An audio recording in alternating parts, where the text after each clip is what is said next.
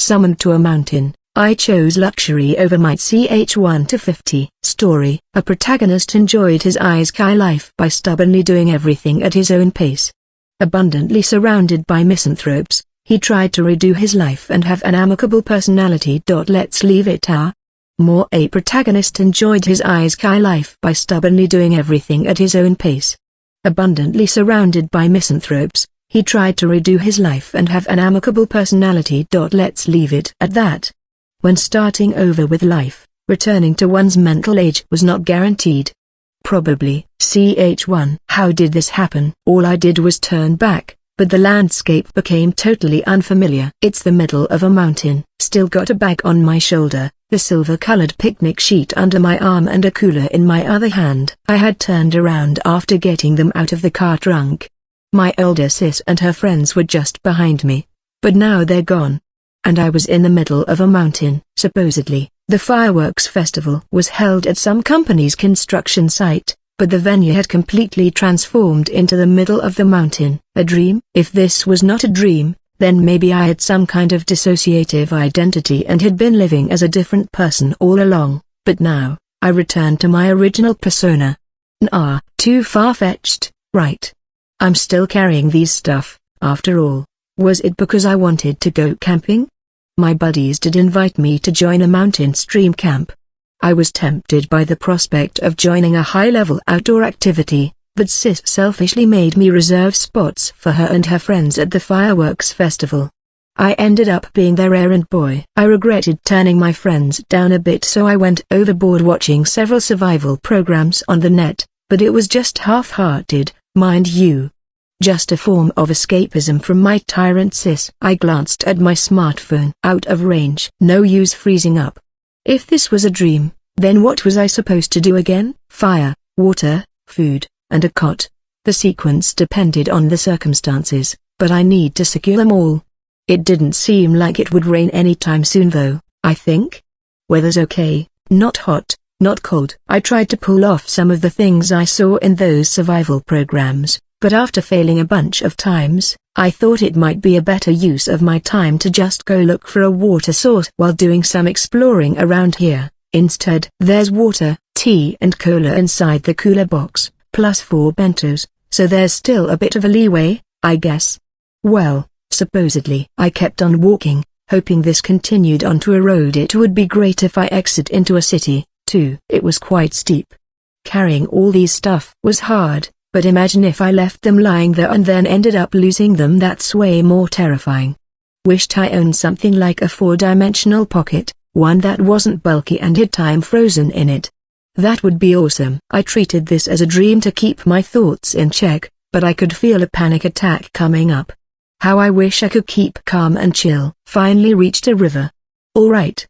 The water was okay, but I'm not brave enough to drink it as is, though. Reached the sea. Great. Could do some fishing now, but I don't have a fishing rod on me. What a very islandish place. Didn't see any palm trees while strolling by the seaside, but there were rocky areas, so maybe I could catch some fish there.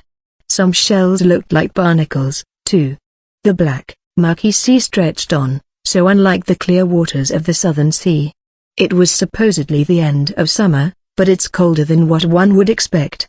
The bright sun was beating down on me, but the sea breeze was refreshingly cool, probably because the water's temperature was low. The fireworks festival was held by the riverside, so it could get pretty chilly at night. That's why I had my ultralight down jacket with me. The air was comfortably warm enough here, though. It was easier to pass the time. There's a precipice after reaching the end of the shore, and a few islands were visible from afar. Really? This place is a total island. How should I say this? Nothing else was here but driftwood.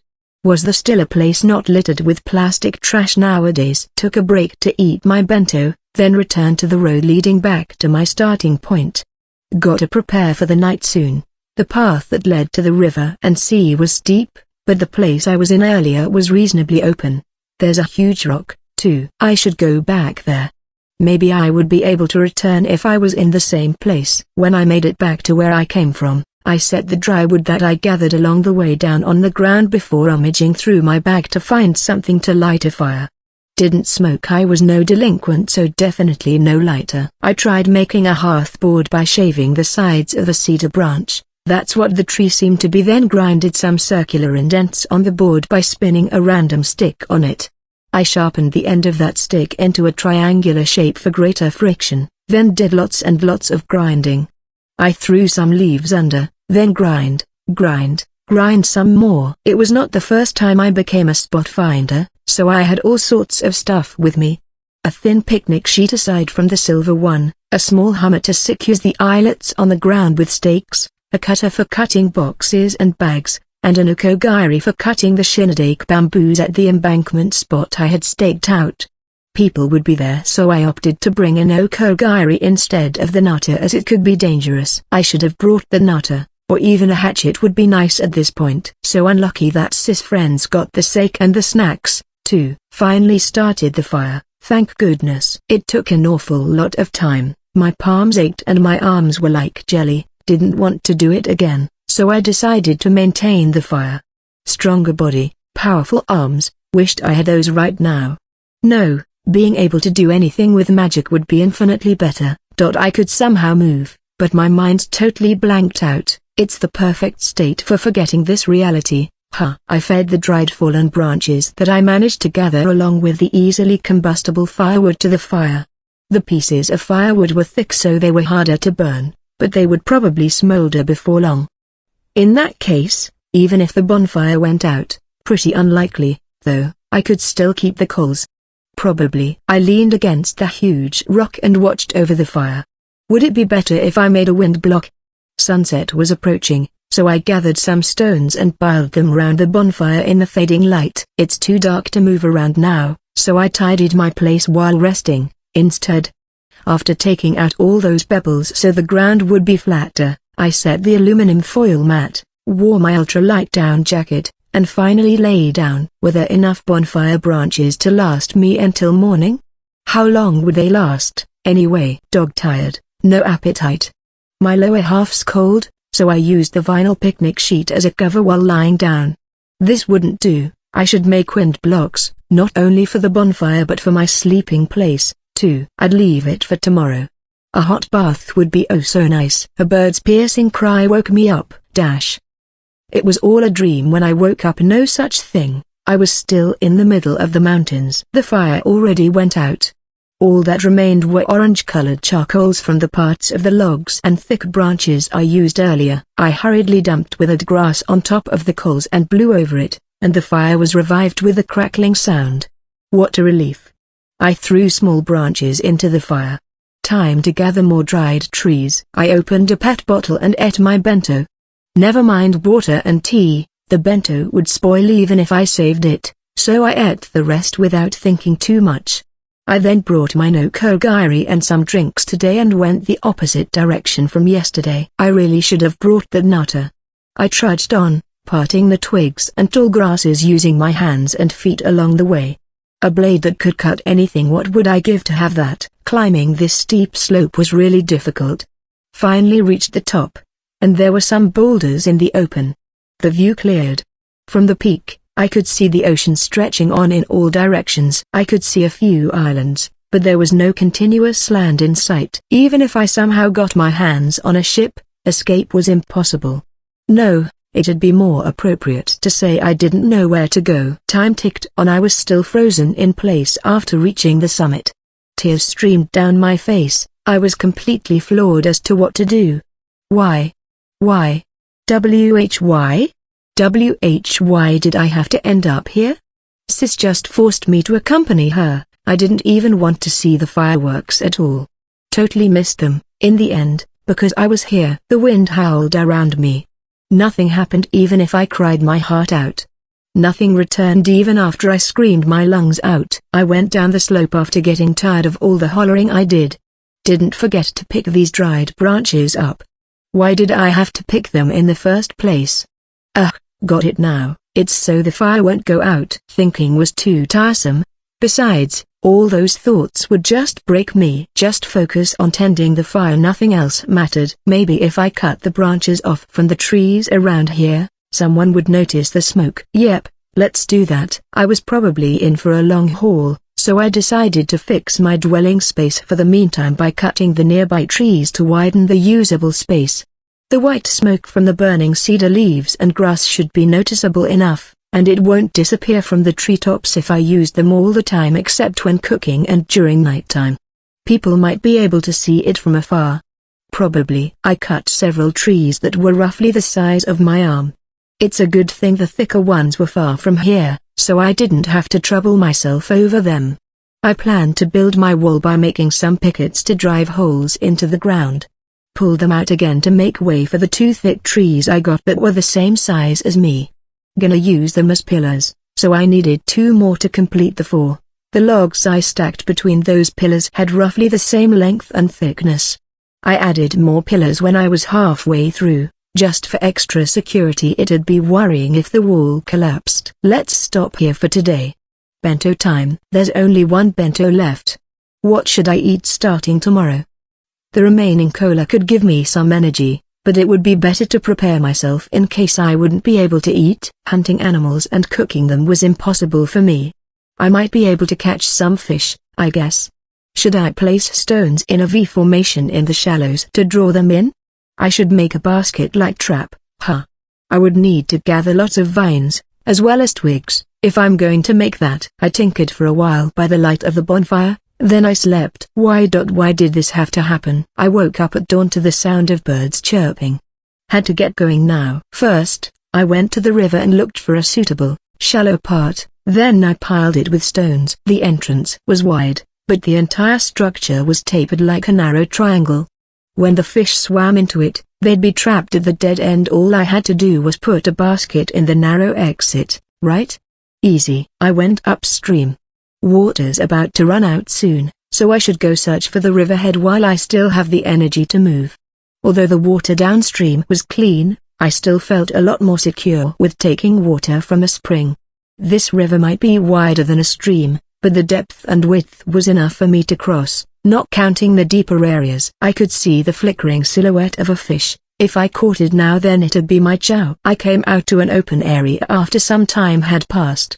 There's the rock that was at the summit I climbed yesterday, and I have a general sense of the area now. I have a compass in my smartphone just in case, but using landmarks was faster. While at it, I also discovered a small waterfall and a deep pool I could swim in. It was surrounded by lush greenery and was very beautiful. I didn't dare to go in because it was cold. My thoughts drifted far away as I stared at it while resting. The sound of rushing water, the chirping of the birds, the rustling of swaying treetops, and the sounds that insects made at night. Beautiful, but worth nothing if there's guarantee that I could go home. The spring welled up and flowed from clean sand that had been thoroughly washed. I scooped some water and tried drinking it. It was cold, free from impurities. It was filtered, so I think it's fine, but it would be troublesome if I got an upset stomach, so I drank just a little bit to test.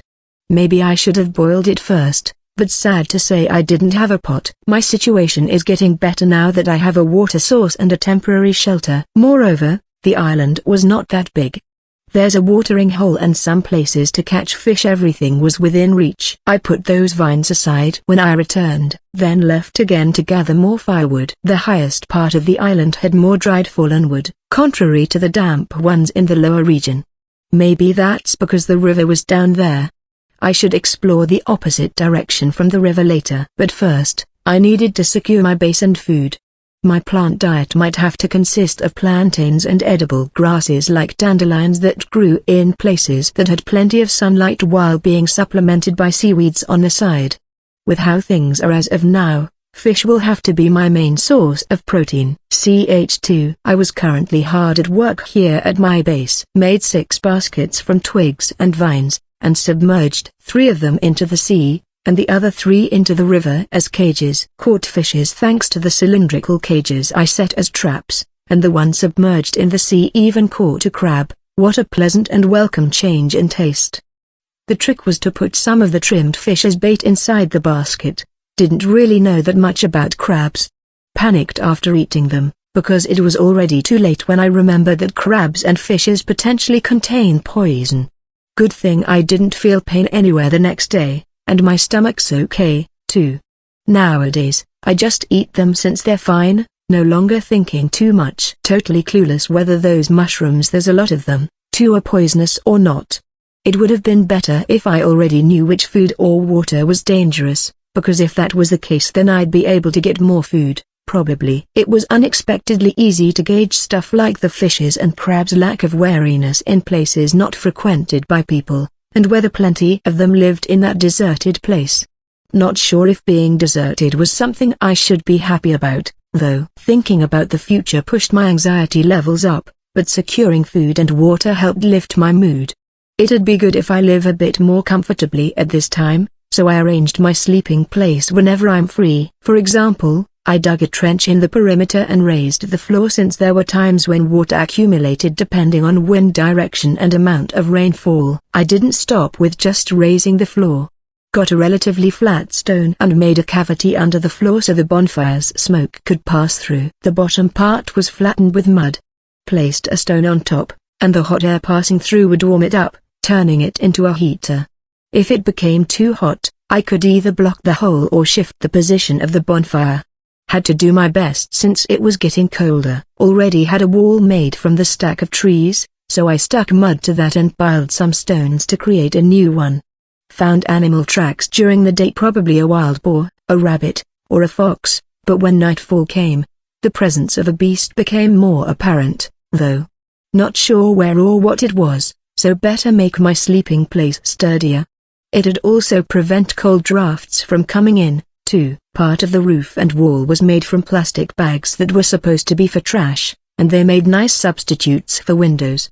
It'd be too dark at night if I made everything from tree branches and leaves since the bonfire was the only source of light. My pots were initially made from tree barks, but I could make unglazed pottery now. Also, the flat stone that looked like a chopping board played a major role when grilling crabs. Snow fell on the upper side. Should I make dried fish and dried seaweed in preparation for winter in the meantime? I wasn't that confident, maybe because it was getting colder, but it was getting harder to catch fish. The sunlight, which had been strong despite the coolness, was also getting weaker. I sprinkled seawater on the seaweed then let it dry. Just left it there after sprinkling, and it turned into something like seaweed salt. Well, seafood was generally salty as it was, so I didn't use it that much. Already got accustomed to the light flavor before I made salt, after all. Made a roofed platform to dry the firewood, so everything was already perfectly set. Well, just singing my own praises here. Didn't have a change of clothes but I improvised so I could still take a bath from time to time. Just dig a hole in the dried up riverbed, pour water in it, throw some baked stones and viola. It's a makeshift bath. Should be careful when throwing the baked stones, though, since broken pieces would fly when they're smashed. Personally, I never minded that. Taking a hot bath was more important. But how long do I still have until I can no longer move? Just a few more days before snow fell here. Kayak. I'm sorry. Suddenly, a ball of light the size of a volleyball appeared and shrieked in a high-pitched voice. I froze at the unexpected, surreal apparition. I'm sorry, so sorry. Didn't notice you got involved. The ball of light moved around restlessly. I had been hollering and yelling around previously since nobody else was here, but now, Cat got my tongue, couldn't even say a single word. You got involved in the hero summoning. This is not the world you know. Then return me. I still haven't grasped the situation, but I answered reflexively. Hey, couldn't blame me since I had always wanted to go home, right? I apologize. I can't. In the first place, you were transferred here just before you died in the other world. Oh no. You still have the lifespan of the other world. This boisterous ball of light was a former deity reduced to being a spirit. Its divine rank dropped because it lost the majority of its power during the summoning of the hero. Even its existence right after the summoning was unstable, so it seemed that the process of returning to its original state was still ongoing. The purpose of summoning was to connect that world and this world just for an instant, so although it said hero, anything seemed fine as long as it was a living organism. One of the deities in this world would transfer its power into the other world. This would prevent the latter's destruction due to extreme materialization, though it would take a lot of energy to connect both worlds, so only a small amount of power could be transferred. This world would then obtain the living organisms of the other world, preventing its collapse due to extreme spiritualization in turn. Apparently, those things would result in the stabilization of both worlds. I absolutely knew nothing about things like materialization and spiritualization, though. However, the deities purposely calling humans, albeit those that are near death, instead of using those small living things, clearly showed how greedy they were. One would receive a new lifespan in this world. The deity who used his power to create the path would also create abilities, along with bestowing either divine protection or guardianship. It would do this by converting the remaining portion of the human's lifespan in the other world into abilities called skills, as well as into tools. The more frequently those skills were used, the stronger the power of the deity who created them would become. The deities would summon strong people while they were still spirits in this world. The standard power they should have was apparently having the ability to influence the weather beyond the area of a single country. It was vague as it sounded. Creating a path was an arduous task fraught with danger, and if something went wrong it could result in its existence being wiped out. Moreover, there was too little room for adjustment, so collaboration with everyone was impossible. Creating a path was really dangerous. If something went wrong, the deity's existence would be wiped out. That was why there were perks for those who managed to succeed. However, the gap between the power was too huge, so it wasn't well received. Even the heroes that could be summoned here got their conditions restricted. It turned into 3 people who were on the verge of death. Sis and her friends matched that description. Was I supposed to die back then? No, this guy did say that I still have my lifespan. Just when I thought the human realm is turbulent, a black-haired great man appeared. Vivan. Kate, keep it a secret. Too late. The man replied curtly to the ball of light. An elder clad in robes. A well-behaved child who looked just like a doll. A cold guy who was more beautiful than a woman. An old woman with a huge nose and a shawl draped low over her eyes. A fluffy-looking girl that was adorable. A blonde beauty that was totally gorgeous. And finally, there was also a blind puppy. They appeared one after the other. I was totally floored when more people came. Been alone all this time, you know. Not sure if I should be happy or just be shocked. They didn't look like humans at all, no matter how hard I stared at them. Basically, I had all the right to get mad, and it sounded like a good idea, too.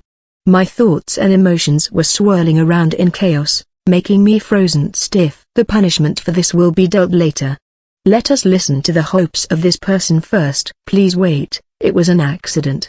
The ball of light was flustered at the robed elder's words. Maybe it would be disposed of later. A small voice rang out as if appealing to each one of them. That's right. Rish failed, and this power remained in the path, so the scope spread. It's not my fault. Nope, it's so your fault. Alright. This might sound hasty, but I already decided I hated this light ball. Save it for later. The cold guy interjected. Indeed. Person from Isekai. Who will you choose? Me. I was perplexed at the granny's query. Your request to return cannot be granted, but you can choose your guardian deity. Ordinarily, though, the one who summoned you should be the one to lend you power and guard you. Name's Van, got the attribute of fire and power, and also destruction and regeneration. The great man who came earlier introduced himself. I am Ludia. Earth and silence, magic. He was the beautiful guy with long hair and white face. My name is Kada. Verdure and magic. I also govern order. He was an elder with a well-groomed, long beard. I Mish. Water and healing. That child remained expressionless, just like porcelain. I am Pal. Earth and harvest. She was a plump, elderly woman. I'm Mist. Light and wind. And love and whims, as well. Quite the fluffy, adorable little girl she was. I am Harulfa. Light, love and beauty. Rish's are ice and darkness, though he already lost most of his power. He probably doesn't have enough energy to give you anything.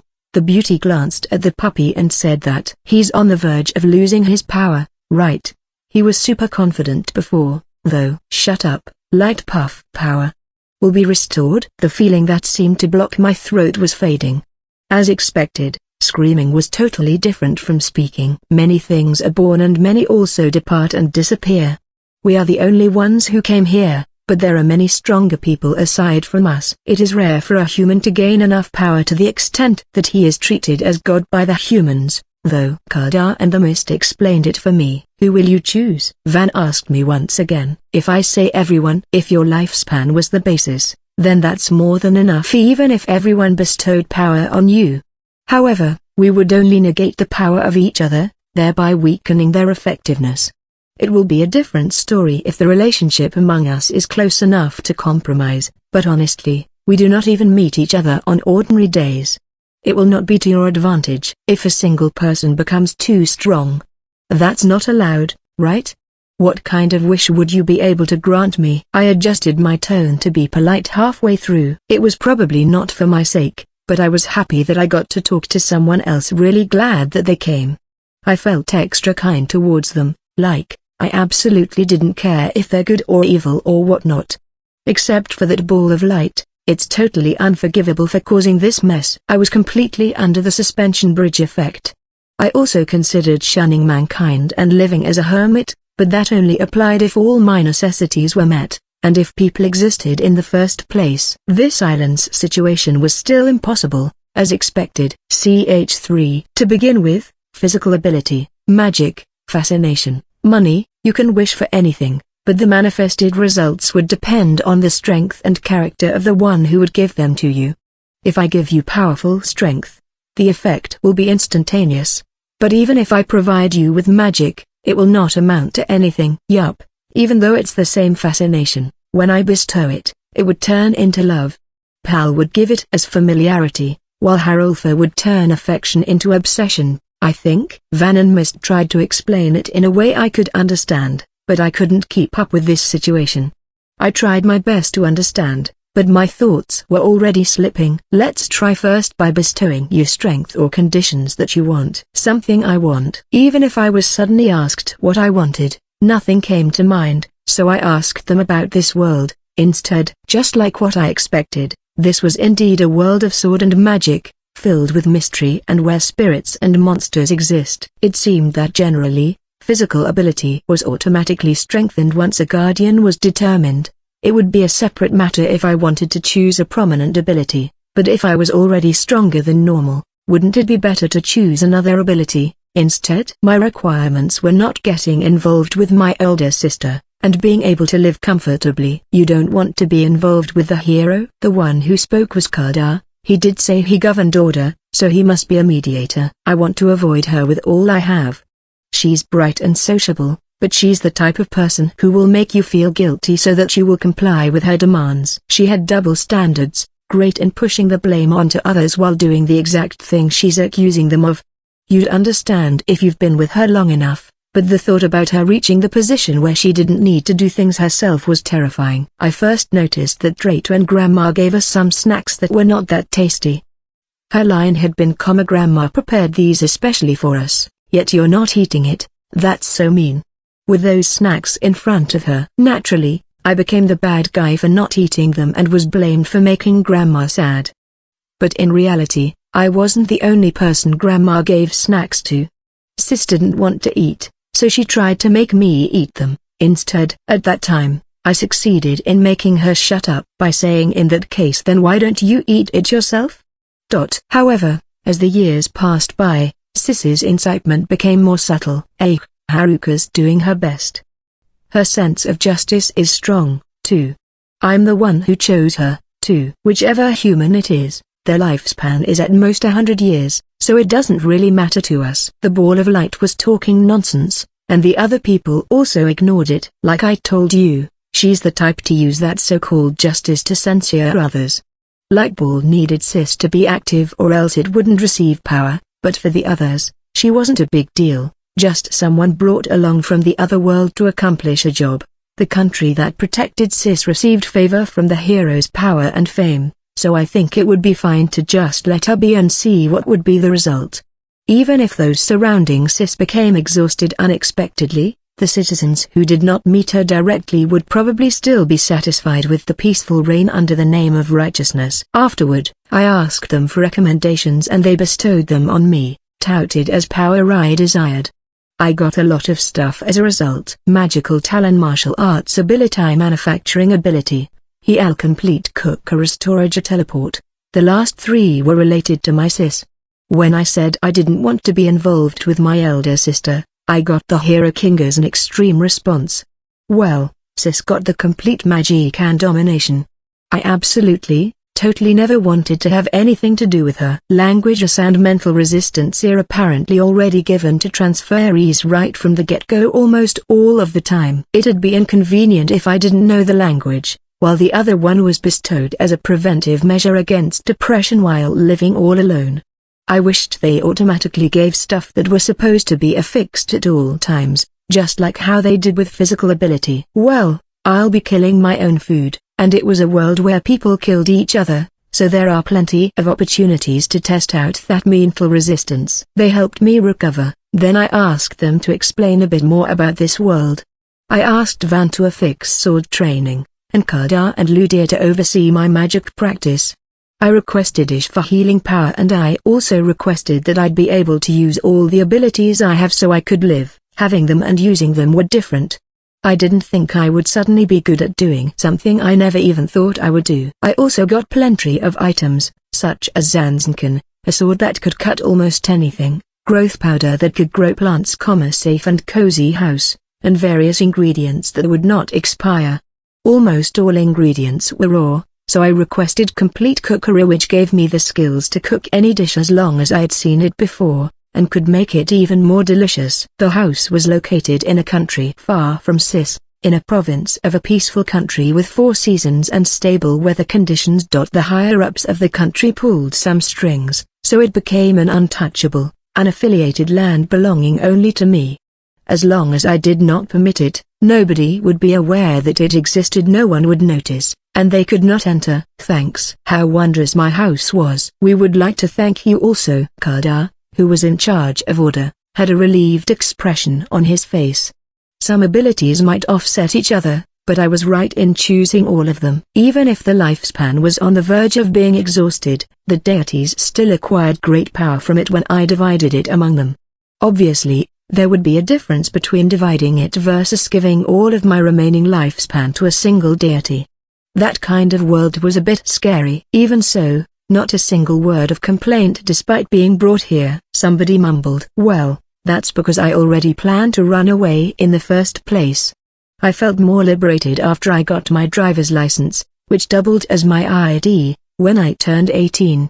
My sis would definitely stop me if I were to say I wanted a car and a driver's license, so instead of butting heads with her, I tricked her into getting them for me by making her focus on the pros, like how great it'd be if I were to drive for her, etc. I gave her an extra nudge by leaving travel magazines lying around with their spread-out pages showing tourist spots conveniently accessible by car. I was accepted at a university outside our prefecture. It was a tourist attraction that sis would like, and its ranking was below hers.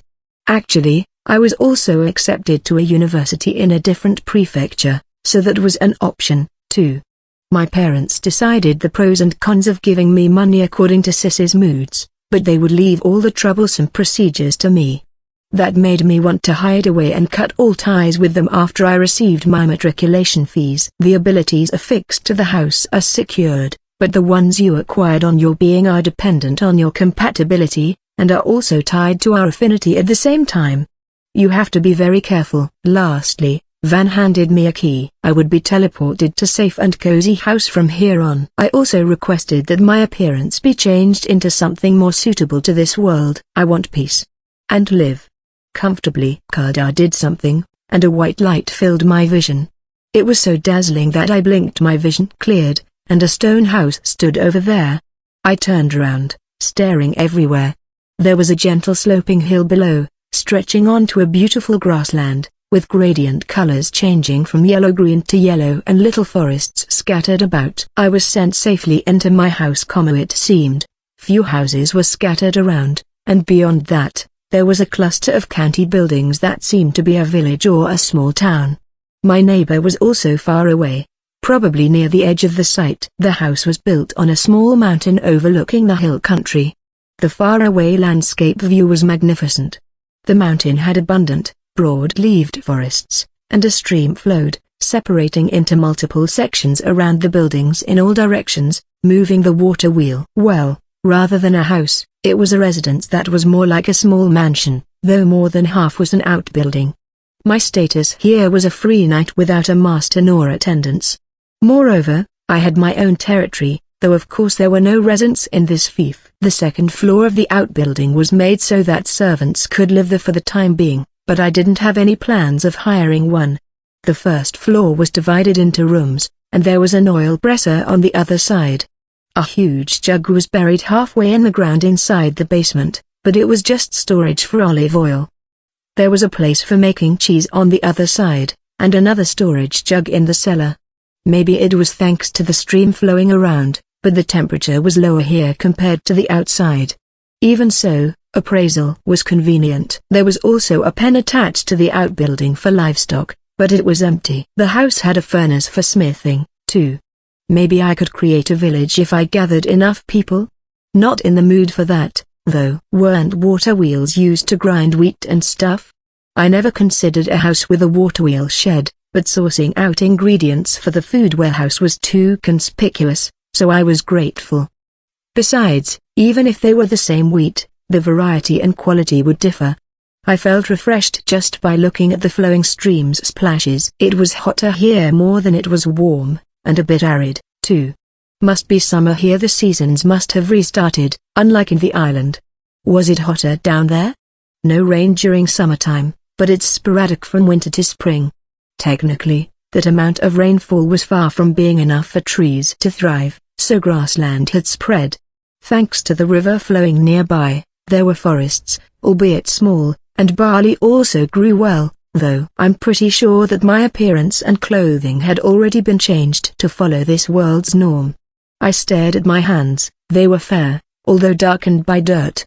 I felt so liberated from those clothes that I'd been wearing all the time. I almost didn't want to part with the no-kogiri that had been so useful during that whole time, but bringing stuff from the other world wasn't appropriate, so I just left its disposal to those guys.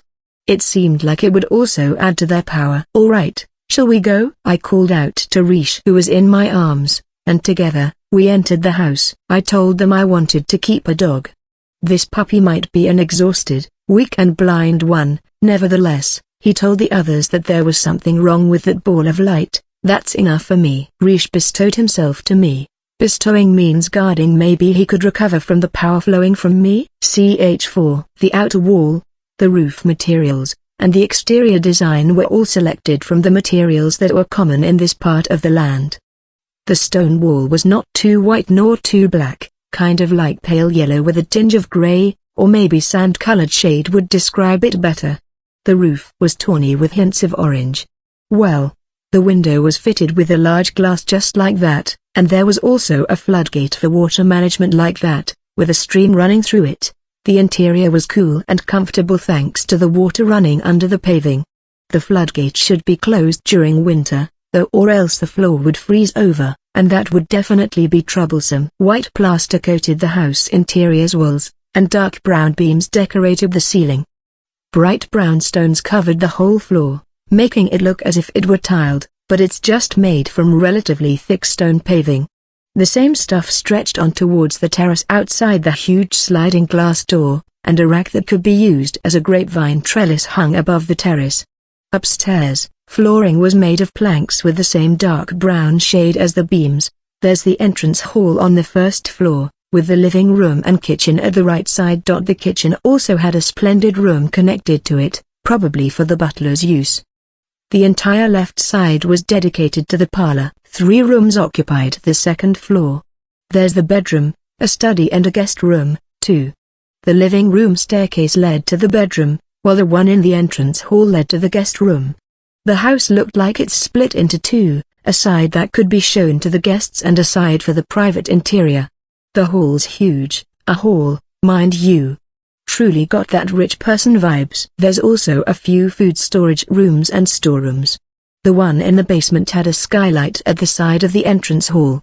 The ground was uneven between the northern living room and the southern entrance, so that window was small, just the width of a few stair steps. Both the master bedroom and the guest room had bathrooms, but the one in the master bedroom had a large window, so it was bright. The channels, sewage, food storage room, firewood and toilet were way too awesome. They're totally against the rules. Normally, water must be drawn from the well or from the river, but here, you could get water by turning the faucet, and hot water would also come out in the bath. The toilet was also flushable since I chose water circulation over the gas stove and lighting. Had to sacrifice gas and electricity, but thank goodness the firewood in the fire rack would never run out. Didn't want to go through the trouble of gathering firewood ever again. Besides, I requested them to make me a stove and a kiln for cooking, as well as a kamado that was designed so that a huge Chinese wax bottom could sit on it. It's also suitable for pots. This country didn't have anything like it. One of the brick ovens had efficient thermal storage. It could bake bread in series, and was also great for making slow-cooked dishes that would take overnight to cook because the heat was preserved even if the fire was extinguished. The other one had high insulation efficacy, so it's suitable for pizza and open-fire cooking where the fire was constantly burning. Both ovens looked identical, but the stones used in their hearths were different, apparently. Not that I can tell. The food storage rooms were stocked to the brim with various ingredients. They were not unlimited, so I chose plenty of things I could use, ingredients that did not exist or were difficult to get in this world, things that had a huge taste difference from the other world. In the end, I accumulated a lot of stuff. I tried to recall the dishes I wanted to eat, then listed their ingredients. They gave advice as they helped me choose, but it had been quite difficult to narrow it down. The shelf was divided into squares. Rice, Chinese cabbages, potatoes, tea leaves, miso, soy sauce and all sorts of koji mold were placed in those squares. Beef, pork, lamb, and chicken were placed on planks and they were also lined up on the shelf. Sweet fish swam in the bucket, and there was also a school of Pacific Sori. Rather than saying they were swimming inside the bucket, it was like the water surface rippled inside it. Maybe it's like that so I could catch fish anytime, right at the center where the ripples started. I didn't think it was connected to Japan, but what's going on? The pantry was an absolute dream. I could get all I wanted without worrying it'll run out. Opted to pour the highest amount of power in it, to be precise. Actually, they suggested I get complete Magi instead of magical talent, complete martial arts instead of martial arts ability. No need to think twice, of course it'd be food and amenities. As a result, I got a house that was clean and comfortable. Even linens had been prepared. Nobody would be aware of this house, no one could enter without my permission and nobody within this site would notice that I exist. It was a completely safe house. Since this world contained an abundance of magic and monsters, transmigrators were given protection for 3 moon cycles at the moment of transfer to learn more about it. Now I understand why I never saw a beast despite sensing them. The snow had been dangerous, but it seemed that I was barely safe from the monsters, too. I was so fed up with having to put up with being severely bitten by insects during my stay at the island that it has been reflected in my territory system, rendering pests and monsters unable to enter my territory, naturally. By the way, those geese suggested that I should extend my authorization system to the woods for the invisible spirits, as well as beneficial insects, birds and beasts. I had a lot of remaining lifespan compared to Sis and the others, but got very few skills to show for it because I used most of it on this house. I already had been given talents while self-improvement could be done on my own, so I didn't have any regrets. I did think that I should train for a bit as a counterplan against Sis, just in case, though. My guardians would also gain more power if I became stronger, too. Well, apparently it would also depend on whether I cooked or made this house more comfortable. So maybe it would be fine even if I didn't think about this too deeply. In the meantime, let's cut ties with Sis, her 2 friends and that ball of light. Good people and bad people all change depending on their status and circumstances, so I was not really keen on using this ability, but those 4 absolutely didn't deserve fretting it over. I placed Rish inside a cage lined with a towel, then hurriedly entered the bath afterward. Only the essential toiletries like soap were there, but it's easy to get more of the good ones I like later on. My dirty body didn't foam easily while bathing. Hey, what's that floating on the hot water? Strange, so I'm still dirty despite the change in looks. The bath was really refreshing. A handsome guy stood before me in the mirror, looking like the combined version of Van Ludier and Ish. Black hair, white skin, bluish-purple eyes, and proportionate body. Those three must have based it on their youthful appearance when they were deciding what my features would be. No matter how you look at it, the guy in the mirror looked like the son of those three. Thank you very much. Not the kind of flashy, gorgeous beauty, though. Plus, thanks to Van's manliness, I wasn't the icy cold, handsome man like Ludier, either, nor did I look like Ish's poker-faced, mannequin appearance. Let's just say I'm pretty confident that they'd give me a free extra serving at Aristo even if I was just standing there thanks to these looks. What happened to my typical appearance, huh? The floodgate should be open to let the water flow through the water wheel. The rice was milled and polished from brown to white. A brief peek at the appraisal provided me with instructions on how to use it. Food-related matters were really detailed and that helped a lot. What should I do with the bran that came out? Maybe I could make them into nice pickles if there's plenty enough, I guess. The grinder was small, but there were two different types lined up, one for milling and grinding, and the other was for pulverizing. I found other mechanisms beyond a wall, so I used appraisal to check what they were. At just side used for cloth fulling and used for tanning leather. I had no idea what fulling was, and since it did not have anything to do with food, the method for using that mechanism remained a mystery. I probably won't use it, though. The wheel's structure was different from the ones I saw in historical dramas before.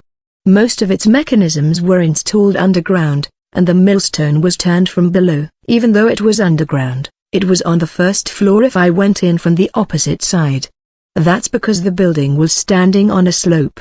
All of these, plus that stone wall, made me feel incredible. There's an oven for baking bread, too. I'm not sure if it was built incidentally, though. The area was quite spacious.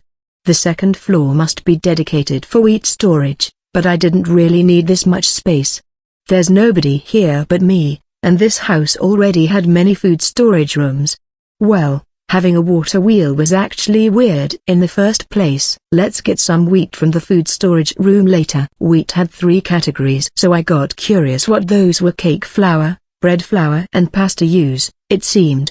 Surprisingly, pasta use was separated from the rest, so I checked it, too. It turned out to be just durum wheat. It was a bit hot, but I still kindled the fire in the Kamado and stove. Rish was fine with just plain water, so I gave him some. He could also eat meat supposedly. I planned to stuff him with nutrient-dense foods, the kind puppies probably ate originally, but because he's really weak now, I was told that feeding him would have to wait until he's better. I put some of the ground, polished rice into the pot and steamed it, then I julienned the cabbage while grilling the sirloin. Yep, the combo's odd, but there's no helping it. I had been craving freshly cooked rice and meat coupled with some shredded cabbage while desperately trying to survive back then. I tossed some root crops and chunks of chicken with bones into the pot, then put it inside the stove used for making stews. By the way, all my pots were made from iron. Alright, it's time to set the table. The aroma of the meat wafted while I grilled it, and the fragrance assaulted all my senses. The meat was so delicious. Although it was only seasoned with salt and pepper, it was still so awesome, I almost cried. I was living on only fish and crabs for the longest time, so it couldn't be helped, you know. Didn't expect that I could only finish half of the food. Maybe my stomach had shrunk. Alright, let's just put it in storage for tomorrow's meal. Anything I stored with this skill was frozen in time as long as they weren't living things. Plants were an exception to that, though. I placed Rish's basket and water dish beside the bed. There's no urgent matters to do while the sun is still up, so I lay down, even if it's still daytime. The fresh sheets and clean bed pulled me into dreamland. So comfortable. A week passed by in a blur while I was just lazing around. Well, it would be more accurate to say that I stayed in bed for a long time. The bruises and scratches disappeared immediately when I used that heal, so my body should have been in tip-top shape, but it felt really heavy to the point that I could only get up when it's time to eat. That chicken dish I made earlier was a lifesaver. I cleaned my bedroom and washed the sheets. I'm gonna make some ramen for today's meal. Complete cookery is activated when I check the ingredients using appraisal. Recipes emerge on the handy layout, showing the dishes I can make. It can only hypothesize using my memory of the food I already ate, so going on and eating to sample this world's dishes sounds like a good plan. They have katsuobushi in this world, and there's kombu, too. It's raw, so maybe it's better to dry it first. Ah, some tsukemono would be nice with these steamed rice and grilled salted mackerel. Oh, I shouldn't forget to grind the wheat. Wheat can be used in making bread, and udon, too. I hurriedly ground it into flour, but there's no bags or containers to store it with. I also received the same amount of money sis got from the country when she first came here. No idea how much it's worth, but since there's no need to worry about food and lodging, then I might as well use it for other stuff. Let's do some shopping today. T/N, Koji mold, Aspergillus oryzae, filamentous fungus used in Japan to make various food items such as sake, shochu, and rice vinegars by fermentation. Reference, https://n.wikipedia.org/wiki/aspergillus_oryzae. Photo https://www.myfermentation.com/grain/koji. An ancient mold and its modern renaissance. ZM0Z19 FZWU. Katsuobushi, small pieces of sliced dry bonito flakes. Reference/photo https://kasasensei.com/interesting facts/what is katsuobushi dry bonito flakes /kombu, Japanese kelp. Reference/photo https://n.wikipedia.org/wiki/kombu, tsukemono, Japanese pickled vegetables commonly used as condiments. Reference/photo https://okinawa.stripes.com/food/drink/tsukemono. More condiment Japanese meals. Ch5 Translator, Harachin. I bought a map and pored over it while deciding where to go. There's the royal capital, the largest place here. Next would be the harbor city and the city with mines. There's also the borderland city, which they said was great if you wanted to make money or become stronger since it's beside the forests where monsters live. Maybe I could try that borderland city of Kanem. They did say it's good. I got my ID with me, but apparently, registering to the Adventurers Guild would save a lot of trouble when entering and exiting the towns temporarily. Ah, but long-term stay isn't possible if there's no ongoing guild summons, though. There's no end to summons in places where monsters keep on popping up, so a lot of adventurers flock to Kanem, naturally. Alright, Kanem then. I teleport to the nearby forest, then I entered the city gates after presenting my ID and paying the corresponding fee. Riche was at home house sitting. I didn't expect it to be quite small for a city. Well, it's still acknowledged as one, just look at those city walls and gates. Only proper cities can have those. Other cities required simple documents, but that's not the case here.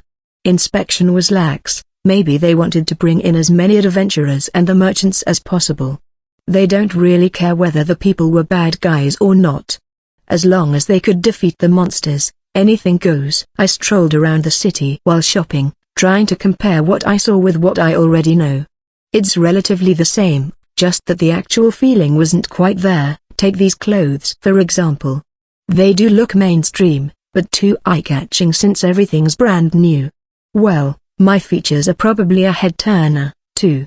I immediately went to a second-hand shop.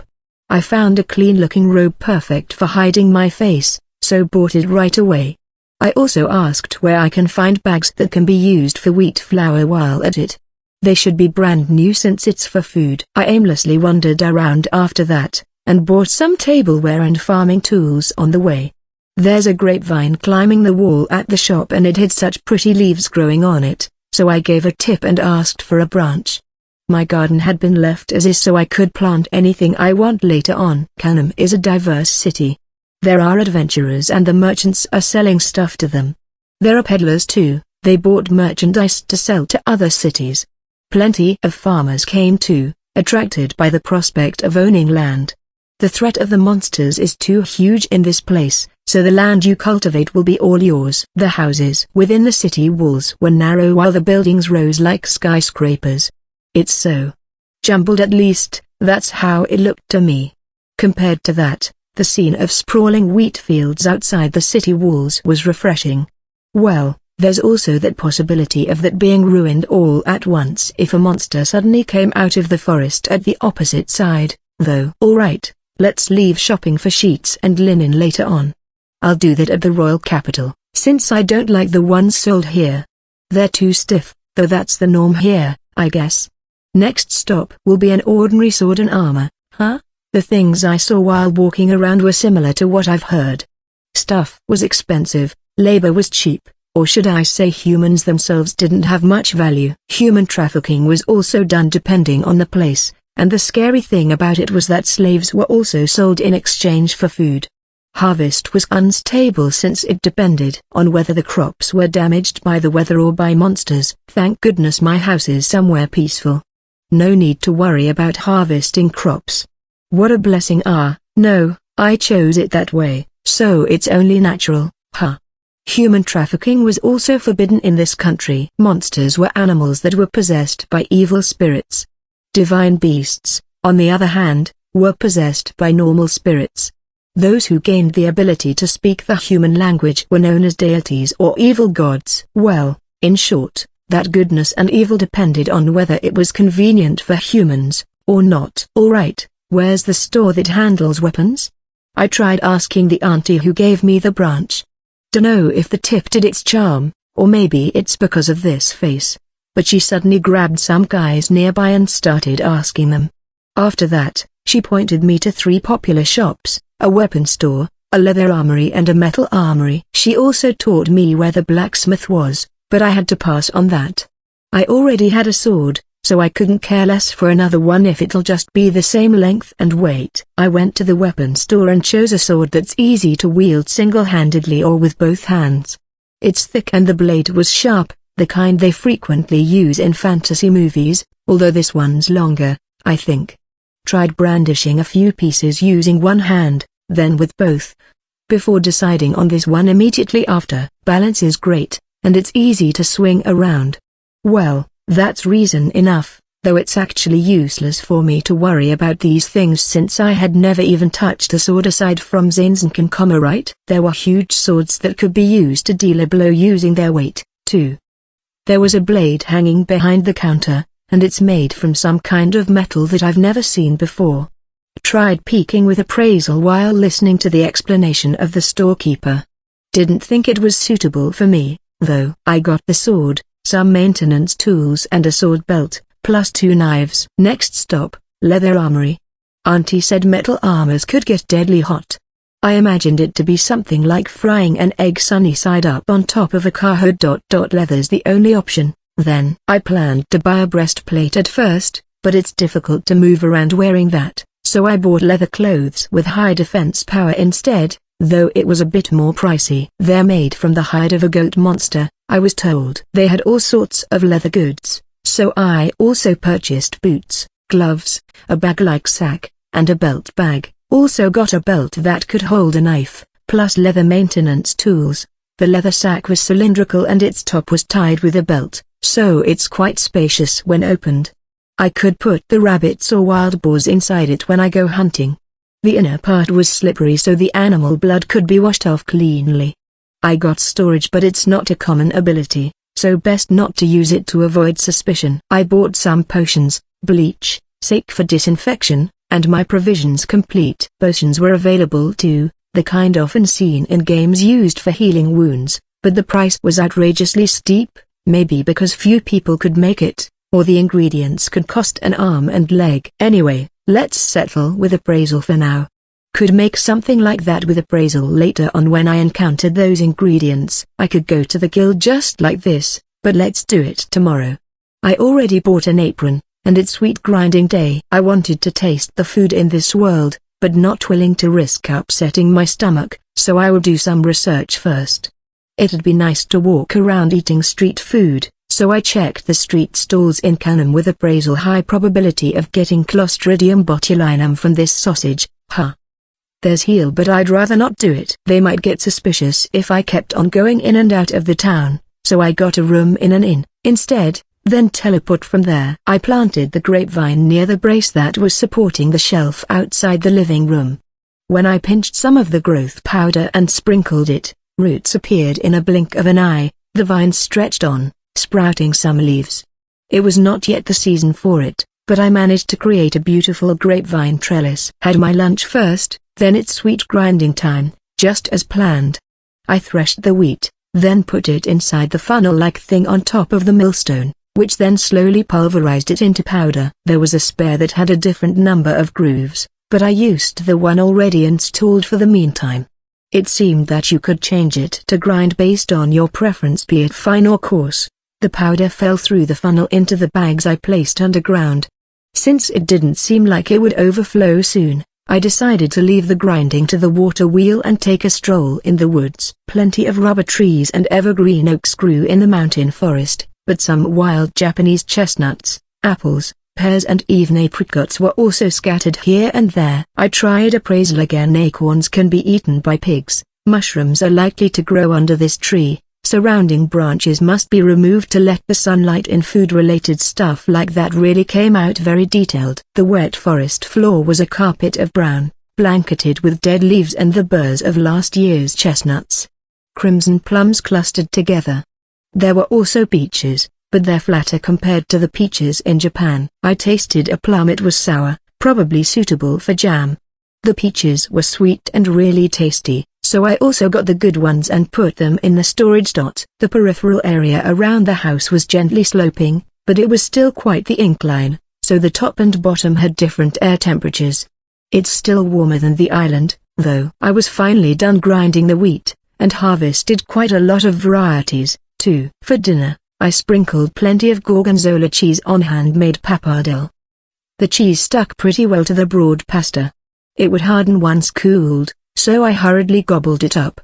Nostalgia hit me while eating those flat peaches at noon, and it made me crave for the ones from Japan, so I had more peaches for dessert. Maybe I could sample some wine? Not yet 20, though. I wonder what age is considered legal to drink here. I had a bit of regret for not being able to go to uni, but because my life became unexpectedly secure, and all my necessities were provided, I was truly happy. I should enjoy this solo-free life to the fullest for now. Do whatever I want to do, ignore things I don't want to do. Nobody could possibly hurt me here, but just in case, I still closed the iron grills that had been installed for the floor-to-ceiling windows. I took a bath, then went to bed. The pillows and blankets were better than those in the inn. Rish looked up at me. Do you feel a bit better now? That's good. He almost never moved from his basket, and his eyes still remained closed, but the tear stains around his eyes were gone. I gently stroked him on the head as I sank into sleep. Ch6 Chapter 5, Guild. Chapter 7, Commerce Guild. Translator, Haruchan. I went to the guild early the next day. Adventurers could register either by paying a fee, or doing one commission without compensation. I paid right away. The guild interior had few windows, so it was a bit dark. And why was it connected to a pub? Wasn't it the worst to get drunk before taking on a high-risk job that required you to be on your toes? Or maybe it's for celebrating after work? There's still some time before my adventurer's tag is finished, but I didn't want to get drunk so early. Good thing there was also a reference room, so I went there to read some documents after informing the staff member. Some required money to read, and there were also some with copies being sold. Anyway, gonna start with the documents about the magical woods, topography, places where monsters frequently appear, how to defeat them, what to use, and so on. I skimmed through the battle histories, too. So? Wanted to learn about the basics of being an adventurer, you said? And a commission as a guard, huh? Yes. You'll just have to show me the ropes. Also, I am not sure about the extent of my capabilities, so if you can, please do give me advice. A man came while I was reading the Adventurer's Handbook I found. It's my first time to fight, and I don't even know my own limits. Anybody could post a request, so I made one right there and then for a safe party who could escort me while being my role model. Got weird gazes, though. Only one person came. I didn't have a discerning eye to gauge if somebody's good or bad, so it's troublesome even if he vouched for himself. Not sure if it's because of my circumstances, but basically, I'm treating everyone as an enemy. I'm Dean, ranked with 2 silver stars. Had to coach juniors due to a compulsory commission. You're the last one. I thought I'd get a referral to a party with great conduct, but an instructor came, instead. Oh, looks like this isn't self-recommendation like I thought. Seems like he's in his late 20s. He's a young guy with great body build. Adventurers were ranked as bronze, copper, iron, silver and gold. Bronze to iron had 5 stars, while silver and gold had 3. The highest ranking was 3 gold stars. I'm Jean, please take care of me for today. My former name was Jin, but I tried matching it to this world. Hurriedly elongated its pronunciation when I heard Dean's name, so it ended up sounding like his. Hey, Dean. Don't go choosing on your own. Just when I thought he's special for having 2 silver stars, the guild personnel came. So noisy. Already told you, I don't want to associate with those noble bunch. Don't choose me as you please. Dean glared at the guild staff who came in a fluster. It seemed that the guild accepted a request and they wanted Dean to guard some aristocrat. So nobility enjoyed preferential treatment in this guild, huh? Seemed troublesome. I don't want to get dragged into a mess, though. Sorry, we'll settle this now, so wait a bit. Dean apologized, then faced the guild staff again, who kept on sneaking glances at me in turn.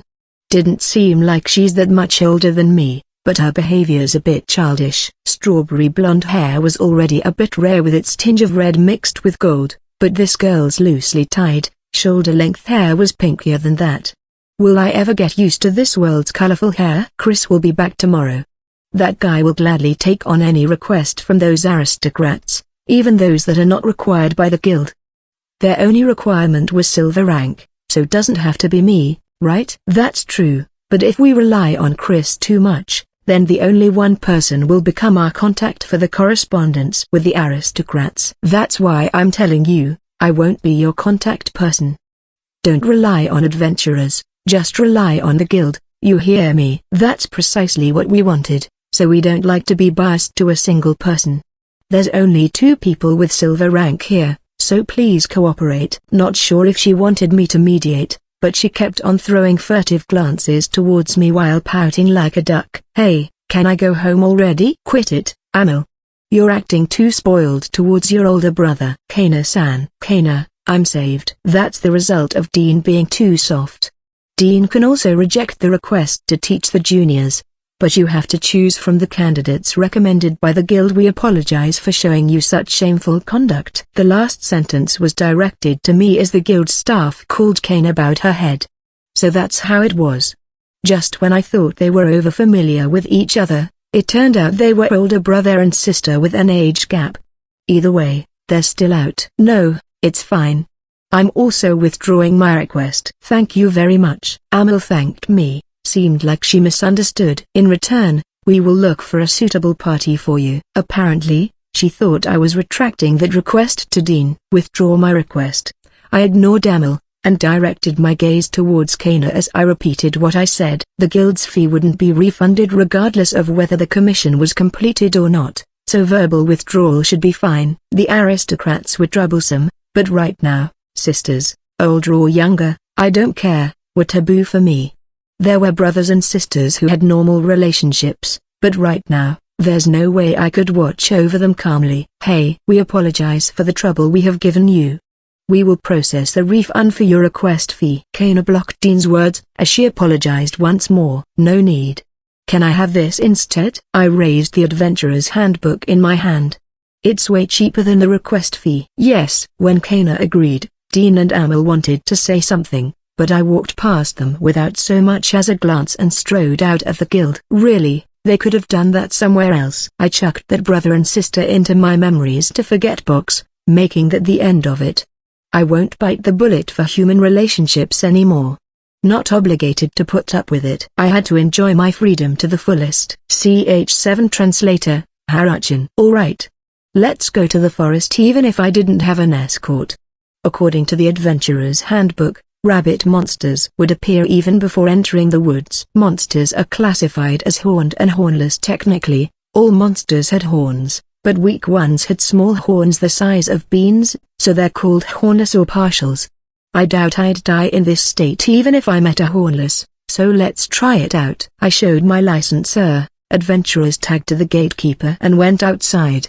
The well-trodden, solidified, yellowish mud stretched on, but it blended with the grass soon after. The road changed into grassland after 30 minutes of walking. The whole surface was light green, dotted with yellow flowers here and there. Rabbits might be hiding among the knee-high grass, but I got search, so no problem with that. Sensed the first one, normal rabbit. Sensed the second one, normal rabbit. Sensed the third one, normal rabbit. As expected of the adult magazine Playboy's logo, fertility's totally maxed out. Not getting annihilated despite being so near the town and always being part of meals. I went ahead while being wary about rabbit holes. Finally, I found a hornless near the woods. Adult men could win against hornless rabbits as long as they didn't gather in herds. 15-year-old males were already considered adults here. Change of plans, nobody around here. So I took out Kiznkandot. It seemed like the rabbit also noticed me, yet it didn't run away, totally unlike a normal one. I checked first if there were rabbit holes around me before stepping in. I could monitor the rabbit's movements and count those bump-like little horns on its forehead. Swung my sword. Game over. It was easy to handle rabbit monsters regardless of their individual differences. As expected, there were fewer normal rabbits now that I entered the outer part of the woods. The horned rabbit was a bit stronger than the hornless one, but it's difficult to tell by how much. Well, of course you'd get pierced by its horn if it head-butted you, what with its leg strength and running ability, and that wound could be fatal depending on the spot. Anyway, I made those horned rabbits my target practice for sword skills, so I slayed it every time I saw one. This sword could cut anything, so all I had to do was swing it down, though. Didn't matter if it hit the horn or if the skull was hard, it was all the same. Maybe I should try getting used to fighting with a normal sword? This was so easy that it was making me nervous. Ordinary sword wasn't any different. Not sure if my arm strength was weird, or animals here had soft bones, but it wasn't written in the adventurer's handbook that rabbits were soft, though. Maybe it was because my skills were strengthened just like a hero, I guess. But still, not sure if I was handling the sword properly, so maybe I should still get someone to show me the right way to swing this thing. I might as well sell these rabbits, but the Adventurers Guild seemed troublesome. Maybe the Commerce Guild would do. I hang them to trees to drain the blood, but I wasn't confident that I was doing it right. And yeah, mental resistance was working pretty well. Back on the island, I had thought that all I could handle was fish. Mind you, slaughtering didn't bother me, and I already got used to eating meat from my pack. Plus, thinking that this rabbit was a monster at the back of my mind also helped. I got too immersed in defeating the monsters, so I missed my lunch, but I wasn't in the mood to eat anyway. The act of crushing it as it charged towards me head-on was easy peasy, but handling the meat after that was tricky. I opened the sack I was carrying across my back and put the rabbits inside. It was quite heavy, bet I looked worse than Santa Claus, but let's just ignore that. Whoa, I was so strong. Wish I was like this back at that island, though. Life would have been so much easier in that case. The gatekeeper was shocked when I entered the town again. I strode towards the Commerce Guild. If I didn't rely on the Adventurers Guild to purchase them for me, then I didn't have a choice but to sell them directly. That would require a business permit, but that wasn't something you could get just by the virtue of being a member of the Adventurers Guild. It must go through the Adventurers Guild, the Adventurer's Handbook said so. I got my normal ID with me, though. Excuse me, I want to sell the monsters I hunted, so how should I proceed in order to get a license for selling? The Commerce Guild's interior was brighter than that of the Adventurers Guild, and there were many tables, probably because they had to do lots of paperwork. Do you have your ID with you? Yes. I presented my free night ID. Here, thank you very much. This is on a case-to-case basis, but please take note that Adventurers Guild might have the better price for buying and selling monsters. Yes. If too many monsters appeared, then they would still purchase them even without request. This is also about purchasing and selling monsters, but do you have the intention to open a shop? I accomplished the stuff on the checklist after answering the Commerce Guild personnel's questions, and they took care of my documents based on that. It would take a while to process the license. Are those for sale? Yes, I have both horned and hornless rabbit varieties. Would you like to sell this in bulk to the guild? Or do you prefer to be introduced to potential buyers? The guild would charge me a handling fee for each wholesale batch, but at least it's not troublesome. Introduction to buyers/sellers required a one-time referral fee, but the rest would be free. Parts such as hides, meat, horns and so on had separate, dedicated stores. Please sell it in bulk to the guild. Understood. Please bring those to the building next door and have them assessed at window 10. Very businesslike, which was good. The receptionist gave me a certificate instead of a license so I could have the monsters assessed while I was waiting for mine. So accommodating, the service was top-notch. There was a storehouse that carts could enter next to the guild, and the arch-like entrance was opened wide. I handed the sack to counter number 10, so this was the place for assessment of monsters that were not yet dissected.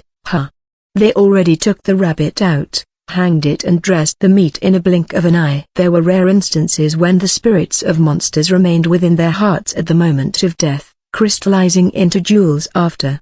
That's why dressing the meat was done in front of many people, so that there would be eyewitnesses. The handbook also explained that magical stones were very valuable, so it was better to secure them in case you wouldn't be able to bring your prey back. I didn't get any magic stones this time, but they praised the great condition of fur and hides.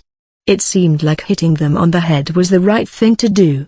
Payment would be done after receiving the license, so I returned to the place where I got my certificate, and had them process the documents for me. Dunno if it was a service thing, but they also cleaned the sack and wiped it dry for me. Finally, I was done after getting the official papers, the license, and the payment for the rabbits. The round, coin-shaped license was made from bronze, with a hole in the middle for threading. I could leave the papers at home, but the license must be with me at all times. You have to be ranked iron and above in order to set up a store and sell in town. Affiliation with the various occupational guilds such as blacksmith guilds, bakery guilds, and so on, was also necessary, else it wasn't possible to do business. Apparently, the ID was also the same. I have several copies aside from the original to present or submit if needed. The copies were requested by paying the feudal lord's office, and the family crest should be imprinted on the documents to avoid mistakes.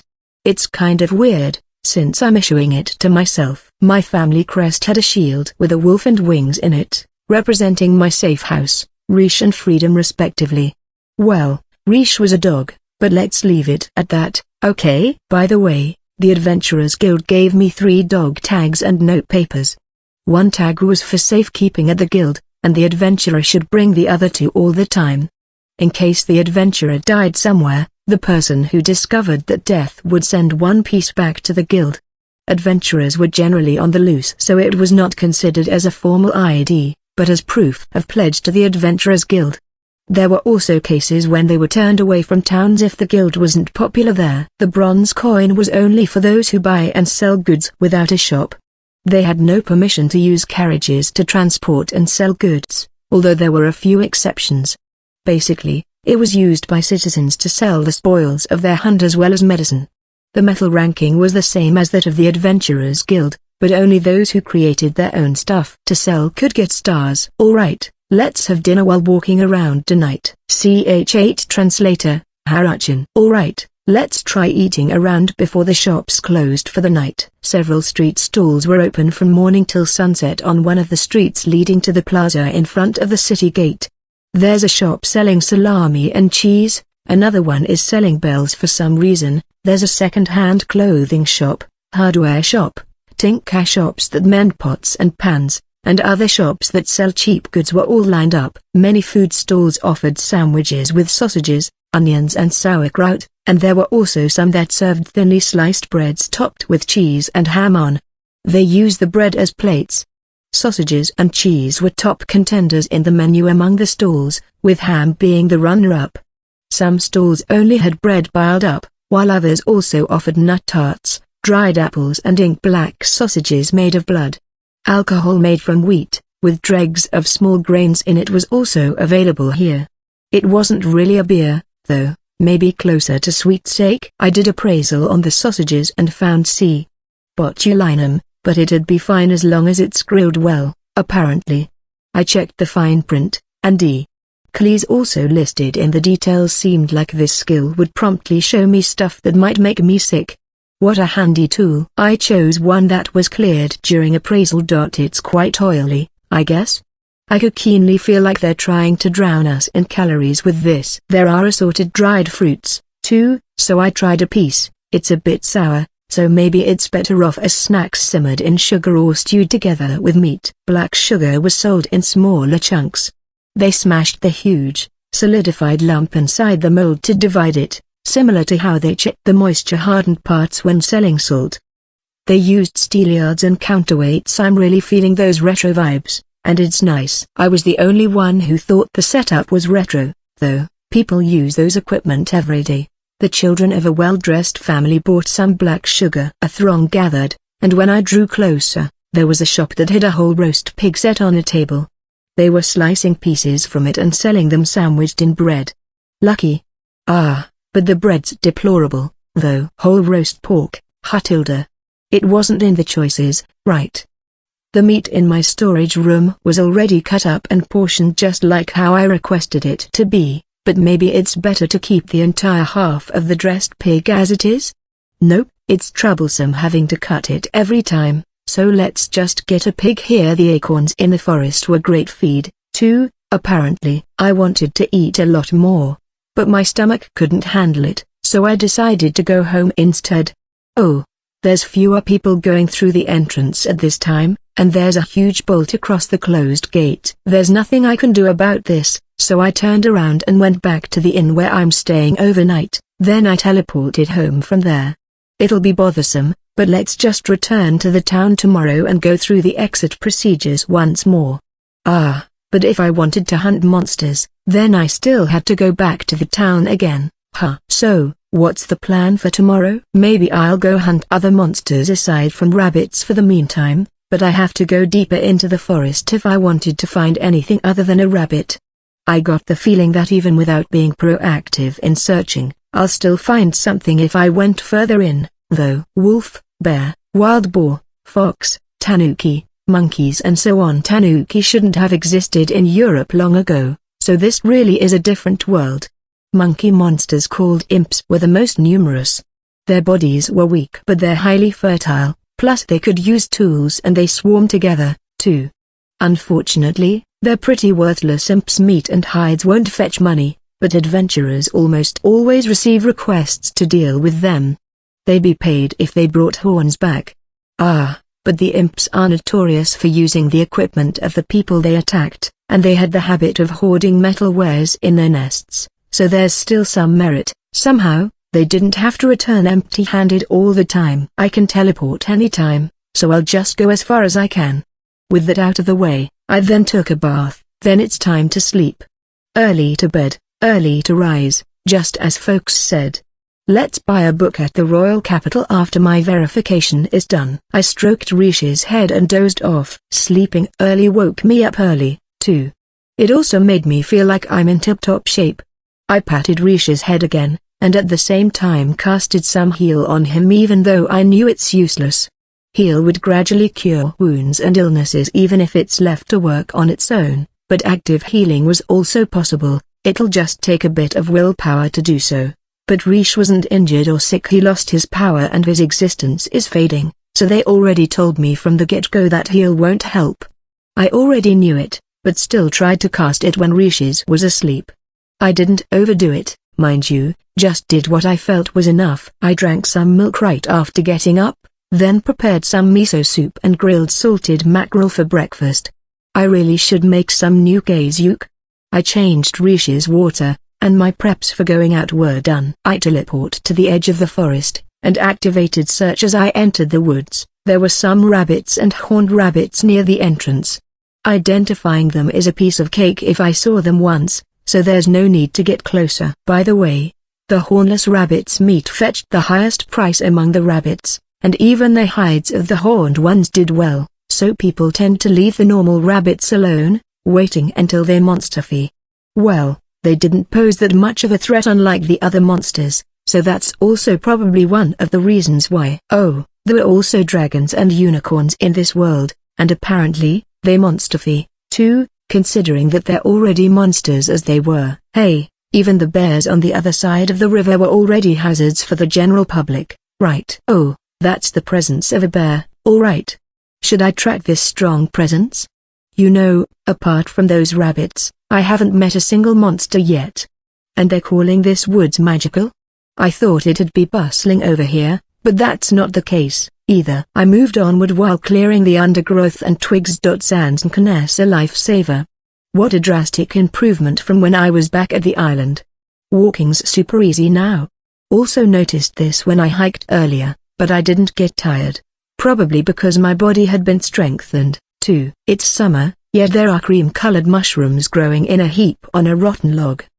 Did appraisal and they turned out to be delicious mushrooms, so of course I gathered them.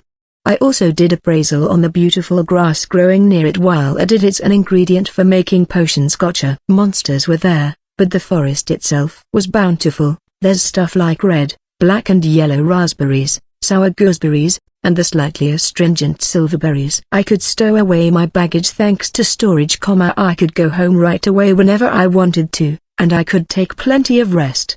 Since there's nothing to worry about, this stroll through the woods became very enjoyable. Ch9 translator, Haruchin. Horned Tanuki and Horned Civet appeared, but they didn't pose any problem, so I continued walking.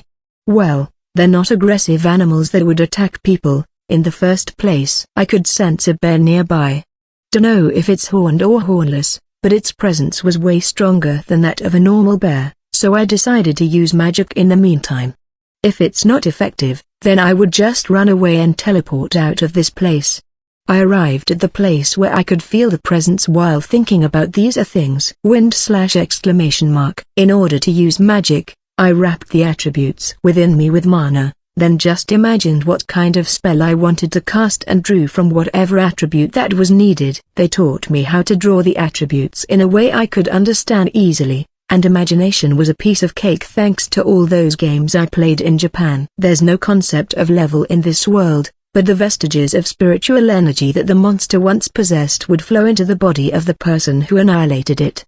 That added power would make the person stronger, but on a side note, the nature of its spirit and its attribute could also affect him. People who tried to slay monsters all the time while having a weak mind could possibly monsterfy. 2. I got mental resistance so it didn't concern me. Oh, there's the bear, and it has a horn on its forehead. Time to cast a spell. Complete attributes were given along with body tempering, it seemed. The ordinary protections that had been bestowed to me: Van's fire, Ludier's earth and silence, Pal's earth, Kardar's verdure, that's plants, Ish's water and recovery, Mist's light and wind, Half-Alpha's light, Risha's ice and darkness had all been strengthened. As a result, it was completely blasted off. Oh, yeah. Great. Let's do it with the sword next time. I didn't have any problems defeating them with a sword. Everything's a-okay as I hiked through the forest. Only a handful of people could cast magic, and I might meet some folks, so it should be better to just wield the sword for now. The only problem was what to do with the monsters I slayed. Yup. I got my storage, but I could only take a single bear per visit to the Commerce Guild. Bear monsters' innards could be made into stomach tonics and restorative drugs, while hides fetch a high price since they're great raw materials for armors, and the price for meat was not bad, either. No choice then, I had to sell them one at a time, I guess. I went in and out of town, checked in at an inn, had to leave some traces. Doing all these became troublesome for me now. I could go home easily whenever I wanted. So I took advantage of that fact and wandered aimlessly. It was then that I found a bubbling spring, but most of the water seeped back to the earth, so it's just the size of a puddle. The view was quite splendid, with the moss spreading around the limpid water, and the sand was very clean due to being rinsed by the very clear water for a long period of time. Alright, it was time to sell that bear and go home. Oops, I had to take out one of the horned bears first. I wrapped it then tried to put it inside the sack, but it didn't fit, so what to do now? Whatever, it was fine even if it was jutting out. I teleported to the edge of the forest, then hiked all the way to the town. Hey, you're tougher than you look, eh? Quite surprising for that face, huh? The gatekeeper stared at me in awe, but that couldn't be helped since my image really didn't fit with how I appear now. Really, The bear's bottom up inside the sack I carried on my back, so its feet were sticking out, that was all, you know. Did you come here looking like that? I went directly to the Commerce Guild's purchasing window, and was asked that, too. Thought it's better than walking around dragging a carcass's half-body in plain sight though. The head was cleanly chopped from the body. Sorry, trouble you to drop it here? I lowered the bear on the workstation behind the counter just as the teller requested. Whoa, great. The entire hide usable. You're not only strong but skillful, too, huh? Wait for a bit, it'll take less than a quarter time. The bear was then hanged, and 3 people worked on disassembling it. Half time was roughly an hour here, while quarter time was around 30 minutes. By the way, can you tell me where to take lessons on how to prepare potions? If it's potions, then the book club next door has recipes. Try Doctor's Guild. No. The Alchemy Guild might be better if it's magical potions, I guess. If it's just to broaden your knowledge, then we also have plenty consigned here at the Commerce Guild, although most of them are strictly for guild or personal use only. Oh, so they had a convenient system like that. I'll go next door for a while. Everything's for sale, so please assess accordingly. I got a claim check then immediately went to the building beside this one. I relayed my purpose to the guide, and then I headed towards the teller window. There was a counter, and several shelves filled with books were lined up behind it. Excuse me. I want to purchase some recipes for potions. Also, can I please have a catalogue of the recipes for sale, if possible? Got the potion recipes, but not the catalogue. I imagined it would be 1 to 3 sheets of paper, but I was given a bundle, instead, and it covered a wide range of topics, from cuisines down to firing bricks. It's not like they were patented, but they were handled much like cooking recipes. The recipe for potions was easy. Medicinal herbs, blessed water, a concoction who would pour mana. I already got the medicinal herbs, and maybe the water from home would do. The Alchemy Guild seemed to handle recipes of potions that were beyond the basic levels. I could try going there after I got the payment for the bear. I could use recovery magic to treat wounds, and almost all illnesses could be cured using heal, but it'd turn messy if I got discovered. It's also troublesome to keep on hiding the fact that I was strong, so I decided to be open about it from the get-go. The potions would be used as cover for my ability to heal wounds, plus, they sell for a hefty price. Apparently, plenty of guys in this world were physically strong since the spirits governing strength were show-offs. Apparently, they wanted to display their power, so many of them would bestow strength to people. Those who could use magic were few and far between compared to them. There were magic users who had weak mana, or else didn't possess attributes, so magicians who could join battles were scarce. Apparently, those who had mana but couldn't cast magic became alchemists, instead. However, it didn't necessarily mean that if the magician was great at firing magic, he could also do alchemy, since many of those magicians weren't deft at mana manipulation. So, what about me? I'll be fine, I think. Hey, you got a magic stone? Wanna see it first, please? They called out to me when I returned to the disassembly place. It's my first magic stone. I imagined it would be the size of a ping-pong ball, but it was way smaller than that. It's even smaller than the stones in Sis's ring. She's an extreme peacock, so I was pretty sure her rings and necklaces had gems larger than what's considered ordinary. Was it normal to think that way? I placed the scarlet stone on top of my palm and stared at it. This midget wasn't even the size of my pinky fingertip. It's a red spinel. Congrats. Spinels are more valuable the redder they are. Thanks. I expressed gratitude even though I wasn't sure about its value yet. There were a lot of times when spirits of the monsters who generally go on a rampage would crystallize into crimson gems. The stronger they were, the deeper the hue. Magic stones were also a type of gemstone, the only difference was the former was tinged with mana. They could be used in magic, as well as ingredients in medicines. They were also frequently worn and flaunted, though. Even if the gems in the engagement rings were small, they were also magic stones. Do you want to sell it, too? The color and size are enough to cast strong fire magic, you know? Yeah, I don't mind if you buy it out. I could use spells even without that magic stone. My breast pocket was considerably bulging with cash, so I should gather the tools right away and return back home. Requests for monster subjugation were probably as many as the innumerable cities, so that must be the reason why I got the apparatus I needed right away, and just from a single bear's portion. Mind you, potion making could be a mighty display of the Japanese's ingenuity, so I was pretty complacent. They already gave me talents, so it'd be depressing if I couldn't make them. A laboratory would be nice. The medicinal herbs aroma bothered me a bit. Ch10 translator, Harachin. I teleport to a spot beside the city wall. It's important to check first if nothing would block me during teleport. The destination shouldn't be above water or somewhere else that's equally dangerous. What a disaster if I happen to teleport in a wall, right? Of course, nobody should see me doing this, so it became my habit to move to the vicinity of my designated place after making sure that it met all these conditions. I came here today to shop for linen, and touring the royal capital also seemed like a great idea. A bookshop would be nice, but still, I would keep appraise Alapin and scan everything just in case I spot something useful. The royal capital was located on the gentle sloping feet of the Rocky Mountains, which became its scenic backdrop. An aristocrat's mansion, or maybe it's part of a citadel, looked like it's clinging to the mountainside. A royal castle was built high above it. The roofs of the townhouses were tinged with orange, and the walls had the same hue as the Rocky Mountains. Houses carved on the mountainside rarely had roofs overhead, and the walls rose up high, probably because the top plate also served as corridors. I'm not really confident about what's considered common sense here, so if I mess up big time, I can just run to the capital of a neighboring kingdom. They asked me for my Commerce Guild coin before requesting me to pay the toll fee at the main gate of the royal capital. They only had to check the registration number of the coin since my identification papers were already verified earlier when I got it at the guild. The Adventurers Guild's tag, on the other hand, was checked based on the ranking. People ranked silver and above didn't have any problems. Iron's part of those being inspected, but only coppers were required to have guarantors, or else it'd be difficult to enter.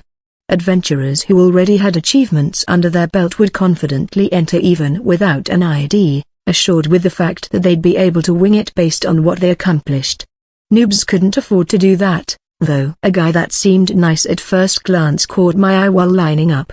He was brought all alone inside the tower. Maybe he got into some kind of problem. My turn came while I was preoccupied with staring. It's my first time inside the royal capital. Do you have any guide maps, or perhaps know someone who could tour me around? I tried asking while filling the forms in. Here's a simple guide map. If you come here to shop, you can go directly to the Commerce Guild and somebody would guide you, but you might be forced to buy some stuff for, or from them. If you go straight ahead to the plaza, you'll find some kiddos loitering around. You can just pay them to guide you. It's a hit or miss, though. Tipping with the change for the guide map got me additional info. They told me to look for a guy with bluish-gray hair. Name's Leon and he's beside the plaza. Well, according to them, the city wasn't vast after passing the gates, contrary to my expectations. Stores with arched entrances lined up beside the streets, which were narrower than the alleys of quite dark, too, probably cause they're shadowed by the connected houses. It was autumn right now, but the sun was still scorching hot as it beat down on me while I was standing in line earlier, so maybe this darkness was a good thing. As Japanese say, sunny's better, but it's comfortable being in the shade. The hill road was a gentle slope. I tried to be discreet while peering inside the stores to see what kind of goodies they had inside. The narrow alleyways seemed to continue on and on, but they told me to go straight ahead, so did just that, and voila, the view suddenly opened up into a vast, bright place. A church-like building stood right at the forefront, its belfry glittering white as it basked in the rays of the sun. A water fountain water well stood at the center of the plaza. The ashen blue color immediately caught my eye, but for some reason, people seemed to avoid that place. I expected a child based on our convo, but a youth was there instead. Was I mistaken with the bluish-gray hue? Excuse me, are you Leon-san? Yeah. The youth raised his face to nod. What's up with that azure face he's making? Look at that magnificent furrow between his brows and that half-lidded glare. Now I understood why the vicinity of the well was totally deserted, even though there was quite the crowd in the plaza. This guy's face was too terrifying. The sentinel told me that you could guide me around the city. Maybe there's a slip-up. See, he's overflowing with don't talk to me vibes. Did that sentinel trick me big time into being sold as a slave? Nah, I guess it's more like what a poor judge of character, sending me right to a cutthroat. Huh. The sentinel, he looked blankly at me. It must be a mistaken identity. Nah, it must be some kind of fate. Good timing, I'm free. I'll guide you. Oh, unexpectedly the gentleman, contrary to that look. I have to go to the clothes shop, bedding shop, tableware, and a restaurant in this city. Do you have any recommendations for these? I bet the capital had better quality when it comes to cloth and meals, but is it really? Leon stood up from the well after listening to my approximate plans. His aura was intimidating, so I anticipated him to be a huge guy. It wasn't even close. So, just around my height, I think. Hey, listen, I'll grow taller, did you hear that? If I said I'd grow taller, then I will, mark my words. Maybe the reality of living alone made me relax, so some cms had been added to my height within a short time, though a little taller would have been better. My height was average back in Japan, and it's also the same here. Maybe it's the average of Van Luderandish. If there's a place you must definitely see, then it would be the scenery at the top of the castle.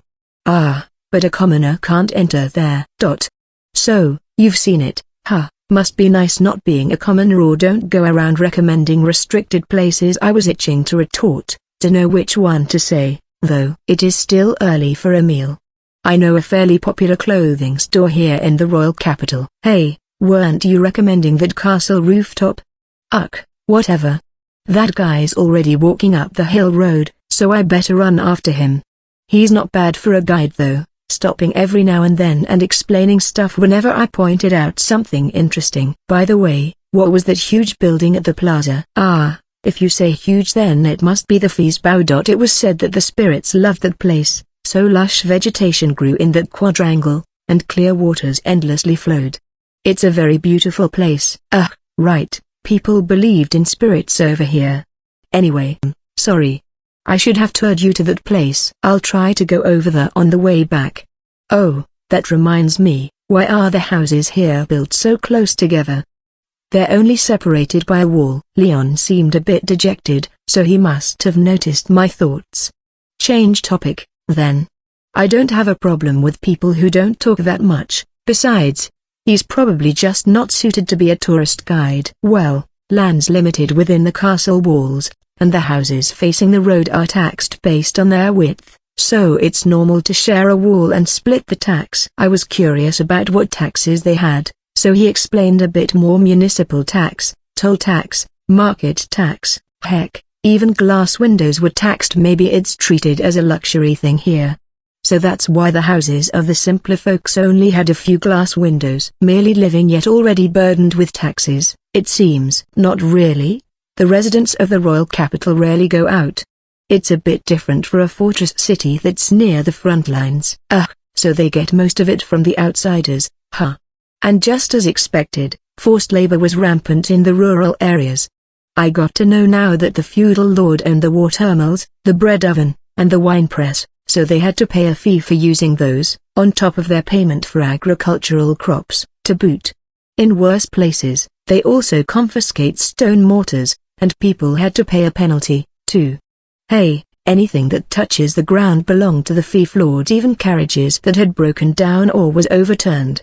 That's so scary. We finally reached the clothing shop after talking about a lot of things. It was a bit different from the one in my guide map, but let's just put up with it. By the way, this clothing shop didn't carry any clothes. Adelaide-sama, a guy with a good physique, flustredly came out. Tame, it's been a while. Please attend to this person for today. Adelaide-sama, please do come in first. He willy-nilly forced us inside a private room, then promptly served us tea. The seats and furnishings made me wonder whether I should be sitting here with my current getup. I am Tame Car, the shopkeeper, at your service. Please pardon me for my rudeness earlier. I'm Jean. He seemed to have calmed down, enough to greet me politely, too. Adelaide-sama, we were worried about you. Sorry. But before going through that, please attend to our guests' clothing, first. The conversation was heading towards something that had nothing to do with me again, but Leon cut it off. The shopkeeper hung his head down in shame, but he bounced back again and called for someone to ask me what I wanted. Hey, what? Wait up, isn't this a custom tailor shop, the one where you choose everything, including the cloth? It'd be in bad taste if I refuse now, so I had no choice but to stay put obediently and have my measurements taken, all while stating my preferences. I was curious about Leon and the shopkeeper's convo, but not now. It was my first time doing this, after all. Never imagined I'd be so concerned about the type of a button. A button, for goodness sake. CH11 translator, Haruchan. A compromise, then. Anyway, I'd be getting clothes that were fashionable in this world, or so I thought. The measuring guy began recommending frilled ones. Scrap that compromise. Of course there's no way I'd agree. I kept on reminding him that shirts, pants, coats, nightwear, everything must be simple, before getting 2 sets each. I should order some underwear and winter coats, too. It was pricey, but good thing I still got some catching. Of course, menswear was cheap compared to the dresses of women in the royal palace, and I didn't have any plans of buying ridiculous, rip-off weapons and armors. Plus, even if I became a collector of things that suit my fancy, I was still pretty much confident that it would be nowhere as expensive as Sis's. They would finish the clothes within a week, apparently. It would take time to order cloth and laces, and the embroidery was also time-consuming. Some people would also request dyeing, and that would extend the waiting time. There was no way I'd need all of that, though. You know, only aristocrats were allowed to wear bright colors, and commoners either wore dull ones, or those who had pale hues. Well, that was an unspoken rule, but it was probably cause it had cost money to have something dyed vividly. Adventurers were relatively famous and more significant than normal people, so it was all good even if some of them preferred wearing gaudy colors. Apparently it was too much of a hassle, so I chose white for shirts, charcoal gray for coats and pants. The design was something made with 3 kinds of embroidery, but it was like a suit, so I gave the green light for that. And hey, will you please stop telling me to get knee-length pants and buttoned stockings already, for goodness sake. Usually, they would send the bill to the house when the order was finished. But since my house wasn't in this city, it was decided that I'd return with the payment after 10 days. Oju-sama. I sipped my second cup of black tea while they presented embroidery samples as we chatted, when an old guy suddenly came barging in. Oju-sama, you're safe. Black suits, white hair, monocle, silver pocket watch. Was he a butler, or maybe a butler? This old man seemed like he'd be one of those on the dot guys, and now he's staring at Leon. It seemed like I had plenty of ridiculous stuff that I could point out again, but yeah. Anyway, Oju-sama, Nuth has been serving as a butler in my home, no, the house of Adelaide, since I was young. But what happened? Why are you here? Leon honestly explained it to me, then he turned to the butler. No, that's not what I meant. That wasn't the thing that's bugging me right now. I truly apologize. I am the one responsible for contacting them on my own discretion. The shopkeeper bowed his head. There's nothing to apologize for, Tame. You made the right decision. Hey, you're being pursued, you know? A lady with flaming red hair entered, sauntering in as cool as a cucumber after being guided by a maid at the door. She then suddenly dropped a bomb on us. Oi, why on earth would a person being stalked still have the guts to leisurely tour people around the city? It's true that I had been driven away from the house, but I do not recall having done anything to warrant becoming a wanted person. I know. You've always been so pure-hearted. But your younger brother can't rest while you're still alive. That cunning guy not only unjustly expelled you, he also fabricated another crime that you allegedly did. Hey, isn't this some kind of family feud drama? So why was a guy like that sitting nonchalantly beside the well, huh? And care to explain what you mean by Oju-sama? Anybody? Stop dawdling and leave the city right now. I already arranged a plan. There's no reason for me to escape. Oju-sama, this is a strategic retreat.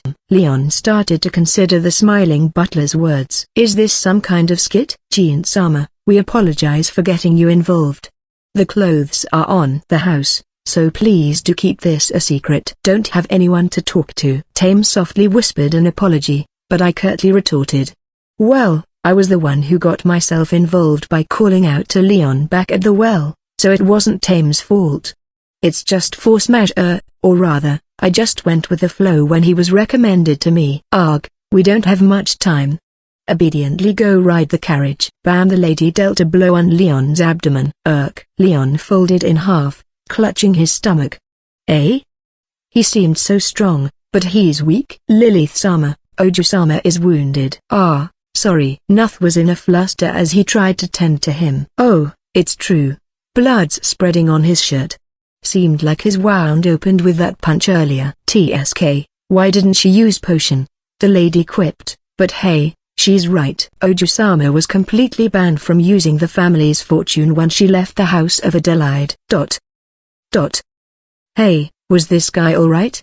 Rather than that, he was injured so severely, so why did he go around touring people around the city? I wordlessly took out a potion from my bag and handed it over. Oh? Thanks. You are? Jean. So not in the mood to be polite now. She handed the potion to Butler, and he made Leon drink it.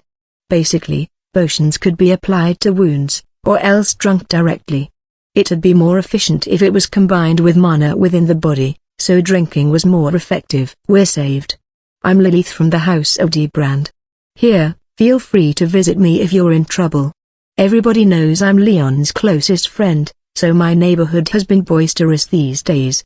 Better stay away for now, though. She took off a ring and handed it to me. Was this a token for when I go to her house? I'll keep this for the meantime, but I'm not a resident here in the royal capital, you know. Just refer me to a resto where I can have my lunch. So, what's with that Oju-sama? She looked like someone who probably knows where to eat delicious food. Lunch, huh? I'm not familiar with any restaurants except those that serve alcohol at night. Then I recommend Romano, Butler answered instead, since the woman was still contemplating it. So? What about that Oju-sama? She's a girl. Leon's true name is Lerilu Adelaide. Well, she got a board for a chest, and she's stronger than most guys, so there are more people who think she's a boy. Besides, they call her Leon. She smirked while explaining. I did ask for an explanation, but you didn't have to go into the details. So Lu, that's for the Duke's house. La was for royalty, Li was for the Grand Duke.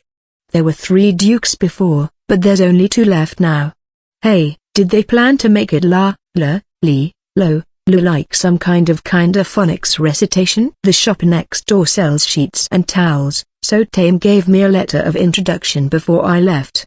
Sorry, but I wouldn't let myself get dragged into your family feud. I asked the shopkeeper whether the shop was going to be fine, but the answer I got was all about Leon. She didn't get along with the nobility, but she was quite popular among the commoners, though she had her fair share of making children cry. Potential eyewitnesses from the plaza till here would probably just give vague information, or so he said. I finished shopping without a hitch. It was a fabric shop rather than a bedsheet shop, and I got a few pieces of various sheets and a bed cover for the guest room. I didn't have any plans on using that guest room, so this would be used to cover the bed. I bought plenty of hand towels and bath towels since Rish would also use some. I refused their delivery service, then left the store. The goods here were either delivered directly to the house, or carried by servants. They would probably mistake me for a servant, too, if not for that letter of introduction. It was pretty obvious that I wasn't used to shopping in this kind of place before, though. I searched and looked for a deserted place, then I chucked the sheets into the storage. Alright, time for that bookshop, food, T/N, Oju-sama, young miss of the noble/wealthy families. CH12 translator, Haruchin. I asked the butler to circle his Rico on the map I bought at the gate earlier. Here I am now, standing in front of that shop. The interior was pretty nice, with an arched brick ceiling, plastered walls and tables, chairs and floors that were meticulously maintained even if they had cracks. It was a while before I got seated. What do you recommend here? The simmered beef. Not sure if they didn't know what it was called, since they only told me the ingredient and how it's cooked. Then I'll have that, and water, too. Do you want some bread, too? Please. My stomach was rumbling already, and nothing rang a bell even if I checked the blackboard menu, so I decided to go with Eriko. The rattling cart came soon enough, and it stopped beside my table. A lump of beef as big as my face sat on top of a silver plate along with the onions and carrots that had been simmered with it. No idea what cut of meat it was, though. The waiter sliced the meat with magnificent moves on top of the cart, then he plated and drizzled it with gravy while a different waiter brought the bread and water. There were a lot of people around me eating the same dish as mine. The bread came with 3 kinds of sauces in condiment cups arranged on the same plate, so the guest could savor the different flavors by dipping the meat in them. Whoa, the meat's super tender and juicy and it didn't stink at all. Not sure which part this was, but it was kinda like jelly and really tasty. I didn't attempt appraisal for fear of seeing something related to innards again. The bread was a bit too dry for my taste, so I dipped it in the meat sauce. Problem solved, plus it's tasty, too. Yeah, that was satisfying. I thought that it'd be lamb, hitsuji, though, since, you know, Butler's, Shitsuji's choice. Well, I didn't voice that pun aloud, though. Even if there was that kerfuffle midway, it was still fine since I finished what I needed to do, plus got more information than I expected. Also, I got to enjoy 2 shops that were normally off limits to those without connections, so all good. That scary looking guy Oju-sama, was it?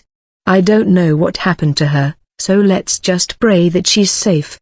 Actually, she seemed like a good person despite her priorities being kinda skewed. She did answer all my questions conscientiously, after all. Next stop was the bookshop, and I was looking for something to read. This bookstore's system was different from what I imagined. Instead of being able to look around on my own, the shopkeeper would take the books out per request. The first book the shopkeeper showed to me was Anathema. If you steal or damage this you will be cursed. Those words leapt off the page the moment I opened it. Books were treated as treasures not long ago, you see. Plenty of the books had curses inscribed on them, but the shopkeeper told me not to mind it and just treat it as something pirates would probably scribble in the caverns of treasure islands. There are curses that might get activated for real, but please rest assured that all the books legitimately purchased in my shop would have no such effect. Oh, okay, but that's not really reassuring, though. I decided to buy some books about architecture as well as about magic potions. The history ones were quite tempting, but books were awfully expensive. If I bought all I wanted, the bill would probably be crazy enough to make me faint. White gloves were given to me after I paid. They should be worn when reading, so I was told. The quality was bad, but at least it was made from paper. Whether it be paper made from plants or parchment, as long as you leave a loose sheet around, whatever was written on it would completely disappear. Spirits prank, they said. The only way to preserve them was bookbinding. The method for making parchment was easy, but the process of making paper and books was a lot harder. Spirits dwelled in the original works of the authors, and if the book was well loved, then they would bestow the contents of the book to the next owner, apparently. If the spirit that dwelled inside was strong, then the manuscript would also bear that power. According to Mr. Shopkeeper's experience, books that are worth it will cost you an arm and leg. I didn't understand it at first, but I finally realized what he meant after he gave an example. He said that grimoire books would enable a normal person to use magic. No wonder they were crazy expensive. Time to go home, so I left the royal capital. I forgot to stop by the fees bow. When I reached my house, I checked on Riche before going to the kitchen to prepare dinner. Well, I did say preparing, but I just grabbed some veggies and meat then chucked them together inside a stock pot, then left it in front of the fireplace. It'd be super delicious after a couple of hours or so. Since that will take time, I better sit beside the window to read while there is still sun. Candlelight is dark, after all. Fortunately, sunset is very late in this place, and the nights are short in this country. The sun is still out until 8 p.m. during this season. One of my goals is to convert one of the sheds into a laboratory. Well, it'll be great if I can expand the house and add more rooms, ideally. But there's no danger of earthquakes, so maybe I shouldn't worry too much about the construction. Still, shouldn't making lamps come first before renovation? I didn't have ethanol for fuel, but there was some canola oil in the food storage room. Maybe it'd be brighter than the candlelight if I attached it to a glass or a cleanly polished metal that would reflect light. Lights on. I tried doing magic, and a faint glowing light appeared. Yep, I also had this just in case. Well, it is available for use anytime, but I still prefer a lamp. The materials weren't available back at that island, so I wasn't able to make it, and that still bothered me until now. I didn't want to move an inch except to cook when I first came into this house, though. Well, anything that made life easier was good. Few days had passed since my trip. It's time to deliver the goods to the Commerce Guild, so I pretended to catch another horned bear. The Alchemist Guild also allowed me to observe and study, and as for agriculture, I helped a farming family while studying how and what tools to use. I got along pretty well with Dinosaur's family, the farming family that I'm talking about.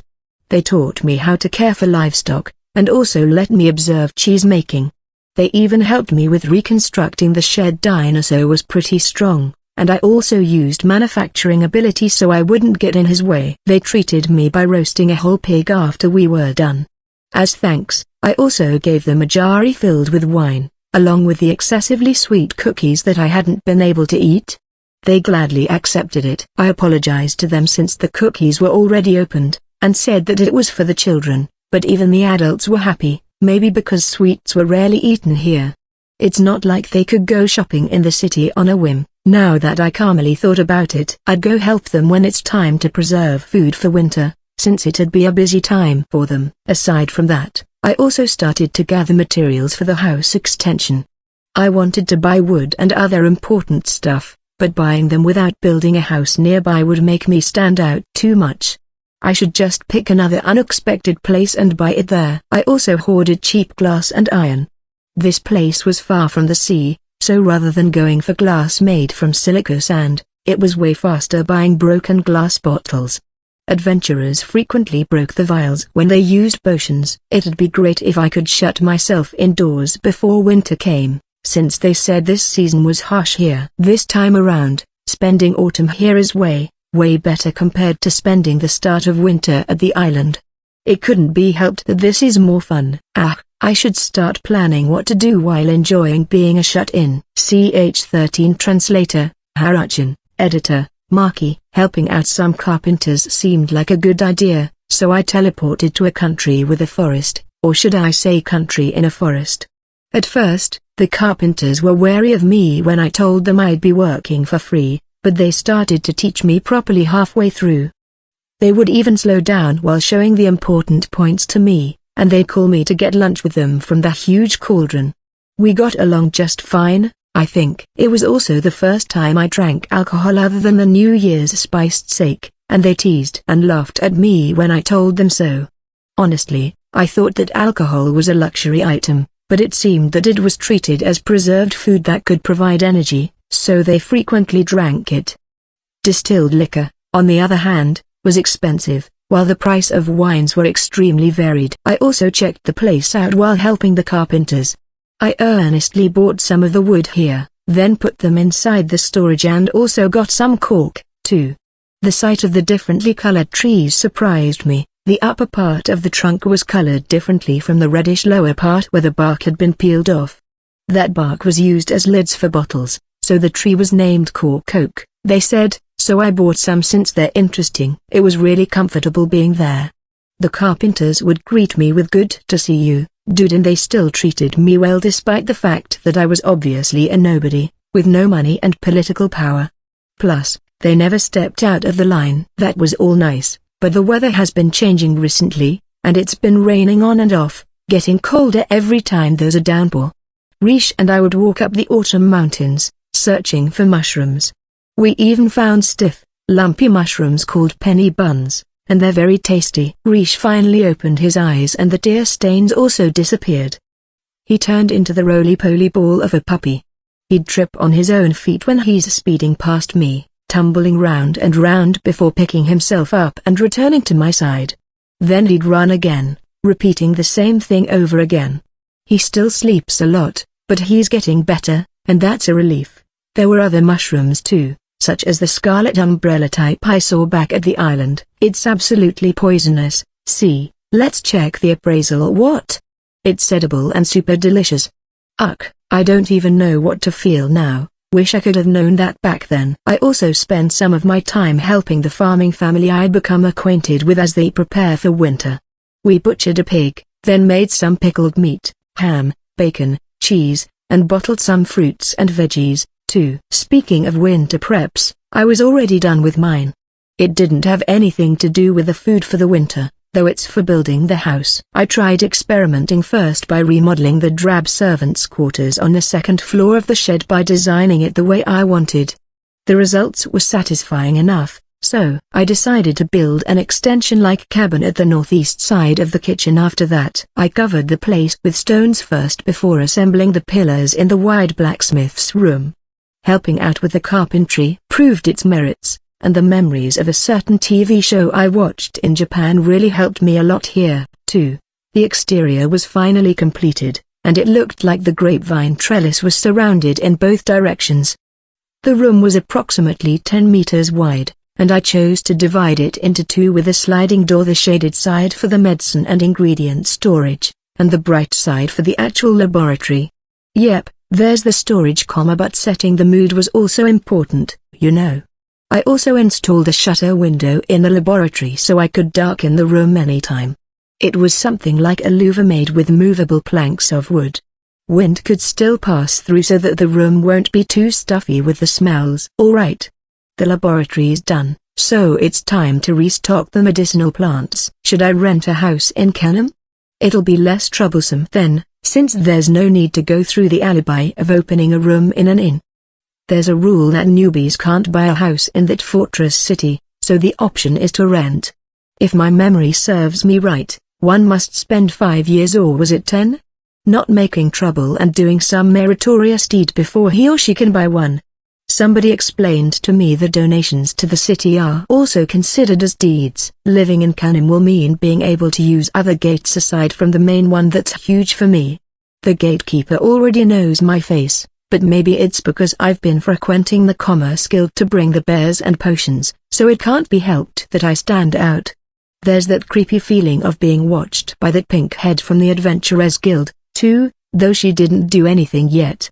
She'd stare at me whenever I saw her in the city, even following me around sometimes, though she never said a word. I'm supposed to be staying at the inn, so it's difficult to buy some good plates, saplings or tools that I can use for manufacturing if somebody's stalking me. So, I went ahead and consulted the Commerce Guild, and it was decided that they'd introduce me to a middleman so I could buy or rent a house here. My conditions were simple: no cohabitants, and people won't enter as they please. They stared at me dubiously when I gave that last condition, but using that pink head as an example was enough to make them understand. Though, I got comments like it's tough to be handsome, and so, the middleman recommended a newly built, isolated house at the end of an alley. The frontage didn't even reach 4 meters, and it seemed narrower than the other houses. There were 2 gates, a small one for people and a larger one for bringing things in. In short, the first floor's frontage was mainly gates. Opening the larger gate would lead directly to the workshop, and there's the kitchen with a kiln. A courtyard with a well was sandwiched between the two. The smaller gate for people's use led directly to the staircase at the edge of the workshop, which in turn led to the second floor's living room and bedroom. The third floor was similar to the second one, and there's a cellar underground. People here like old houses, the older, the better. Why? That's because of the homey feeling they get from it, plus the residents already renovated the house while they're still living there. This one did not have any shelves, and there were gaps in the floor and walls, quite unimaginable in Japan. I also considered renting a room instead of a house at first, but was told that landlords usually lived in the same house because it's big. Some meddlesome landlords would also wake you up in the morning, so I rejected that outright. Well, this is fine already, it's only a smokescreen house for making some potions. Bonus part is I can renovate the place however I like, and the rent's only 2 potions per month. Shops run along the city walls that are adjacent to the western main gate and the eastern back gate of the city, and because they are stuck to the wall, the resulting fusion of buildings and barriers created a pathway overhead where the guards patrolled. On the other hand, the northern and southern walls are made of simple stone walls, thick but pretty much useless, although they also have their own gates with towers flanking them. The city wall is about to collapse, so it must be repaired. The house was apparently built to support the wall, which continued downtown with a road running alongside it. They blocked one of the paths intersecting that road to build the house. That's why the house's first floor was only the width of the path, and because they had to leave the road alongside the city wall open and accessible, the second and third floors were kinda stuck to the wall. The interior of the first floor was long and narrow, looking like something an eel would sleep in. The left and right walls weren't shared unlike the other houses, and the interior beside the right side of the wall was very narrow. Monsters assaulted the city a few years ago, and this wall managed to endure attacks, but then, there's the wind and rain that's their vague explanation. Seems like the memory of the attack is still fresh here. Houses cheaper than this one had security issues, to the point that drunkards and thieves would break in. Well, whether it's habitable or not didn't really matter as long as nobody came in. Alright, this one's the final choice, then. I had nothing to lose, so I tried asking the size but they gave me a rough sketch, instead. Rough's an understatement, so maybe I should drop by to see if the discrepancy isn't that drastic, and maybe renovate it too, without standing out too much from the neighborhood. The gates are replaceable by fixing the walls and floors somehow. Maybe I can also put some shelves to make it more like a workplace. Yep, making my den should be really fun. T/N. Hi folks, I finally have an editor. Thanks Marky for helping me out on this. Also, Jack Trades also helped me with the first few chaps until 4.2, thank you so much. E/N. The idea behind the talk about the gates, city walls and house is, the north and south walls are what would be considered subpar for a fortified city wall. The east and west's walls are narrow and unsturdy from attacks and weather. They need the support from the shops, houses built along them. East-west wall walks are on top of said shops/houses. There is no organization to the layout. The house has thick reinforcing walls unlike a normal house. T/N. Original phrase was eel bed, usually used to describe houses that had narrow entrances and long interiors. Examples would be the traditional townhouses found in Kyoto, 10 meters wide. The approximately length of 6 tatami mats. Ch14 Translator, Haruchan Editor, Marky. Snow finally fell in the magical woods while I was preoccupied with the renovation of the house. It was not enough to pile up, though. The medicinal plants were evergreen just like normal grass, so it was easier to spot them since autumn started because there was less greenery. It was also the season when carnivorous beast monsters ventured out of the deep woods. Well, I'm still going. Excuse me. It's easier to go to the forest through the side gate rather than the main gate. Pinkhead called out and stopped me. Yes, it's getting colder, so it's dangerous to go to the woods. She looked at me with puppy eyes. Thanks, already aware of it. Please, you don't have to push yourself. Life is more important than money. I avoided her hand as she tried to grab my robe, then shot an icy glare at her, before speaking with all the coldness I could muster. I'm not pushing myself, no need to fuss. But why won't she give up? Well, no choice but to thoroughly ignore her, then. I passed her by and made my way through the gates. They required more permits, but this path's more convenient than going through the main gate to get to the woods. The gate closest to the forest was usually closed. They were only opened in case of emergencies to let the organized troops out. Ah, but if you're gold-ranked in your guild, they would open it for you even if you're alone. There's 2 more gates aside from the main road, so there's nothing to worry about even if the gatekeeper remembered my face. Actually, I could also teleport there directly, but let's just walk for now. Maybe Pinkhead would be tired by then. I had been walking for a few minutes already. Oh, there's a familiar guy over there. Huh. So her brother came out just in time to see Pinkhead go to work. So, she didn't ambush me today, apparently, but that's only applicable for this instance. They're chummy siblings, huh? I planned to go under the shade of a tree and teleport to the spring after I entered the forest, but I'll just walk quietly for now. Excuse me. I was walking faster than him, so I threw a polite phrase while overtaking. Ah, you're that guy. Pink's brother noticed me.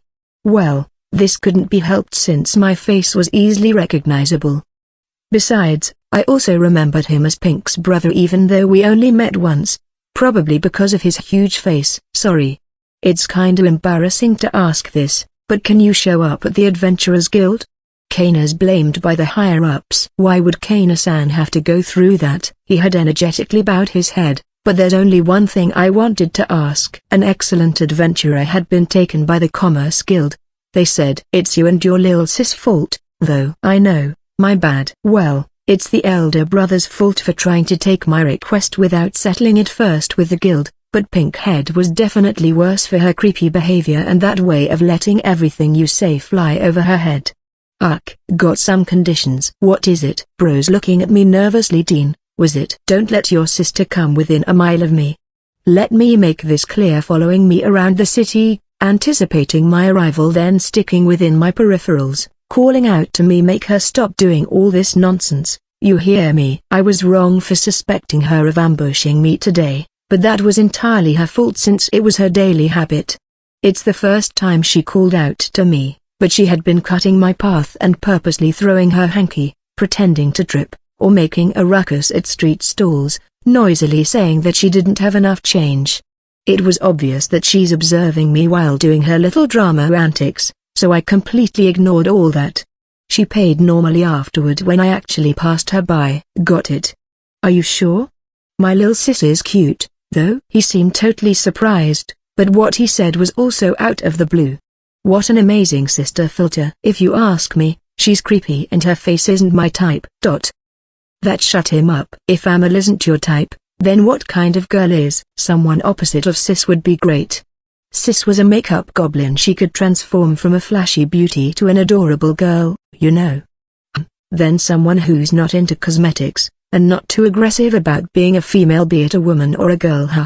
Leon suddenly crossed my mind. Too little feminine vibes. She's practically a guy for me. I take it back, a little girlishness is okay. As an apology, I could take you to a place that grows rare plants, if you're fine with that. Do you have any plans in the forest? Dean was still making a "you're unbelievable" kind of face while asking me. No, I just thought it'd be good if I gathered some medicinal herbs before the snow piles up. Would those rare plants be herbs, or food? So let's go now? Dean amicably smiled. Yeah, please. So he's normal when he's not doting on his sis. It's decided then. We entered the forest, and a horned rabbit appeared midway, but Dean slayed it in no time, while I observed his fighting style. Step in, slash, pull out. Keen eyes, strong gait. His maneuvers were heroic without a trace of carelessness. He anticipated the rabbit's every move. Maybe it's based on the knowledge he had from experience, but he did not have a single wasted movement. Hey, don't stare at me too much. It's embarrassing, Dean told me as he hunted for rabbits. Don't mind me. It feels like I'm being ogled at. He crushed the head of a rabbit while saying that. I'm just observing how you fight. And that's embarrassing, I said.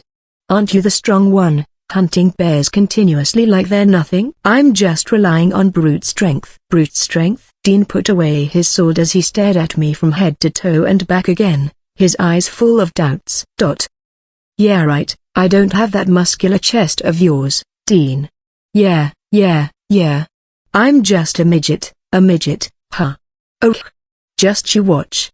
I'm definitely gonna get bigger, mark my words. Milk.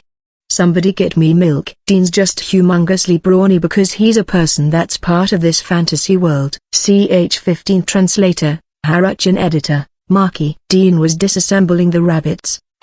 It's more like he's just taking out the horns and checking for magic stones before chucking them into the sack. The Adventurers Guild gives out subjugation rewards just by bringing the horns to them. You're going to bring those rabbits, too? 2 for lunch, the rest are bait for bears and wolves, so I'm bringing them deeper into the forest later. Those predators are gonna pop out near the entrance of the woods if I leave them here. Oh, I see. Bears and wolves are lured by the smell of blood, so I bury them or burn them if I'm not confident I can take them on. I had been tossing them into storage all this time. Oh, right, I forgot that I couldn't teleport home for lunch. My sojourn at the island traumatized me, so there's always water, salt, and sugar in my bag, and I also made sure they're in my storage, so it's all good. Well, there was normal food crammed within the storage too, but it's not as if I could just take them out now. Anyway, I should also hunt for my lunch, then. My style had been self-taught, so I learned a lot while talking with Dean. He also taught me a lot of other stuff, like how to track monsters, and how to traverse the woods. Yep, having a coach was still the best. We continued walking, and came across a monkey monster. That's the first time I encountered one. They're notorious for kidnapping and eating children from human villages. They're weak when alone, though. See that grass with yellowish borders on its leaves? That's kinka grass. It's used in putting scent to the liquor that filthy rich guys drink. Stupid grass, if you ask me. Oh, so we've arrived at our destination. Scent. Will it become delicious? Dean just shrugged with a who knows. I also tried smelling it, but it .immature.in rustic. Don't need it. I don't need it, either.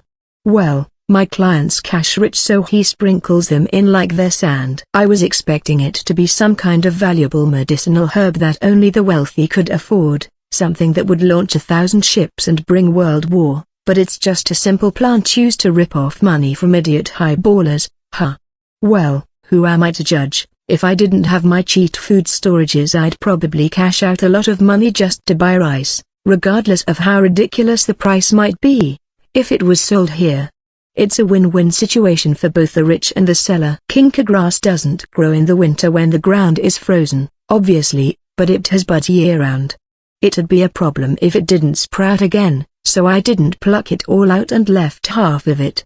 The strong-smelling ones that grow during this season and the new sprouts during spring are considered premium, it seems. Plus, it also has a different official name, and guess what? It's called golden coin grass. It's completely treated as some kind of luxury grass, huh? Appraisal, butterfly grass, effective against butterfly-borne macular disease, apparently. I should keep 2 to 3 stalks and research the recipe for medicine. Unlike cooking, I should study a plant or make the medicine first before the recipe would appear in the results of appraisal. We prepared our lunch by the riverside. Dean piled up stones around the bonfire for a makeshift windbreak. He also prepared the rabbits while I gathered some firewood. I gathered some branches, chopped them haphazardly, carried them back, and that's it. Oh, you're really rough, huh? If I chopped them any smaller, carrying them will be a pain in the neck, right? Hey, even I know a thing or two about the size of firewood, you know. I've been stranded on a deserted island and had to build my own fire, after all. Anyway, I peeled the bark thinly, then fed it to the fire. Afterward, I just randomly throw them in from smallest to biggest. Medicinal herbs were also growing around here, so I gathered some while watching the meat. Dean chopped the meat to suitable sizes after a while, then he grilled them again. I thought he would cook it whole, but it'd be scary if the meat was half-cooked, so what he did was definitely better. Rabbits would dry up if left on the fire for too long, but the peculiar scent characteristic of wild game was also bothering me. It's difficult to find the sweet spot, huh? We were watching the rabbits carefully, when Dean suddenly grabbed his sword. Sorry I surprised you. Thought it was a bear, but it was just a lion. Oops, wrong, I mean Leon. Lara. Why are you here? Bear hunting, but I came to get some water now. No, that's not what I was asking. Well, she won't say she's a fugitive in front of Dean, right? So that meant it'd be bad to call her name? Acquaintance? Yeah. Ash is the name. Nice to meet you. Dean. Ash and I exchanged looks, so I was right in not calling her. That's a relief. Did she get her alias from her hair color? In Japan, Ash was a different hair color altogether, but hers was a beautiful, blue-tinged, gray hue. Her face could still scare the living daylights out of anyone, though. Sorry for cutting the tour halfway through that time. I'll pay you back for the potion, for sure. Don't worry about it. I was also at fault for making you guide me around even though you were wounded. No, the meat is done grilling. Wanna eat with us? It seemed like it'd turn into an apology contest, so Dean cut it off by inviting Ash to lunch. The meat was overcooked, though. You can pay the potion back right away after hunting a bear, right? No, the lodging fee's a bit too high. It's such a small town, but there's a lot of people, So it's a struggle trying to find room. That's puzzling. I didn't have any memory of having to struggle, though. Tilda? What kind of inn is that? Dean didn't have stranger anxiety, huh? I couldn't help but think of that as I grilled another batch of meat. I'll bring some spices next time. No, there's only a bed and a table, but 1 gold coin a day is really a bit too much. Hey, that's a total rip-off, you know. I couldn't stop myself from retorting. You got pulled into a shady inn, that's for sure, but why didn't you realize it? Dean's right, even I, a newbie in this world, noticed it right away. It's the guild's referral, though. Turns out, Pinkhead was the one who recommended it. I couldn't help but stare at Dean with maze. CH16 translator, Haruchan editor, Maki. Amel's doing her best, and she didn't mean anything bad. It was the inn's fault, right? Dean started to defend that Pinkhead. Ugh, what a pain. You're pretty decent about other things, but why are you so thick-headed when it comes to your sis? Blindly doting on her to the point of helping her cover up, and apologizing on her behalf. This really makes me want to scold him. Is that true? His relationship with his younger sis is really creepy. His sister must be forgiven because she's cute. She didn't have any bad intentions, so it's fine even if she's being a bother. She's doing her best, so everyone must help her. You get the drift. Ugh. Dean groaned. So I thought something happened, but no, Leo.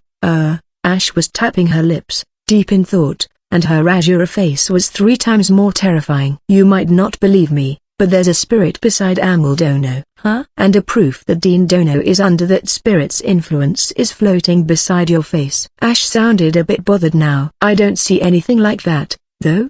If it's a strong spirit then I might believe you, but isn't it weird that you can see them? That's what Dean said, but a cheap-looking pink flower bud that seemed like it had bloomed many times soon was sticking on his head. Ah, no, it's actually floating rather than sticking. Putting a pink, artificial flower on a grown man's head is pointless. No, it's a bother even if it's fresh. The material and the texture reminded me of those fake autumn leaves or cherry blossoms hanging between the lights that dotted the streets in the shopping district. I'd probably burst out laughing if I said anything, given that serious face of his, so I'd better leave it. I stretched my hand out, grabbed the flower, then crushed it in my palm. Instead! Ah, sorry. I apologized while staring down at Dean as he dropped on his knees before crumpling to the ground. As I said, it must be one of those controlling spirits. Its influence was abruptly cut off, so he just ended up fainting. So, you can touch them on top of seeing them, is that it? Yeah, if I wanted to. Rish would be invisible to me if I couldn't see spirits. If I looked hard enough, my vision would be filled with tiny spirits, and it also affected my day-to-day life, so I tend to tune them out. Yeah, I could also fine-tune this ability so I could see spirits per level, but that would be too troublesome, and seeing Rish was plenty enough. Well, the very powerful spirits called deities could manifest if they wanted to, without me having to do anything to see them, though. It's the first time I met one aside from Father. So that sight runs in the blood? Ash and I stretched out Dean's arms and legs so that it would be a bit more comfortable for him while lying on the ground. I pinched his nose and checked his breathing. He gasped, so all's good. Yeah. But only Father and I have this ability among our clan. And we can't touch them. Be on your guard. This ability is widely sought after. Got it, I'll be careful. Anyway, should we start by sealing this guy's mouth? If we leave him as is, then a bear's gonna have him as a tasty meal, but there's no way we're gonna do that, right? Wait a second, I didn't say anything when I plucked that thing off him, so that means he probably didn't notice anything odd, so I guess I'm safe. Ash, he already found out that you can see. Is that okay? You saved me. This man is your friend, no? No, actually, it's the second time we met. Ash turned to ice. If we leave him lying around like this, then a bear. Chaotic mumblings were spilling out from her. That thinking face is mega scary.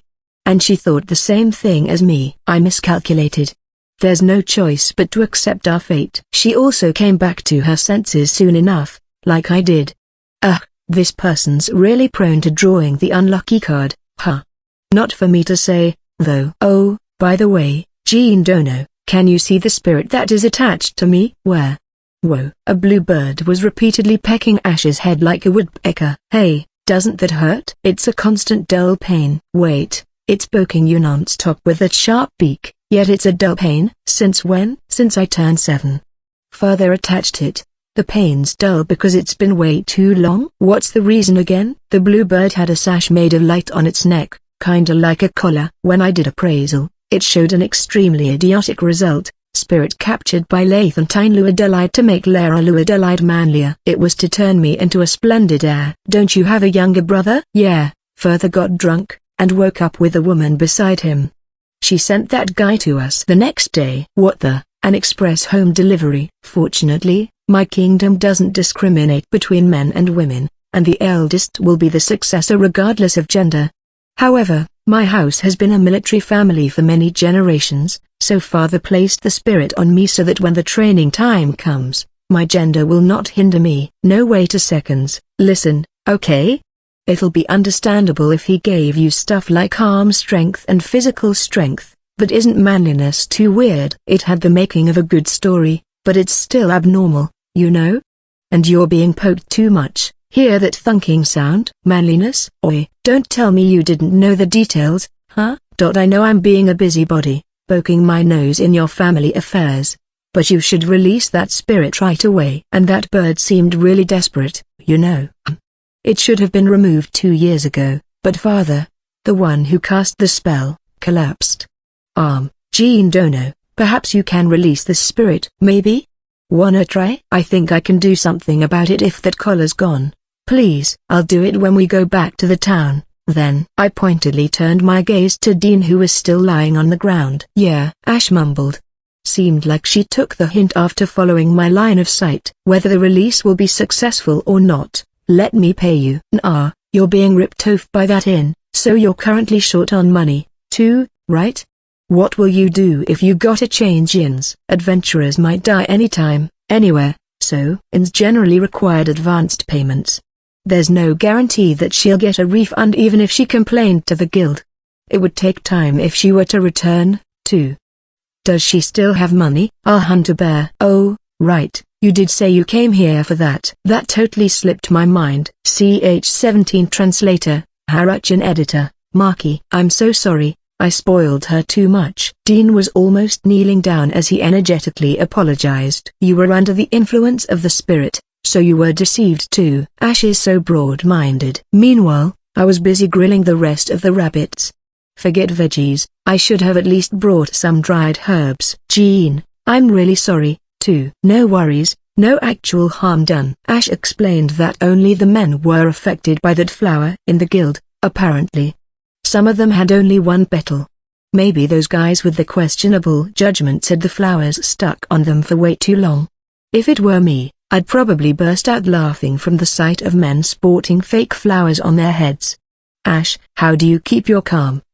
The guild will be turned upside down if they were to know I collapsed, so let me consult Kana first before taking Amel to the Fiesbau. Spirits love hanging around Fiesbau, and it's also a place where people drop the spirits, it seems.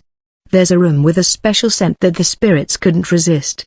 Since spirits were invisible, it's common to take people who had turned abnormal and toss them there. This was to test whether the spirit left and they returned to their senses. Dean actually found out that I did something about the spirit. I can't stand sharp guys. Well, isn't it easier to bring her while she's still asleep? Even if she collapses, there's the bed, and she won't notice a lot of things if she's out cold. Got it. So it doesn't have to be during the day. We made Dean promise not to spill about how we could see spirits. Not sure if he'll keep that, but if it becomes troublesome, then I'll just change towns immediately.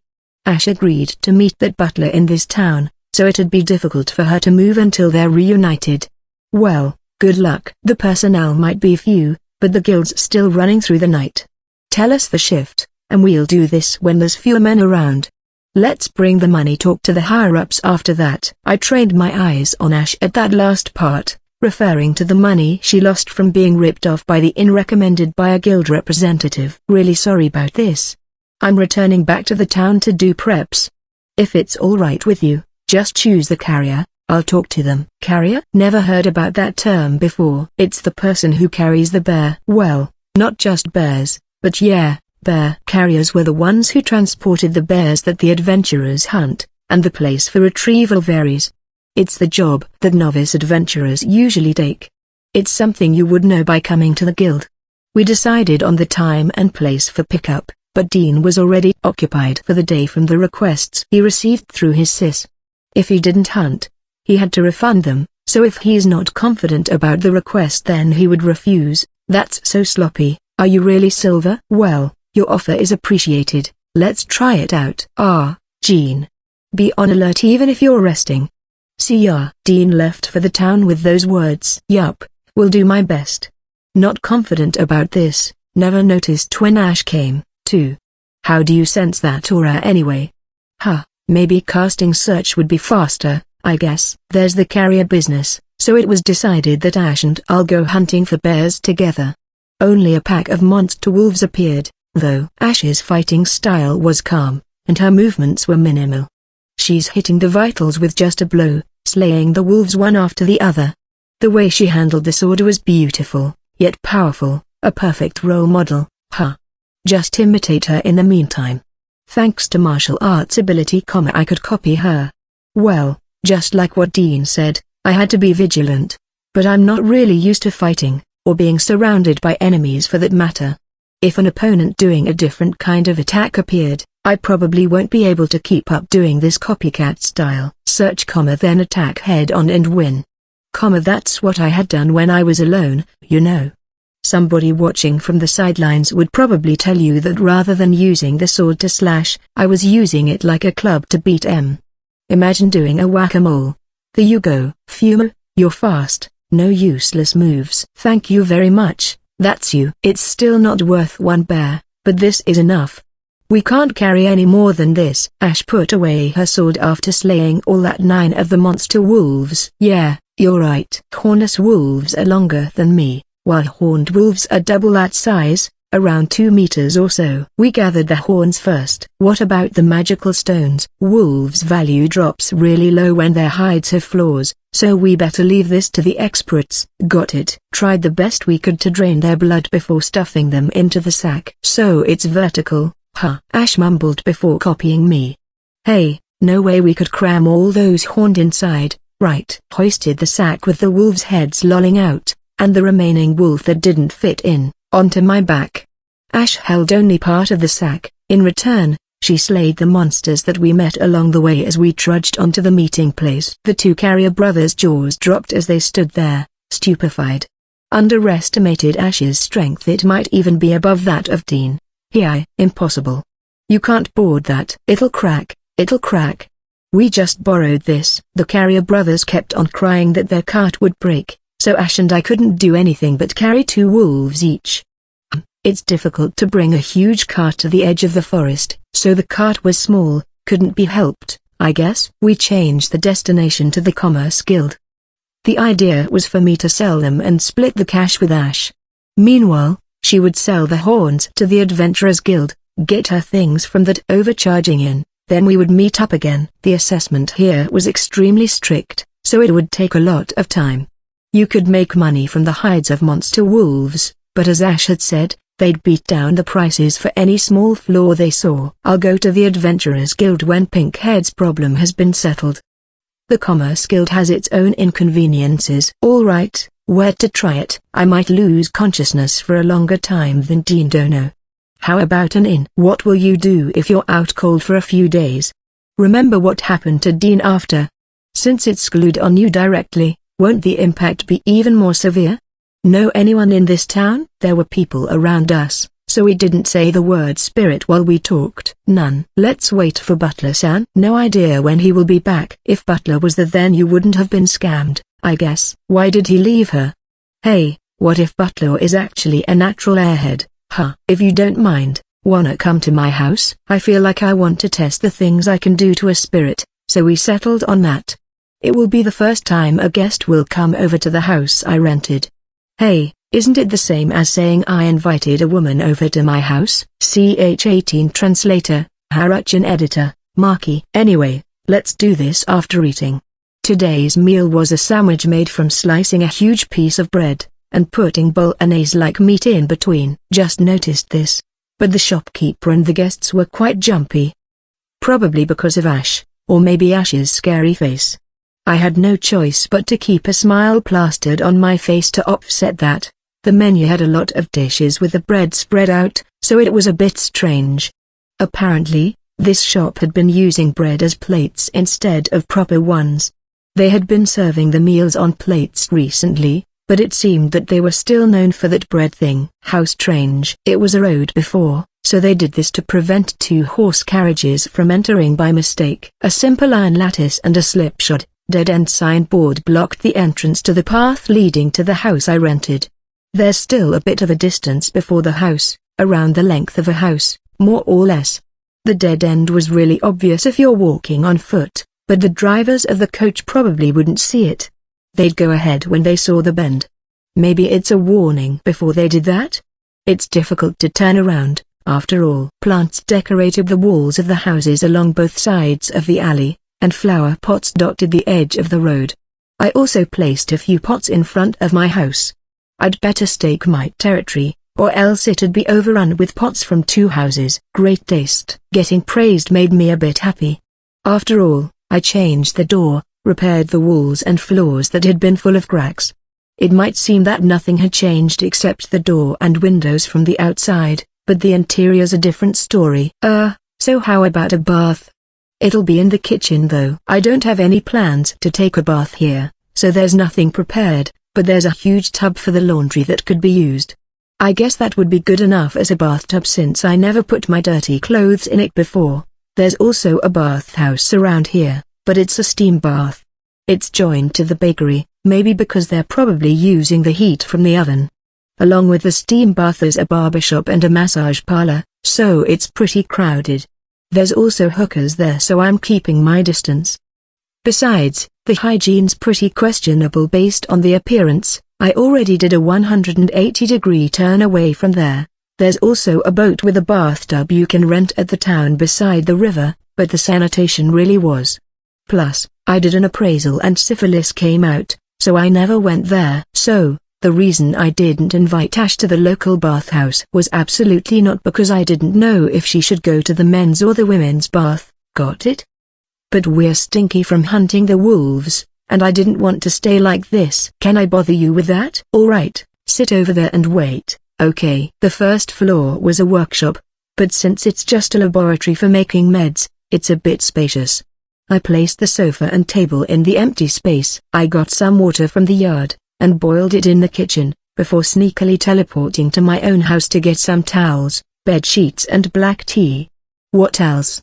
I had to light a fire at the fireplace, or else it'll be cold. I left Ash on the first floor, then got the fireplace going on the second floor. I already tested the fireplace once when I repaired, or should I say recreated, it, so pretty sure there are no problems with it. I poured the hot water in the tub, and placed a bucket with water beside it. Alright, done. Go on, the toilet is over there at the door. I'll be upstairs. Yeah, thank you. The toilet was directly built in the corner of the kitchen, so I made a wall around it.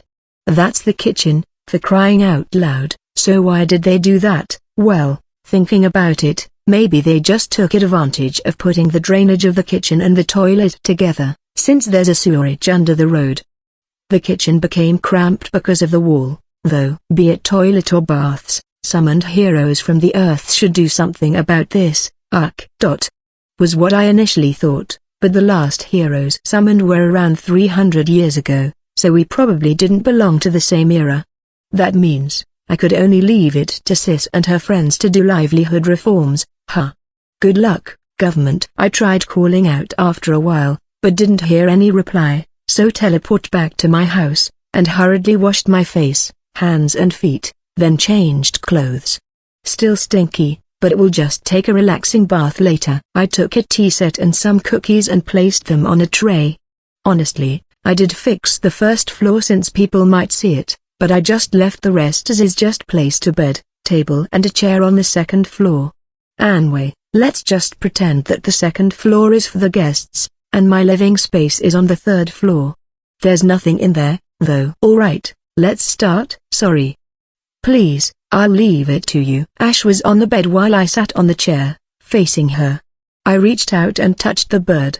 It didn't stop poking Ash on the head. Seemed like the little bird couldn't stop on its own, too. It seemed like a great idea to do something about that ribbon-like collar of light, but I was not sure what to do. I tried pulling it with a finger while thinking like this, but the collar was abruptly torn into shreds. Sorry. It was totally unexpected, so I called out to her. I caught her falling body, then laid her on the bed. Her chest bumped me, but it's flatter than a board. My heart didn't even jump. She's supposed to be a girl fresh from the bath, you know. Maybe that female knight was messing around me, and she is really a he. The little bird alighted on my shoulder as I covered Ash with a blanket. It was stretching its neck while poking Ash, so I thought its feathers were a bit scraggly, but now, it's compact and round. Stop carrying out your contract revenge on this guy, alright? You've worked hard, so rest well. I can't stop this guy from attacking others, though. I scooped it and placed it beside Ash's pillow. The small bird fluffed itself before closing its eyes. Alright, bath time. Rish sniffed me when I returned back home, so I was still stinky, huh? I relaxed for a while inside the bath, drank some milk after, then lazed on the sofa while stroking Rish as he sat on my belly. Guess I should fix that third floor so it'll be fine even if people came, huh? Maybe I can make a fireplace with some firewood, and make some tableware and pots while at it. It'd be fine if I put a lock, huh? A lot of ideas came rushing in. It's fun planning the layout and interior of the house. It seems I'm doing too much for that rented house though. It's difficult since I had no idea when Ash would wake up. Anyway, maybe I should live over there for the meantime. Let's go shopping for a bathtub tomorrow. CH19 Translator, Haruchan Editor, Marky. Ash was still fast asleep when I peeked inside the room. I brought the table near the headrest. Wrote a memo to inform her that I'll be out for a bit to go shopping, then put a glass of water so she could drink when she woke up. Also gave the little bird some water, and patted it. It had a different kind of fluffiness from Rish. Seemed like it's really tired from all those years of pecking. It didn't even move an inch. I'm going now. Take care of Ash when she wakes up. I said that to the bird before leaving to shop. First stop was firewood. It's troublesome to keep on returning just to buy this, so I bought just enough to cram under the stairs, and requested them to deliver it. Anyway, I'll just buy the stuff that would seem odd if I didn't have them. Would it be fine to pretend that I'm always eating out? Buying some seasonings and wheat flour would do in that case. Not sure if the business was poorly managed, but the tea leaves they're selling here weren't delicious. I'll get them from the royal capital then. The bathtub too. And so, teleported from the royal capital to another country's town famous for their pottery. The bathtub they had was an oblong cask. There were stone tubs at the royal capital near the waterfront, but most of the bathtubs here were either made from casks or barrels. I think the nobilities had brass ones. Mine back home was a white clawfoot bathtub, but it's enameled. Not sure, but wasn't it something like applying a glassy coating on a metal casted object? I don't really know how to make it. So, anyway, the plan was to glaze the pottery so it'll turn into something like a smooth and slippery porcelain. If that didn't work out, then maybe just fashion it like a wooden bathtub from Cyprus. Maintenance seemed like it would be a pain though. There were porcelain vases in the royal capital. So after asking around the market and following rumors, I finally came into this town. Good day. If I may ask, do you know of any workshop that can make a relatively huge porcelain? Relatively huge, is it? Yes. Not familiar with the place and I didn't have a middleman, so the fastest way would be to find the Commerce Guild building and ask there. Is it a new custom order? Or is it an arranged order? It might be a new custom order. Or maybe an arranged order, too. I'm sorry, I don't know. Not sure what the existing products here were. If they had a gigantic flower pot-like thing then I could go with an arranged order. I only see unglazed pottery for those pots, though. Do you have a license? I took out my guild coin, and the lady receptionist wrote my identification number on the documents. Do you have specification documents? It's not actually a specification document, but this is how I wanted it to be. I handed a paper containing the side view and the top view, size, material texture and other stuff to her. It'd be difficult to explain it verbally, so I prepared this plan earlier. A bathtub that you can lie in, the part at the bottom is a bit inclined so you can lean back comfortably, and there's a step at the other side so you can put your feet up, or sit on it too. There's two plans, the other one for a normal type that didn't have a step. I didn't think the ball and claw foot would cut it, so better to have the support and legs made from metal. Or maybe I could just embed it on the floor so water won't seep into crevices. Molds will be a problem if I can't clean the gap between the floor and the tub. Ah, of course I shouldn't forget about the drainage hole so that water won't get stuck. Maybe I could use a cork or wood to plug it. Do you have any preferences for the manufacturer? If there's any artisan that you are confident in, didn't know a single person here. She made me wait for a bit, then it was decided that I would meet the artisan tomorrow afternoon. The messenger brought some samples he was entrusted with, and he gave me a beautiful cup as a freebie, too.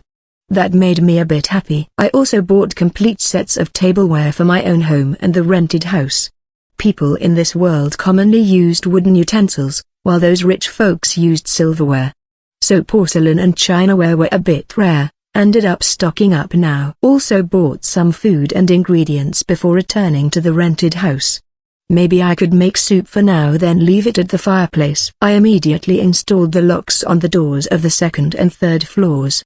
I checked Ash while doing the second floor. Not a single noise, though. Hush, any noise I make, silence. Just remembered magic halfway through, so I used it. It's a bit weird if I couldn't hear a single thing, kinda like muting a game, so I just toned the sound down. Apparently, the spirits around me would do their best every time I used magic. Well, although it also depended on the ability of the caster, spirits still influence the spell, so even if the same person casted the same spell, the strength would depend on the environment. The firewood delivery came in the middle of work, so I broke the spell and requested the delivery guy to stuff the firewood under the stairs. The wheat flour delivery guy also came while I was carrying some of the wood. I took the flour and brought it together with the wood to the cellar. The cellar was beside the sewerage. It bothered me, so I added an extra wall. Well, yeah, they're not super near each other, but if I say I'm bothered, no helping it. Too bothered. In fact, I had already stuffed the space with charcoal, added a brick wall, then painted it with plaster before I even noticed what I was doing. Also added a shelf to that new wall. Stored the flour and legumes there. The wine I bought from the royal capital also lined the shelf. Was this okay? I picked stuff that would not go bad even if I left them here. All that was left were some boxes. Finished installing the lock on the guest room. So now it's time for the demolition of the laboratory. I actually made it at the corner of the yard, but now I'm turning it into a bathroom. I could boil some water both in the kitchen and the fireplace. Pretty sure I won't be taking a bath here, though. It's just that it's fun remodeling a narrow space, kinda like making a trailer house. Sorry to bother you while you're having fun.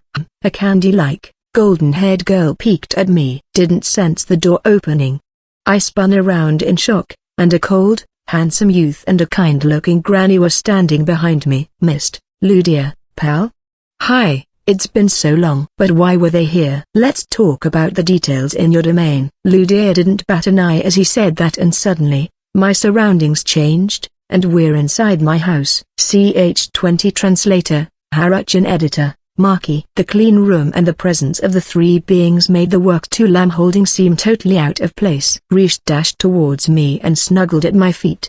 Good boy, you're guarding the house, huh? Sorry for the abruptness, but we have a matter to request of you. Yeah? I stared at Ludia while I gently put the tool down as naturally as possible. Well, I was overly conscious, so it must have been awkward to look at. We're really sorry to trouble you, but can you please name the spirits that have taken refuge in this place? Pal looked anxious as she said that. Your older sister's using a lot of magic. But the way she uses it is really reckless. Well, it can't be helped since she can't see the spirits yet. Mist was talking about my sis. She's obsessive and flighty, after all. I guess she'd be extremely unreasonable for at least a year. Sis would use time, use money, and use me thoroughly for whatever she's hung up on, be it a TV channel, an actress, aquarium or whatnot. then she'd eventually toss away whatever hobby that was. This time, it's Sis's own abilities we're talking about, so she probably won't dump the spirits after she's done with them, but she'll probably use her new playthings within an inch of their lives. Well, to be precise, she's been exhausting her power, and almost all of it is gone. Neimuna already warned her, it seems, but Neimuna is also a luck pusher and it's something that gives her power, so not sure who this Neimuna is, but it must be the light ball, based on the context. She's not proactively stopping Sis because it strengthens her? Ha, as I thought, I really don't like that ball. Your sister will be able to see the spirits once Neimuna regains her powers. I sneaked a peek, and based on how things are going on, we're really worried that she might put all of the spirits under the domination spell. Mist looked at me with puppy eyes. We understand that you do not wish to be involved with that person, but the spirits are so boisterous that it's truly unbearable. Ludia seemed to hate noise. Huh. Oh, right, he governs silence. After all, we periodically check on this yard, because it is under our protection. If this continues on, it will really affect us all, you see. Pal glanced outside. Jin, I think you should see the spirits in here. Mist said that, so I looked at the spirits. Looked. Whoa. Scary. A colossal amount of spirits were jam-packed and squished against the glass. You didn't notice that, huh? Ludia averted his eyes as he muttered, sorry, I didn't look properly before. So, I have been living in this kind of place, huh? You don't have to be Ludia to hate this.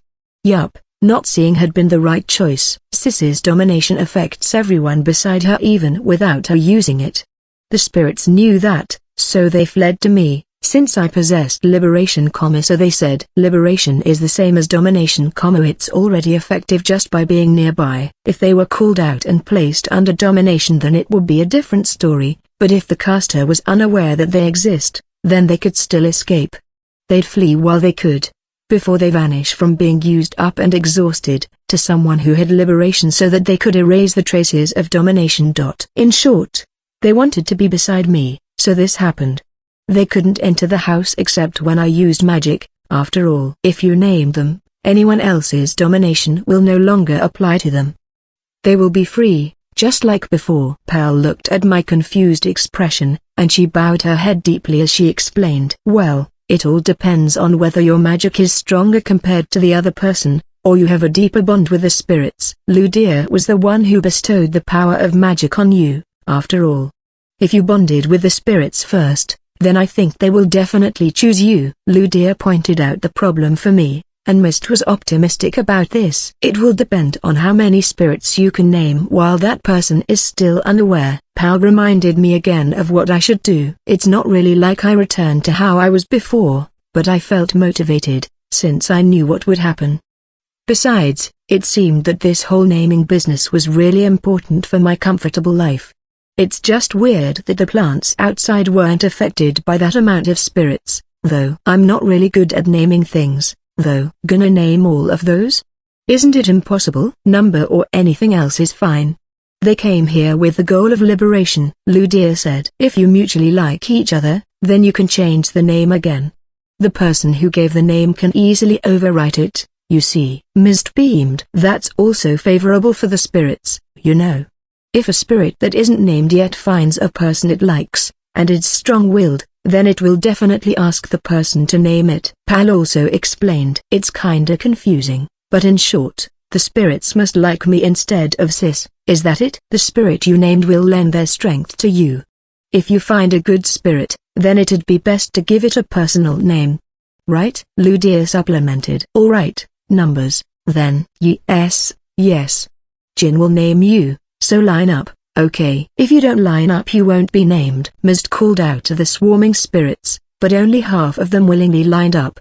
Ludia made those floating as they pleased to line up too. I listed the numbers while they were arranging the spirits. I took a table and some chairs to the porch with the grapevine trellis. Put some black tea on top, and prep's done. I opened the window and started naming them. Red 1, green 1, yellow 1, red 2, blue 1. If it's just numbers then we might end up with an extremely high number, so we decided to go with color at the spirit plus number. After being named, some of them stayed in the garden, while the others flew off to who knows where after tasting freedom. Hey, why do I get the feeling like I'm vaccinating these spirits? Rish was tired after doing his best by my feet and watching me do the same thing for a few hours. He was already splayed out, fast asleep. Kardar and Ish also came without me noticing. Break time. I'll go check Ash. The spirits waiting for their turn were becoming unbearable, pressuring me to hurry up and name them, so I'm gonna escape for a bit. Yeah, this is for my comfortable life, but still, it's tough, you know. Thanks for the hard work. Kardar's voice rang as I teleported back to the rented house. Who's Ash? I freed her from a spirit, so I'm looking after her since she collapsed. Mist seemed free, so she came after me. Oh, she's still sleeping like a log, no movements whatsoever. Doesn't she get tired of this? The bird noticed us, so it flew over. This fluffiness is healing me. Oh my, it's a tough spot for a maiden. Hey, I'm never gonna make a move on her, you hear me? Mist seemed like she could properly see her as a girl. What's her basis? No, that's not what I mean, Tilda. Okay, now, the toilet can wait until she wakes up. Hey, so that tough spot, sorry, didn't think about it. Thanks. Close, that was a really close call. CH21 Translator, Haruchan Editor, Marky. A disaster was avoided, thanks to Mist. Those invisible dangers are the most troublesome, right? Well, I feel like I'd still be running away even if I knew about it, given the kind of situation that it was. That aside, Mist said that Ash will probably wake up at dusk the day after tomorrow. And this child's name is? Mist asked while staring at the little bird. I think it's Lou. If I'm not mistaken, the appraisal result said that Ash's father named it Lou when he made it his servant. The contract has been broken, it seems. You can give it a new name, you know. Is that so? Yup. That child also wants you to do that. The little bird's feathers were slick and smooth, and it was blue from its head down to its back. The breast was a pale blue color, and it's super soft and fluffy. Fluffy Fluff-chan. I really didn't have the knack for naming stuff. How about as ? Do you want a different name? Azure is the Italian word for blue, and it's kinda reminiscent of Italy's blue skies. The little bird came fluttering happily towards me, so it's fine with Az, I guess. It then started to scratch the spot above my ears. The bird's ear holes were just below its eyes, so it's really just a hole. It's a bit scary. Will you stay with Ash? Ash will wake up the day after tomorrow, but they have always been together, so she might get lonely if the bird's gone. Besides, the bird didn't seem strong enough yet, so I don't want to take it back with me. But the bird had been under contract to endlessly peck Ash, so maybe their relationship's a bit dicey. The naming session with the spirits continued on until night, but it's over. Finally. After this, I just have to do this once or twice every month, when they increased. It's a bit dark. Days here are longer than when I was in Japan, but it's still dark. Lights on. Wait. What's this? Flash grenade? What the? It's still so bright. This must be the perfect part to go screaming that famous my eyes line. My body flopped to the ground while I'm still clutching my eyes. Oh my, how amazing. Mist's voice came floating from somewhere. Yeah right, you got the light attribute, for crying out loud. I told you to wait and yet. Ludia called out with a sigh. Felt like the place seemed to have darkened a bit. Isn't this painful for a human? Everything is white, it's still white even if I shut my eyes. It's super painful, pal. Thanks. Ludia. Ish was still chill as ever. Don't fret. Healing will work. So I had gone blind? I hurriedly casted healing. Finally recovered. What was that? It's like a soundless explosion, or something like that, and it's not as simple as being dazzled. They may be tiny, but there are a lot of light spirits in here. Mist giggled. All of them grouped together to give you power, so that's the result. Rather than chill, Ish was totally expressionless. Ludia blended darkness to weaken the light. If you're not careful, it'll be dangerous, so you have to imagine it properly and communicate that to the spirits. I agree with pal. Wait let me get this straight. I was fine up to yesterday doing exactly what I did earlier. I've been totally fine with that degree of light before. Also, do spirits hear what I'm thinking? Communicating the image, Did that mean these 5 are currently eavesdropping on my thoughts? Ugh, so tired. So hungry too. This won't do. I'll make some dinner now. Will you be eating here? Tentatively asked them. Honey, mist, wine, ludia, bread, pal, medicinal tea, kada, salt. Ish. That unbalanced diet is like an impregnable iron wall, huh? I was prepared even before I asked them, but nothing is more useless than getting them to eat properly, huh? Spirits with humanoid forms were stronger, so they could eat different food, but they don't taste it. Apparently, spirits will eat things related to their attributes, like water from morning or evening dew, flames from a bonfire or a fireplace, fragrance of flowers, and so on. Other preferences depended on the person, so it seems. Only Pal's bread was well thought out, but it can't be helped. I prepared all the stuff they wanted. My meal was grilled salted sori, grated radish, and some of the cucumbers and carrots I pickled in rice bran, plus rice and pork miso soup with veggies. The carrots overlapped with those in the pork soup, but the pickles went well with it, so everything turned out great. The girl made a sweet face like sugar candy while happily scooping the honey from the cup. The white-faced, gorgeous young man sipped the wine silently. The granny earnestly tore the bread and ate it. The old man was scrunching his brow, maybe it's because of the bitter medicinal tea.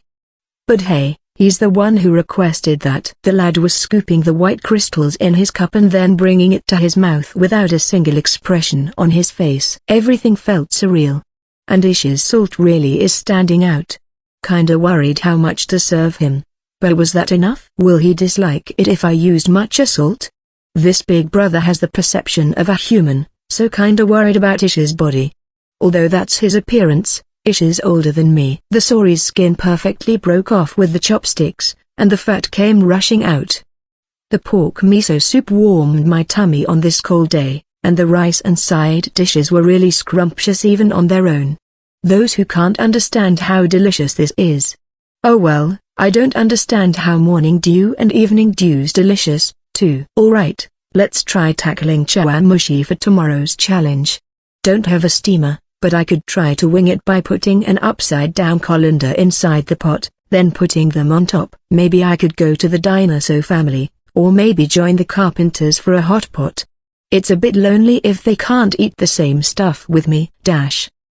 CH22 Translator, Haruchan Editor, Maki. Rish and I took a stroll on the mountain this morning.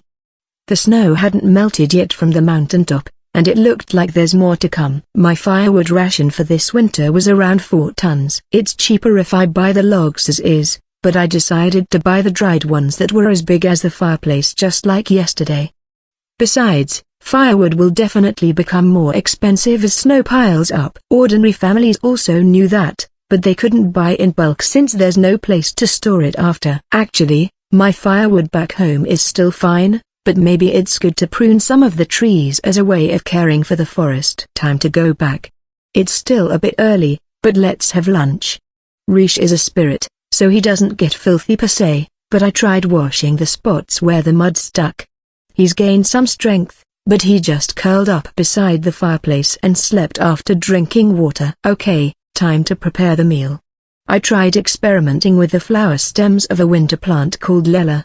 It had a strong alkaline kind of taste, so I tore it first and soaked it in water before going out. I also prepared the main dish while at it. I marinated the leg part of the beef in soy sauce, mirin, and rice malt, then sprinkled some salt and pepper when it's done. Brushed some olive oil on top, then grilled it, then stored it inside a thick pot that would keep the heat so that the inside the meat would keep on cooking. Sprinkled some anchovies, salt, olive oil and just an incy bit of garlic, plus roasted walnuts on the lela, and voila, my salad is done. My roast beef wannabe dish was also done, so I got some bread for it. Prep's done. Wait, soup, I forgot the soup. I placed the pot near the fireplace, and left it for a long time. It turned out perfectly, since it was cooked on its own without rushing. Alright, really done with the preps this time around. The salad was crunchy and a bit bitter. The meat had a faint taste of soy sauce and it's super soft, while the bread's a bit tough, plus there's the hot soup. The deliciousness was a real payoff after strolling through the mountains as exercise. This lela is tasty, so maybe I should plant some. Ah, the spirits will come, so I have to plant some flowers first. When I went to Fiesbau, everywhere you look was kinda like water. Flowers. Trees. After all, changed as is water while checking up on Ash. I've been doing this in the morning, noon and evening. There's no movement aside from as is, though. Alright, time for that bathtub. I bought more utensils before that. That's because there's too many deities. At least let me change their utensils. I asked the shop I'm in about the location of the workshop where we're meeting up. The shop was in the city, but the workshop was at the outskirts of town. There's a lot of bottle-shaped buildings made from bricks. Oh, they're kilns. Huh. Hey there, I'm Malcolm. You got a new idea for a product, I heard. I'm Jean. Not really an idea, it's just a bathtub. We shook hands, then I handed him my scribbles that's flaunting itself as a specs document, and explained to him what I wanted. Good timing, the neighboring country also requested some bathtubs. You're a godsend. Neighboring country, ha.pft. It must be from Sis and her friends. Alright. Several inquiries from the high-ranking nobles came pouring in, so he started making some prototypes.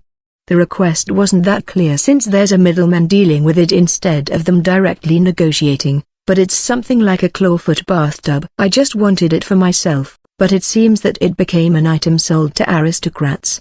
Now that I think about it, maybe it's weird that I was personally inquiring at the Commerce Guild and having only one made for me. Great news, enamel coating seems okay, or should I say, there's an enamel available. They're plating the enamel on the porcelain. It's not really what I imagined, but it's still enamel. And so, a foundry was also involved in the process, so we met up with them. I funded the project. I wanted them to make it anyway, so that's fine. I was a bit nervous at first, but they're going to make two, one for me and one as a sample. They'll send the bill after and I'm just going to pay half of the total price so they can start making it, so it's safe. The rules are a bit different for the workshop's patrons, and if it's a well-guarded secret of the trade. Generally, even if it's just contributing an idea like what I did, if it was done through the commercial guild, you can get 10% of the earnings for 3 years. Not sure if that period is considered short or long since it'll take 6 months to make the product until it's time for billing. Anyway, thanks to Sis, maybe I'll get back what I paid? I did cut ties with them, so info about me probably won't reach them, but not sure what to feel about this connection. They hadn't tried making something as huge as this in the workshop, but they're experienced with the process, so I'm relieved. Only one bathtub can fit in the kiln, so I hope they'd successfully make it in one shot, cause it's pretty expensive. Had to prepare to wait since it'd take a few days for casting the metal. I'll ask the foundry if I can observe them later. I ate out for dinner, but the taste was a bit. Gonna hunt bears tomorrow to earn a bit of catching. The money I got was reduced quite a bit, but it's within my expectations. Ah, but it'll be break time for hunting once snow piles up. Some of the monster bears are still up and about, but normal bears are going into hibernation, too. Besides, I plan to stay at home all the time. Baked some bread for tomorrow's bento. Planned to make some sandwiches from the roast beef leftovers and some veggies. After doing those preps, I took a bath, then chugged down some milk before sleeping. Hey me, growing a bit taller is fine, you know? CH23 Translator, Haruchan Editor, Marky. I baked 3 pieces of batard and baguette. A batard is a short, fat kind of French bread, and it's springy inside after baking. I'm gonna use this for the sandwich. The baguette was long and a bit thin, so it's crunchy, perfect for making slices and topping it with different stuff. So my plan was to make some hors d'oeuvre. It would take a while to bake, so I took a stroll with Riche first. Maybe I could make a frisbee next time. Riche was tumbling as he ran. We gazed at the scenery together. Had coffee and freshly baked bread for breakfast after. The coffee was brewed using flannel drip simply because I already had all the tools I needed. It was a bit bitter, but I could taste the full flavor of the beans, without any other flavor mixed in. I want to change the taste depending on my mood, so maybe I could also make a siphon? Or should the flask go first? The ones here were leather bags, after all. Made the sandwich as planned, then I checked Ash and fluffed Taz. After breakfast, I went to the forest to go bear hunting. Well, that was just a front. I teleported to the depths of the woods, instead. It'd be a disaster if I haven't mastered my magic in times of crisis. If I activated another blinding light at the bear hunting ground like yesterday, the guards watching from the gate towers would discover me, but I don't wanna do violent magic near my house too. Searched for some place that's a bit hidden. I finally found a spot with some steep rocks, and the woods surrounded it from above and on the ground. Alright, I said that to no one in particular before concentrating. Search was already getting some aura that I've never felt before. This is already a bit far from the place I did the naming, so what I'm currently using now is just normal power. None of the spirits I named should be in this place. First would be the usual fireball. Yup, it's stronger than I thought. Magic is a phenomenon that occurs because of the power of the spirits. People would use mana to lure spirits in, aiding them when casting spells or else forcefully drawing out magic from them. I call it mana, but I don't really know its difference with that of mental energy. If the spirits like you, then they'll be more proactive than usual in giving you power. Meanwhile, it is also possible to forcefully draw their power out by naming them or having the domination skill like what Sis has. The rest would be just going with the flow. I actually experienced this myself the other day. You can count on one hand the magicians who can instantly activate their magic, and if it is known that they can use attack magic and healing magic, the country will zoom in on them. That's how rare it is. There are plenty of shamans and conjurers, but they need a lot of preparation and they're going to plead to the spirits for a long time, bit by bit. Anyway, it's a method that needs tons of patience. Lights on. Yup, this one's brighter than usual. If you named a spirit, it'll be easier to draw power from the surrounding spirits that have the same attribute. That's why even if it's not as bright as when the named spirit is around, the power is still amplified. First would be to practice toning it down to the level of power I wanted. Before that, sorry, but you're in the way. Used Zanzikin to slash the horned monitor lizard that came. I'm way faster, and this blade won't break. I can manage this somehow just by swinging it with all I got. The region inhabited by humans was surrounded by monsters from all directions. There is the magical woods in the east, the Desolation Kingdom in the west, the Black Mountain in the north, and the Dragon's hunting grounds in the south. The reason I chose the borderland city of Kelnim was because of the easy climate, plus it's far from Sis's country. Besides, I could somehow manage defeating the monsters here with Zanzikin. There were some places where monsters like wraiths weren't governed by nature. These monsters are tough, tenacious and have strong vitality. The monitor lizard that I slayed was more like a fantasy animal compared to the bears and wolves that I usually hunted. So the animals in the depths of the woods are weird and more troublesome, huh? I'm not really in the mood to go there. But the government periodically sends investigator teams, it seems. Anyway, it would have been great to just live leisurely and comfortably to a ripe old age, but my ideal lifestyle is higher than most people, so it is more expensive, and I have to make some things on my own. One of my goals would be to create a down blanket. I heard people talk about the white goose monster. Maybe it has some fine feathers? Can't be helped. Did you know, in this world, the quilts of commoners were made from bear hide? My blankets at home were only for summer. Imagine, a bear hide imposingly sitting on a spring mattress. Yeah, there's no head but still, I don't want it. Down quilts were usually made with wild goose or duck feathers. Wild geese are relatives of the geese. I wanna go to the forest's lake and try hunting white wild geese. They're birds of flight, so I'm gonna rely on magic, but it's meaningless if they are scattered. That's why I'm gonna train. Even if the number of spirits around me changed, I should be able to control the strength of my magic. Gonna hit them all. I don't have a sense of control, right? That's why training is really important. The strength will be fine if the imagination is on point. It'd be fun if the image I conjured had game-like effects. It's difficult to hit them when they're moving, so if I concentrate on hitting them, the strength would also rise. I'm a bit tired, so I take a break and have lunch. Took a deep breath before searching for a place to sit. I already slayed a monitor lizard and a three-horned fox with Zanzikin before I knew it. Felt like it was pointless killing, but if I didn't defeat them, then they were gonna eat me, so they had to give up. Nothing else came after that, and search didn't catch anything. Is this it? Did monsters acknowledge that I'm a dangerous guy? CH24 Translator, Haruchan Editor, Maki, are you alright? The log moved. Ash, I mean. So I called out to her. Mist said that she'll wake up this evening, so I've been waiting for her to rise. I played with Az as well. Just as Mist said, Ash opened her eyes just as the sun set. Thanks. She was a bit surprised when she saw me, but soon enough, she recalled what happened after looking around her and spotting Az on my hand. Can you move? Does it hurt anywhere? I think I'm fine. My back just hurts a bit. Ash sat up and did a light stretch with her arms. The wrinkle between her brows deepened from time to time, probably because her back hurt. Maybe it's because you've been lying on your back for the whole time, just like a motionless log. If not for her chest going up and down, I might have doubted whether she's still alive. The whole time?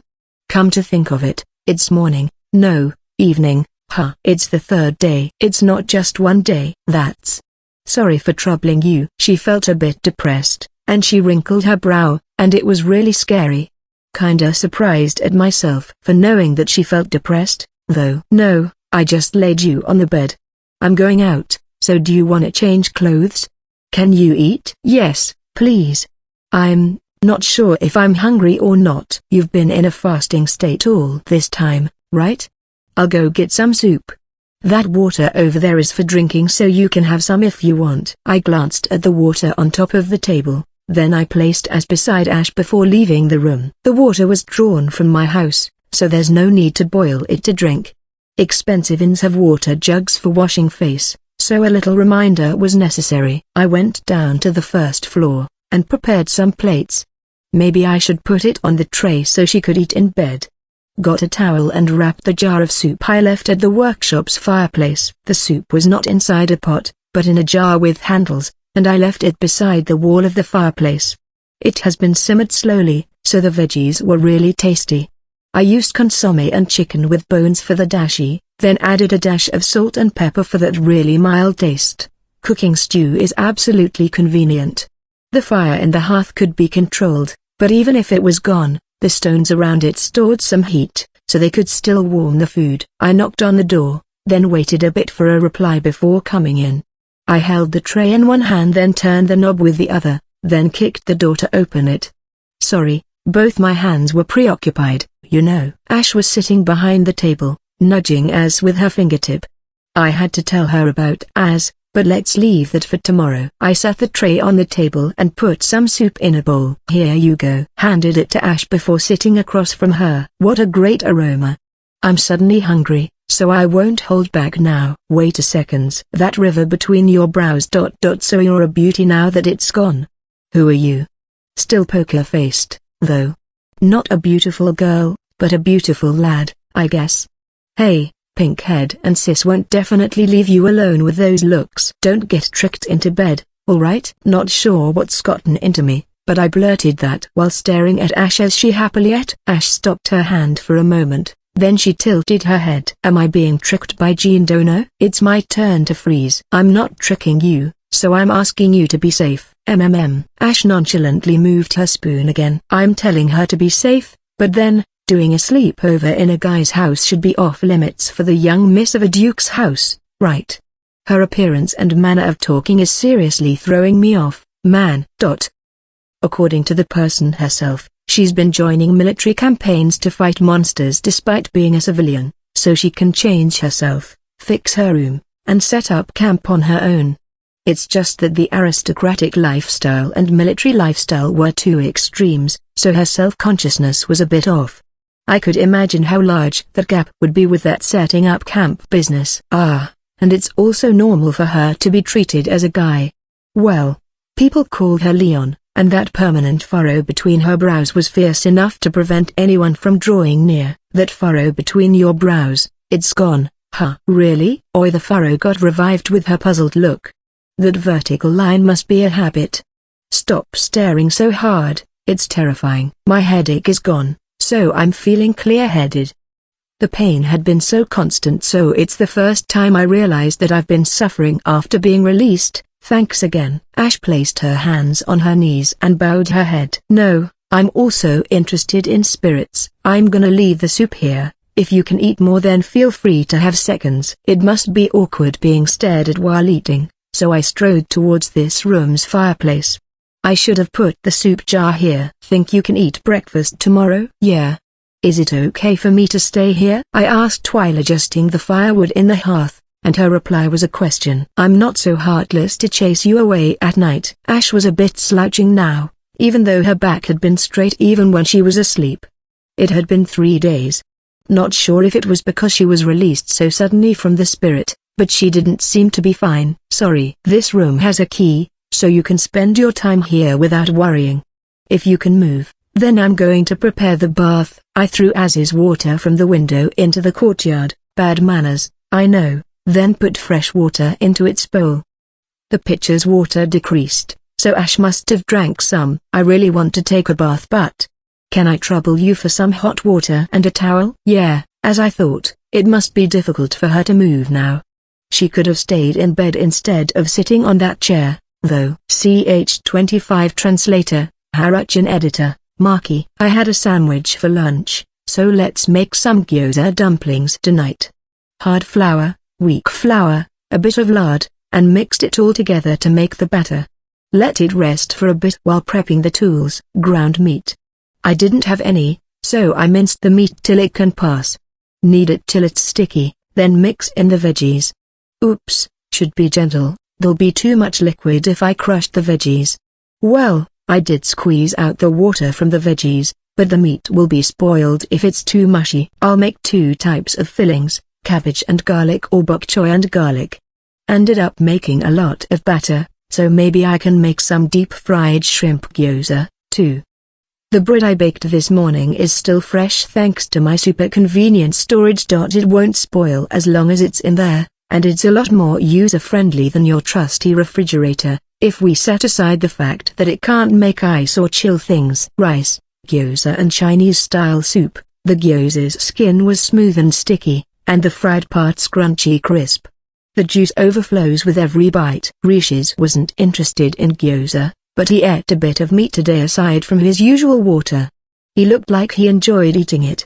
I would feel kinda guilty if I gave a dog some seasoned food, so this was good enough for Rish.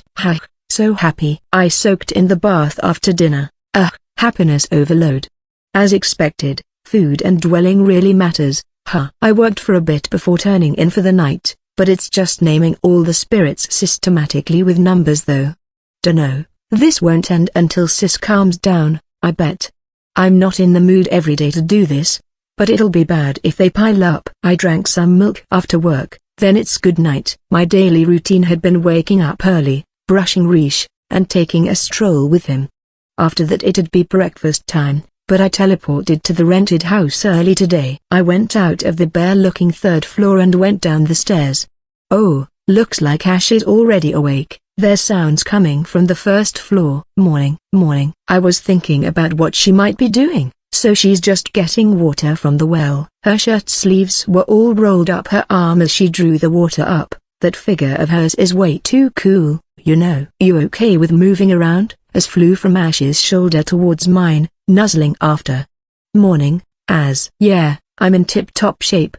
Thanks, I took up your offer yesterday, and had a bath. So she's done with her bath. Even if you say bathtub, it's just a tub. I told her last night that she's free to use the kitchen, bathtub and firewood. Also told her that my sleep's shallow, so she shouldn't go near the 3rd floor. How about breakfast? I tossed some firewood into the Kamado while asking her. The charcoal was still glowing orange, probably from boiling water for the bath. It already started to burn just by adding some firewood sticks and crumbling the charcoal with the fire poker. Not yet. Are you fine with bread and cheese? I took out a huge round bread from the wooden storage box on the shelf. Already predicted that something like this might happen, so I stocked up. Thanks for this. Ash left again to continue drawing water from the well. It's manual labor, she's doing things like this every day. It must be tough. I also took some eggs from the wooden storage box's sawdust, then fried them with salted meat. Actually these eggs are from back home. Eggs might have salmonella here. Too scary. Maximum preservation of bacon-ish things were prioritized here, so most of them are hard and too salty. They're perfect for adding in soups, but during this season, most of the ones in the market are quite soft. When autumn ends, farming families who can no longer feed their livestock, especially as the winter draws near, usually butcher and sell them. It's hard to get feed during the winter, the dinosaur family said. Aside from the raw ones, the newly pickled meat is still cheap. As winter deepened, the price would rise. I sliced the bread so its thickness was just right, then toasted it for a bit. Fried pickled meat, sunny side up egg, what else? Spread some cheese and sweet and sour plum jam, perfect. Veggies? It's in the soup. Seems like I can't really get used to eating wild vegetables. Thanks. It's done. I called out to the yard where Ash was working by the well, then I strode with my tray towards the workshop and set it on the table. I forgot to ask if she wanted the eggs sunny side up, soft-boiled or hard-boiled. She didn't argue about how cooked the sunny side ups were, or what to put and what not until we finished eating. Well, probably because there's no oil and ketchup here, nor sauces. Salt and pepper one hands down. It's delicious. Putting cheese and jam spread on this bread was brilliant. Ash's expression didn't change one bit, but she must have liked it. Her voice was more expressive than usual. Thanks. I made the jam by stewing the plums I picked in the forest. It was a bit sour, but it surprisingly went well with this white cheese, the sourness and sweetness blending together. By the way, it's about the little bird. I named it while you were asleep. Sorry, what did you give it? Ash nudged as while asking me. Great name. This spirit must have taken a liking to you, since he accepted that name. No need to apologize. I think Kaz also likes you, though. Az had been bound to Ash, but he didn't seem to dislike her. He even wanted to ride on her shoulder. Really? Yup. Ash seemed happy as I told her so. Do you wanna go to the guild after resting for a bit? Yeah. I also need to pay Jean Dona for accommodating me here. Alright, time to go take that money cheated from Ash. If the matter about Pinkhead Spirit was already settled, that is. CH26 Translator, Haruchan Editor, Marky. I activated seeing so I could see the spirits in front of the Adventurers Guild. I ignored the details and just focused on whether they're interested in people, or if they're malicious. By the way, I requested Rouge, Red 1, and Olive, Green 1, to take the spirits lingering beside me back to my home in my stead. I got a moment of peace and quiet thanks to these guys. I didn't expect that I could also make them do things like this, though. The guys coming out from the guild didn't have any flowers sticking on their heads and they're normal. Some of the adventurers were surrounded by spirits, though it seemed that they weren't aware of it. The problem at the guild was resolved, and Ash was currently requesting me to recommend an inn to her. The guild would, up to a certain extent, supposedly support livelihood and also back you up if there's a fight in exchange for money, if they're decent, that is. My problem was solved the moment we entered the Adventurers Guild. Ash's butler was at the guild's pub. Nuth stood up when Ash called out to him. Black suit embroidered in silver plus that monocle. His outfit is really sticking out like a sore thumb. Is this really alright? Aren't they being pursued? But then, there's a guy over there who is naked from the waist up and covered only with a bright red belt, so maybe he doesn't stand out that much? That guy was also wearing a belt with thorns, just like a bulldog. Ash introduced me to Butler. The way he carried himself made me think he is one, but actually, he already retired a few years back and is currently living as a free guy now, or so they said.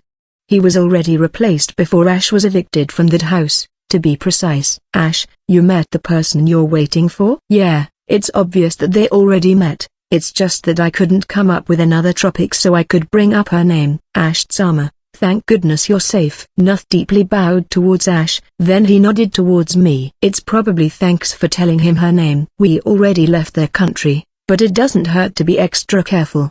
The Adventurers Guild and the Commerce Guild forged their bonds within their guilds across all countries, instead of the various nations, big and small, that had fallen into ruins or else flourished. It was probably because people affiliated to either guild traveled a lot. Every country is different, but there were kingdoms where the guild was stronger than the ever-changing royalty.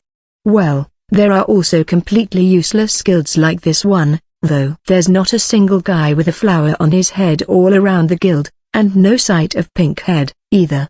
Maybe she was sent home. Oh great, you're finally here. Dean came. He is probably the center of the hustle and bustle now. Let me treat you all to a drink as an apology for making you deal with all the trouble. Seems like I'm finally done with this, so this'll be the last treat for you guys. So, who's this? My name is Nuth, and I believe this is the first that we've met. I've been working as a butler until a few years ago, but I handed my duties to my son, and I'm currently trying my hand as an adventurer. Ash-sama and I are related to each other, so I've been selfishly acting as his attendant. Nuth bowed again. Well, it's all the same whether there are 2 or 3 of you. And so, Dean led us to the edge of the tavern. We were to drink while talking. There's a red lizard darting around Dean's shoulders. Looks like Dean is also a beloved of spirits. I told the same story to all involved, but I already took my younger sister to Fee's bout to drop that spirit off. Many of the guild guys fainted at the same time, but everything's calmed down now. We probably couldn't hide this huge incident since a lot of guys collapsed, but please don't go spreading this, since it'll be shameful for the guild. What happened to your younger sister? The beer came just as Ash asked that. Appraisal showed me it's Groot beer. Ingredients were malted oats, wheat, barley, and sweet gale for fragrance. So it's not made from hops. She's going to start all over from the lowest position.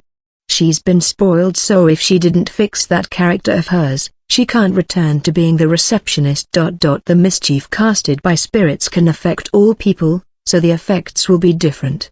If it's not intentionally activated by the person, then it's possible for the start over to get postponed. It must have been pretty obvious that I wasn't convinced, so Dean explained it to me. Spirits' sense of values are a bit different than ours, so their simple pranks can spell disaster for us.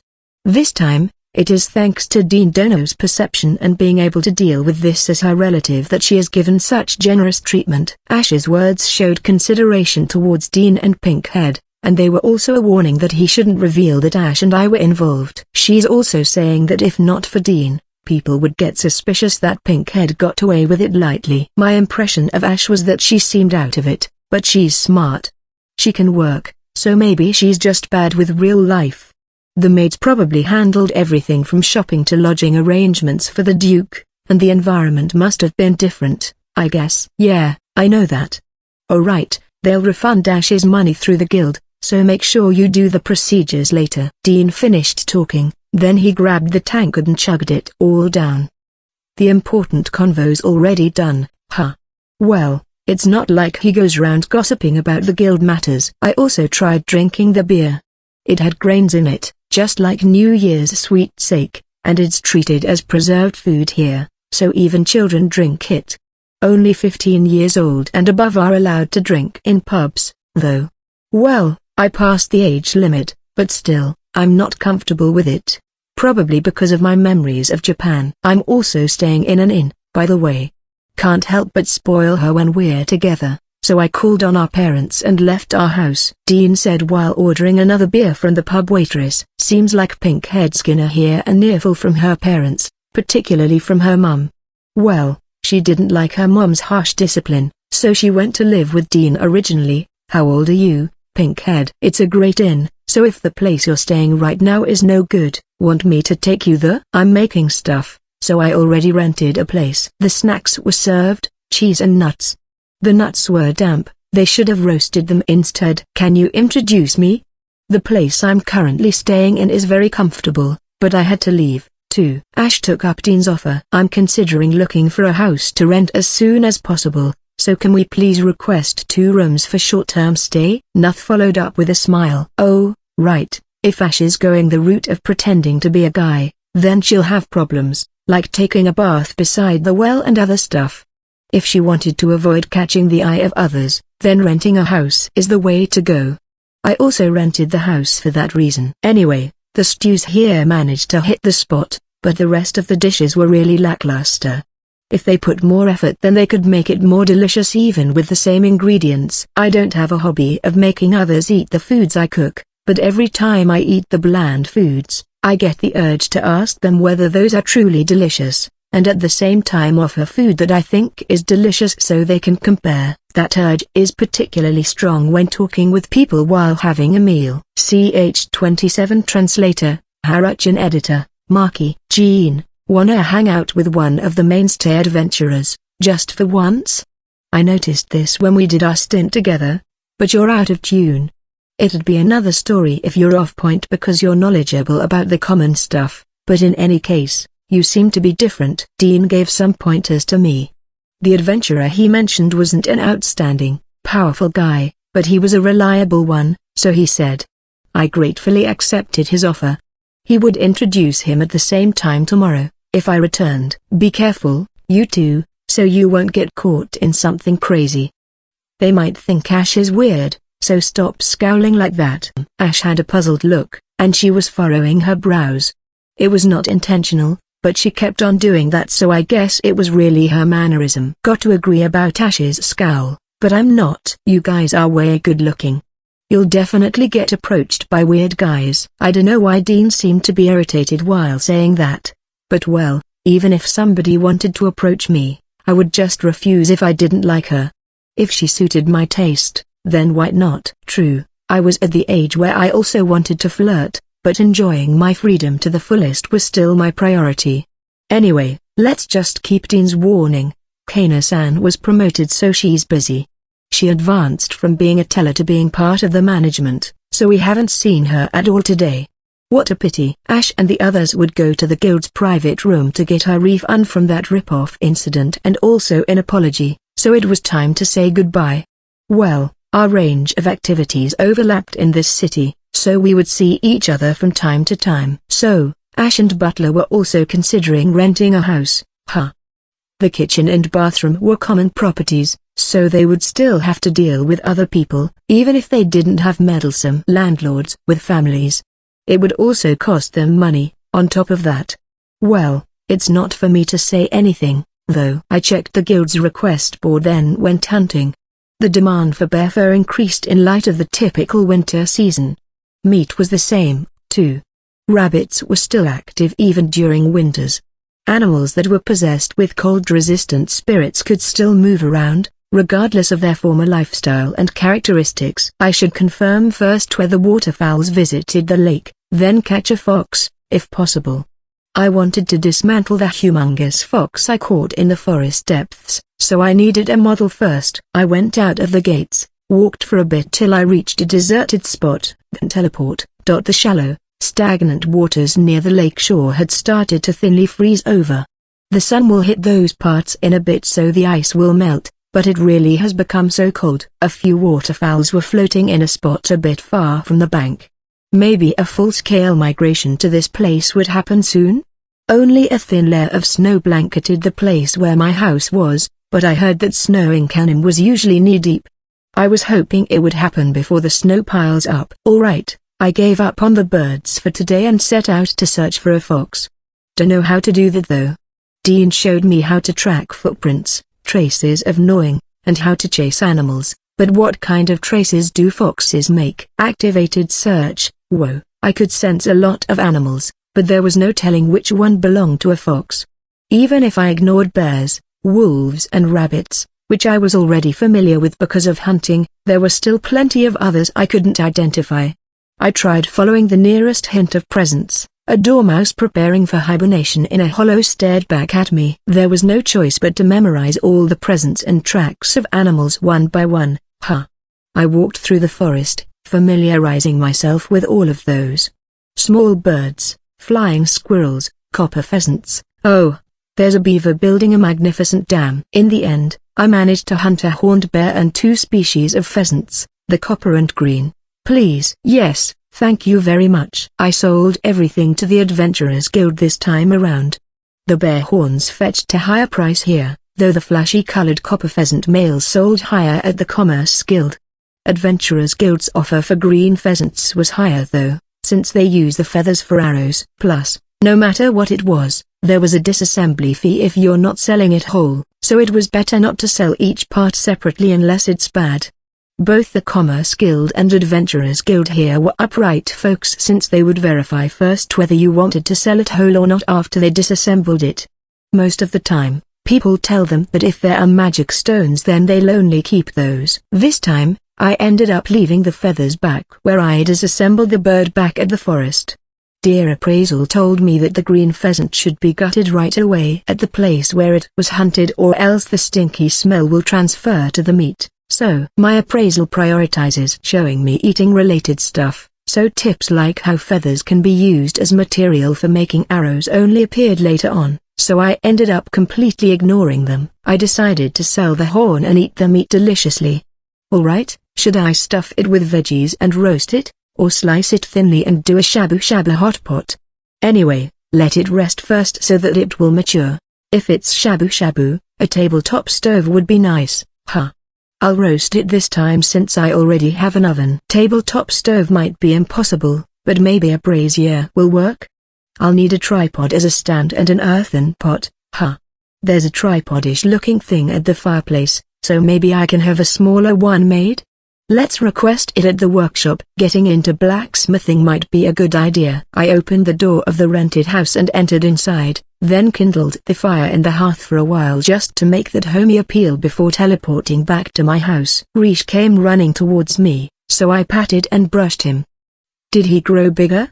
His legs are chunky, so maybe he'll grow into a big dog, I guess. It might be foul play when I touch Rish the spirit, but fluffing is still the main thing to do. Right. A puppy's fur is soft and fuzzy, so I have to make the most of it. Tonight's dinner was turnips, bacon and cheese risotto, plus cold water. The fire's crackling sound could be heard from time to time from the fireplace. Windows separated the room from the terrace, but they were double glazed, and a thick curtain covered them, so the room was toasty warm. Nobody, could disturb me here, so it was me time. Well, it was another story if I was in a mystery novel, though. CH28 Translator, Haruchan Editor, Marky. The sight of overgrown grass at the yard greeted me when I teleported back to the rented house. It was still normal yesterday, but it's like they're on growth steroids for some reason. I had a sickle since the yard was also like this when I first came into this house. The cut grass could be used in kindling fire when dried, so there was a stack in the corner. I piled some freshly cut grass on top of that. Having to clean 2 houses was so tiresome. Today's plan was to sell some potions to the Commerce Guild and go to the Adventurers Guild afterward. 1 bottle of potion would be sold to the Commerce Guild for around 1 gold coin and 1 small gold coin. Maybe it was easier to think of the price as 3 small gold coins? A small gold coin was worth half of a gold coin. The weight of the gold corresponded to its value, so even the size was halved. So then, the market price for selling potions to the public was 3 gold coins. Apparently, water must be bought at Fiesbau, but it could get pretty expensive over there. Plus, there was a limit on how much you could buy in a day. Fiesbau existed in all cities and towns, and the structure design varied. Monsters frequently attacked this borderland city, so the one here wasn't as flashy as the one in the capital, but the size was huge. Bless water depended on the spirits, so it was not something easily obtainable, apparently. Well, I kinda felt it was simple though, since you just had to put some water in a dish, and if the spirits drank from it or bathed in it, then it's considered as blessed water already. Spirits preferred flowing water, so they didn't use the water dish that much. The water in my home was blessed since it was originally built by powerful spirits, and there were a lot of spirits drinking and bathing there. The water that was used. Well, whatever. I was curious about this, so I tried looking it up. It seemed that water that flowed out of the fief would turn into normal water. The water from Fiesbau would return back to normal after half a day. It's just that the duration of time before it reverts back would also depend on the power of the spirit who bathed in, blessed it, so the water was more powerful the closer it was to my house. I could make potions in large quantities, and only the medicinal herbs need funding. Didn't wanna stand out too much, so I could only sell 2 bottles at a time though. A dozen silver coins was equivalent to 1 gold coin. 12 pieces of copper coins was equivalent to 1 silver coin. Gold, silver and copper coins, all the countries use them, but it's inconvenient with just those 3, so they also have denominations such as small gold coin, small silver coin on small copper coin, which are equal to half of the coin value. Plus, quarter gold coin on quarter silver coin for 1/4 value. The monetary value was kinda the same between countries though, thanks to both Adventurers and Commerce Guild. They were stamped with the images of the king of that particular country, or else their names differ, though the size was the same, so not sure if it was a last-ditch effort to be different despite being the same gold coin. The smallest money was called man, and 12 pieces of man was equivalent to 1 copper coin. The gold and silver coins used whole, half and quarter monetary value, but the copper coins were different. Small copper coin was half, man was 1/12. The whole roast pig cost around 2 silver coins. Ah, but I never, ever bought them in this city since the day I learned that they were being let loose in the sewers. The sewers were made from tunnels. Thick areas were irrigation channels, and there were passages on both sides where people could walk. The sewage that flows from the houses was stocked inside hollows, and when the water was full, it just overflowed, leaving behind leftover foods and spoils. And that's where the pigs enter, Tentinen. Yeah, I get that pigs were omnivorous, and yup, cleaning the sewage was really important. But tell me, who came up with such an absurd method? Why didn't they use some kind of fantasy slime to clean that up? So that was why the pigs of farming families were more expensive by 1 small silver coin, huh? Yep, totally understandable. I memorized the goods I saw for sale and their price on my way to the Adventurers Guild. The price of a relatively huge horned bear is 1 gold coin for wholesale. Jean Dono? Ash was there when I entered. There was a demand for fur and pelts during this season, and since bears ate a lot during autumn and nourished their stomachs and hearts, these were ingredients for making medicines, so bears fetched quite a hefty sum. The price would drop by spring, though. Plus, the normal-sized ones were only worth 1 small gold coin each. Huge bears had higher value since they could sell the huge, flawless belts to rich guys, so that was why it was 1 gold coin each. So, Ash aimed for the big ones, huh? Jean Dono, can you spare me a moment after this? I just want to properly settle the charge for the potion. I didn't give it so you'll compensate me. It's okay after you settled on a house, and your life's stable. I was about to refuse that payment, but she seemed to feel down so I added a few more words. Sorry. Did Ash somehow get a sense of economy? She seemed reluctant, but she agreed. Nuth bowed his head behind her. His fluid movement was so elegant. Basically, people that did not have affiliations in towns and cities couldn't do credit, and they had to do prepayments. That's applicable to renting a house, too. Well, it's tough for non-residents to buy a house, but renting one was also 50% tougher. Even if she was refunded by that rip-off inn, she still needed to buy a lot of things after deciding on the house. Hey, there you are. Dean waved his hand from a table in the pub. A long-haired guy sat on the same seat with him. Medium built, medium height, you could say that he's a bit lanky, I guess. That was the vibes I got from this uncle. He's probably around 30 years old or so. Ah, but he might be younger than he looked, judging from his skin. Maybe he looked older because of that beard, hunched back and those half-lidded eyes that made him look so tired. Seems like he is 3 liable adventure Dean was talking about. CH29 translator, Haruchan editor, Marky. This is Retz. Retz, Jean. Dean introduced Beardy. I'm Jean, please take care of me. Me too. You okay with being casual? Not a fan of being overly formal and all. Yeah. We shook hands while greeting each other, but Retz seemed nervous. Kinda uncomfortable. Oi, Dean. You sure I'm gonna be okay for this? Gals and some of those lads are staring straight here, man. Sure you're not up for this? Didn't hear anything about him being a stunner. I already got into a mess once, so not gonna leave anything to chance now. And I'm not as meticulous as you. Whispering, huh? I could hear you guys loud and clear, you know. Besides, I couldn't do anything about this, the deities were stunners, you know, and I got the average of their looks. Retz-san, my bad, gotcha, let's go. I just have to do your request like normal, right? Oops, my voice came out a bit deeper. Finally, time to fulfill my request, then. Your main target's the first thing on the list, alright. People perk up when they get some fur and meat during this season, so I'm hunting for rabbits. Bears are only good if they're huge cause they can fetch a nice sum from the cash-rich guys, but you won't get such luck with small ones. Better off staying chill and hunting plenty of them rabbits than sweat it out trying to target those small bears. So, You gotta check the prices on the bulletin board first.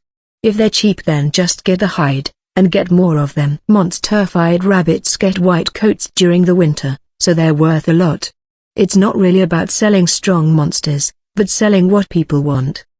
The meat of hornets is tastier than the horned ones, so they're worth much more. Horned monsters have tougher meat, but they got prettier hides. Yeah. The price for hunting bears dropped, huh? Sorry about that. Guess it was because of Ash and me. We checked the buying price for medicinal plants and the cost of mushrooms and other stuff growing in the forest before setting out.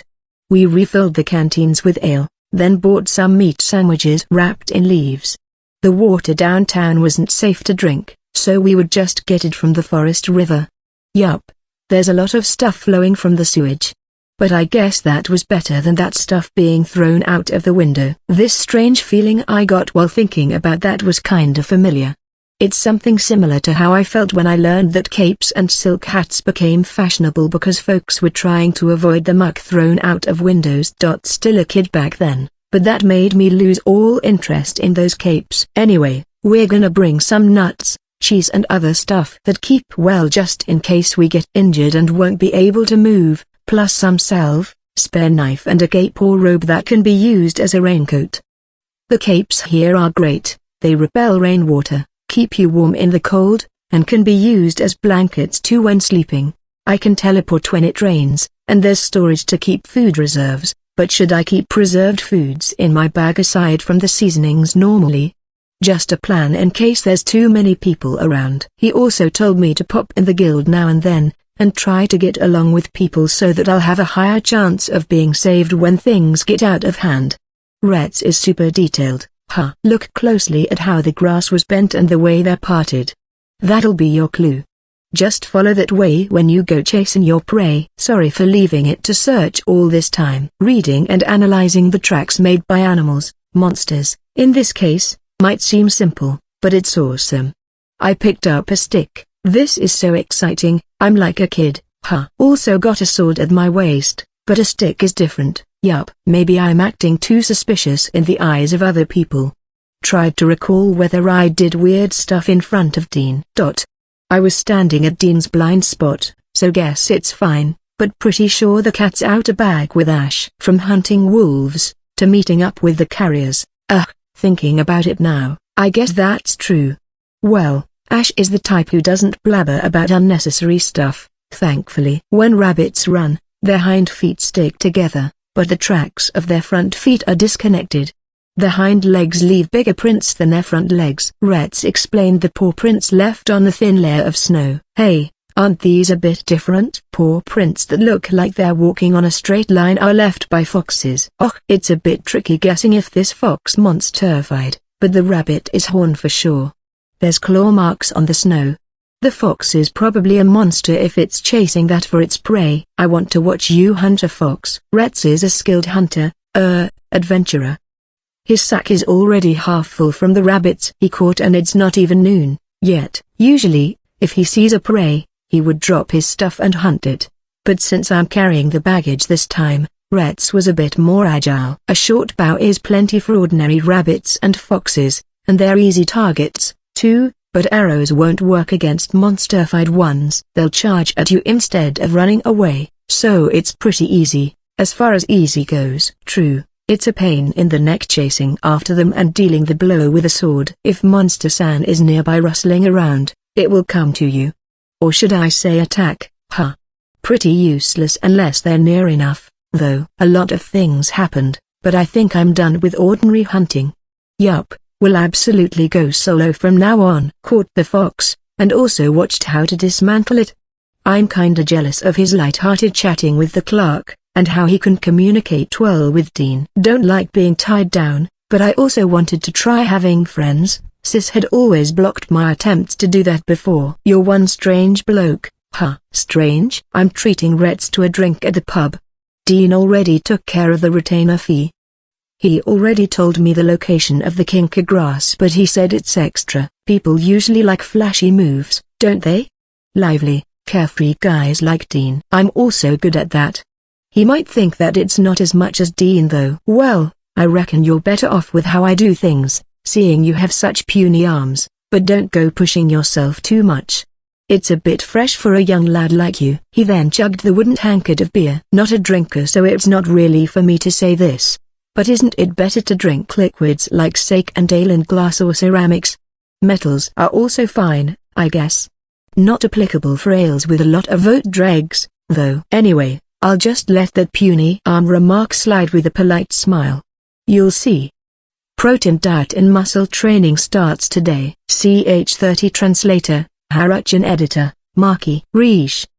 He's known as the Wolf of Destruction, and he was formerly arrogant and egocentric, acting like he's the boss. Rish already remembered Sit, so I was teaching him Shake after our morning stroll, when Ludia suddenly appeared and said that comment. "What are you scheming?" Kardar strode in, then he struck the floor with his cane. "Foo-fa-foo. Rish didn't associate with us before, but he was cute. But he's a bit suspicious, sorry." Mist flipped her soft, loose golden hair, then she cutely shrugged her shoulders. Rish was still little, so he couldn't hold Sit for a long time, and his hind legs were sloppy. Why? This one was a feral deity before losing his powers. He shook the heavens and destroyed the earth. He just fulfilled his desires, stubbornly refused to listen to advice, and he would bite to death anyone who stood in his way. "So you were an alpha dog, huh?" I squeezed and rolled Rish's face with both hands. Alpha, the number one leader. Dogs are animals that follow their pack leader, and if there are disobedient dogs, that would be stressful for the leader, and he might become aggressive. People should establish themselves as the leader if the dog's gonna live with them, else it'll be a disaster for both. Not holding them above shoulder level, humans must eat first during meal times, stuff like that. There are times when you want to eat or sleep together, but you have to endure. If dogs are going to live according to human rules, then humans should definitely act as the leader. Rish is a wolf, right? Rish is a spirit, though. Mist and Kardar's voices overlapped. Same thing goes for wolves. Is it different for spirits? I jostled Rish while asking.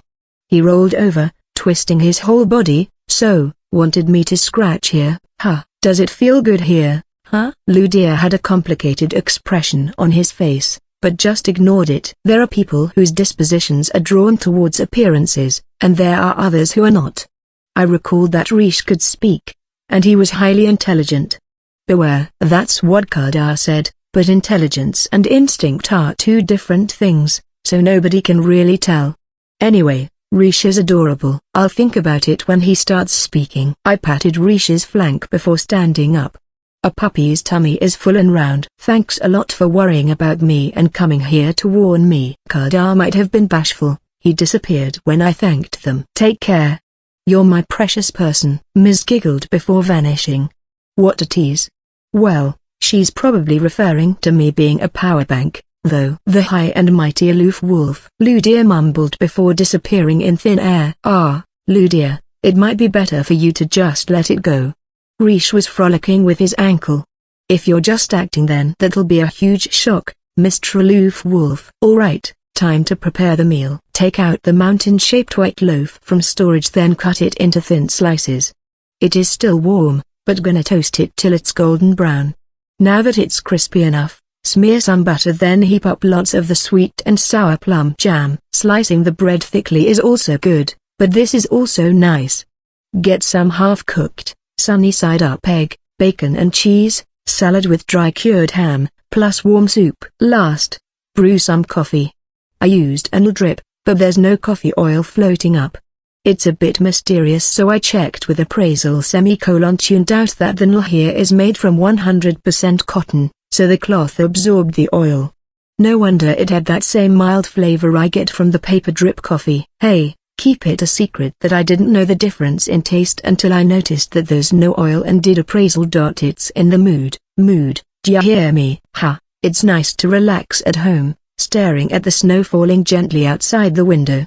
I planted some trees and flowers in the garden these past few days, so the scenery had changed quite a bit, but they were all blanketed in thin snow, so the boundary between the garden and the mountains seemed a bit fuzzy to me. There's still a lot of that plant-growing powder I received, but yup, don't wanna go out and work in that snow-piled yard, after all. I'll just plant some more when it becomes warmer. Alright, today's the scheduled date to claim the bathtub. And so, I made my way towards the pottery with a spring on my step, humming a tune. Good day, is it ready? Oh. It's good that you're here. Yup, finished it, safe and sound. The enamel bathtubs were finished with no problems. The feet were encased and gilded. This side was my clawfoot bathtub, and on the other side stood the other one that had feet shaped as shells. They were going to show the shell feet bathtubs to the aristocrats who placed their orders. The clawfoot style was plain, and I just randomly chose the shell for its connection with water, but it turned out pretty well. Here you go, these are the things you requested. Whoa, thank you very much. He handed me a sugar jar and a salt jar. Sugar lumps went dry, so the jar was made from glazed ceramic. Salt, on the other hand, lumps when moist, so the jar was made from bisque that had a better airflow. I asked them to paint the glaze inside the jar, so even if the color changed for a bit, they still looked the same. Thanks master, my kitchenwares are complete now. I already got almost all the stuff needed to complete the bathroom, too, so I'm pretty much hyped up. Wait a second, how on earth will I bring the bathtub home? Horse cart? That's too far. It's actually in a different country though. Anyway, they wrapped the bathtub sample they're gonna show to the nobles, so I also had mine wrapped. I just pretended that I already arranged a delivery cart, and requested them to take it out to the roadside. Then I posed as if waiting for someone. I tipped the workers who carried it here, thanked them, and made them return back. I know you guys are busy, so you don't have to wait with me for the horse cart, just like that. Storage is convenient, but bringing home huge things from the city is a pain in the neck. CH31 Translator, Haruchan Editor, Maki. Currently in the first floor of the rented house.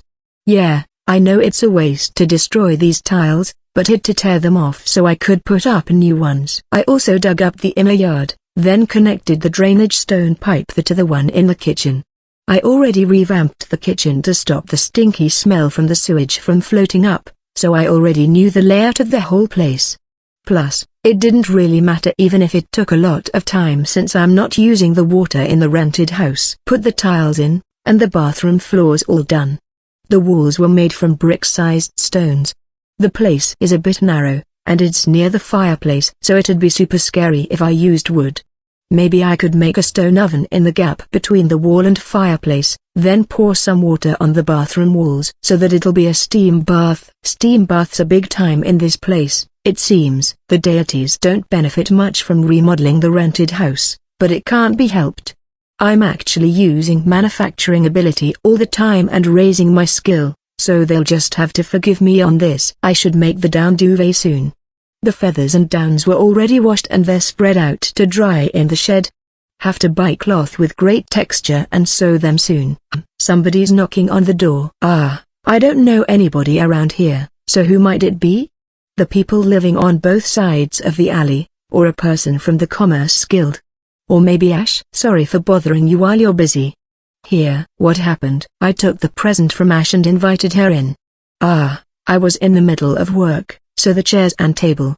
Let's see, I know they're somewhere here. Wait for a bit. I got the table back, and offered her the chair, then I went to the kitchen to get the tea set. It's cold, so there's fire in the hearth, and I also have some warm water. I boiled the soft water from the other house for myself, but I left it by the fire, so there's more than enough to go around. Hard water's the norm in this place, right? Drinking mineral-rich water is fine, I guess. But soft water is really good for cooking and bathing, I think. A kettle would be so nice. I scooped the water from the pot into the cups and warmed them while thinking so. This is hot, not warm. Tried to cool it down by bringing the teapot higher and pouring the water from there. Yeah, I don't know any manners. Just bringing it to moderate temp is already plenty. Here, it's cold outside, right? Thank you, I'll drink this right now. This present looks like snacks. So I unwrapped the paper packaging. Simple tarts peeked out. I returned to the kitchen to get some plates and a knife. Your tea set is rare, huh? Yeah. Silver sets are the most popular here, are they? We also had a silver set back home. Troops use wooden ones during expeditions, and the majority of the commoners also use wooden cups. Silver is pretty, but maintaining it seems troublesome. Why did it become popular? Because it won't break? I plated the snacks on the plates, then handed one to Ash. I imagine the silverware's turning black soon enough. Silverwares are good as a countermeasure against poisons, and they're used for flaunting status, plus they're nice for discerning excellent, conscientious servants. That about sums it up. Did silver change color when reacting to arsenic and potassium cyanide? Amazing, it's a jumble of usefulness and pretentiousness of nobles. So did that mean we should do poison testing first? Hey, Duke's son, young lady. Well, too late for that, I guess. Oh, these tarts have figs soaked in wine and sugar, and the sauce seeped through the dough, so tasty. The taste gets better as it crumbles in your mouth. I'm gonna make some later. This is the most delicious snack I tasted in this city. It's nuts, Rico. You're so capable, butler. So, what's up today? We came to greet you, since we already moved. Whoa, so you decided on the house. Where? The right side of this alley. Wow, we're super duper close neighbors. I thought there were people living there. Did they move out? It seems that the couple's going to live with their daughter. What an amazing coincidence, but maybe they already agreed a long time ago. We're just on the level of exchanging nods and hellos, never talked about them before, so I don't know. Sorry. Why? Nuth was the one who found this. I don't think I told him the location of Jean Dono's house, though. BFFFF.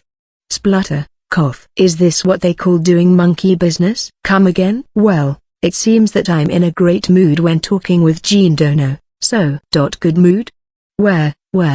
I can already tell when she doesn't mean to scare people off, or if she didn't have any bad intentions even if she had that terrifying face on. But how on earth did he see that she's in a good mood? Well, it's fine, though. Isn't the rental fee too expensive? When I was looking for rental houses, I also asked a similar empty house for the price, but isn't 6 gold coins per month too severe? It's a lot better than that rip-off inn, and there's no price for safety. In the worst-case scenario that assassins came for me, I'll be causing too much trouble to the inn or rented room. By the way, what are you making? Bathroom. Ash is making another dreadful face. But that must be her puzzled look. It's not a bucket tub, you know? Well, it's faster to just show it to you. I invited Ash to the newly made wall. This is a bathroom. Yeah, the wall's still wet, and there's no door, though. I have never seen anything like this before. Beautiful. When I told her she could touch anything except for the walls, Ash started to stroke the clawfoot tub. Super smooth, right? I'm also thinking of making it into a steam bath. So I plan to make a stone oven in the gap between this wall and the fireplace, too. The window in the bathroom is also luxurious, but this one, I want to use it. You can try it when it's done, okay? I made these, so I wanted to boast for a bit. CH32 translator, Haruchan editor, Marky. It seems that the previous owner already moved out, so they were inspecting the house's condition just now. They already checked it out before, but maybe they wanted to see it again for negotiations. Is it okay if I also look around? This house was newly built, so it's empty before, and I have never entered a normal single house before. I wanted to see what's normal and turn it into reference. Ash jumped on my shoulder, and I stroked with a finger while asking Ash. Yeah, sure. We don't have any furniture, though, and so, it's decided that I'll go visit, then. There's a back gate in the middle of the alley, so I thought we'd go through that, but she especially brought me to the front. Oh, hello there, please come in. Please excuse me. I felt someone's presence when the door opened. Nuth came to welcome us. Please pardon us, the house is in this state, so we couldn't even offer you tea. No, I'm sorry for bothering you even though you are so busy. Thank you very much for the snacks. Nuth toured me through the house. The windows on the first floor were small except for those facing the courtyard, and they were built high. Also, they were raising livestock like horses, pigs and others here not so long ago. Based on the remaining traces, I guess they didn't use the first floor as a living space. Maybe that's why the windows were small? Maybe it's related to public order. The houses facing the main street also had the first floors converted into shops, so maybe it's normal for the living rooms and bedrooms to be on the second and upper floors. The width is different from mine, but the general structure is mostly similar. My rented house is sandwiched between two houses, so I don't have windows on the sides. I have the inner yard with the well on the first floor, a kitchen in the furthermost part, second and third floors, plus an underground cellar. The staircase was opposite the wall with the window, and part of the fireplace blocked the window looking out into the yard.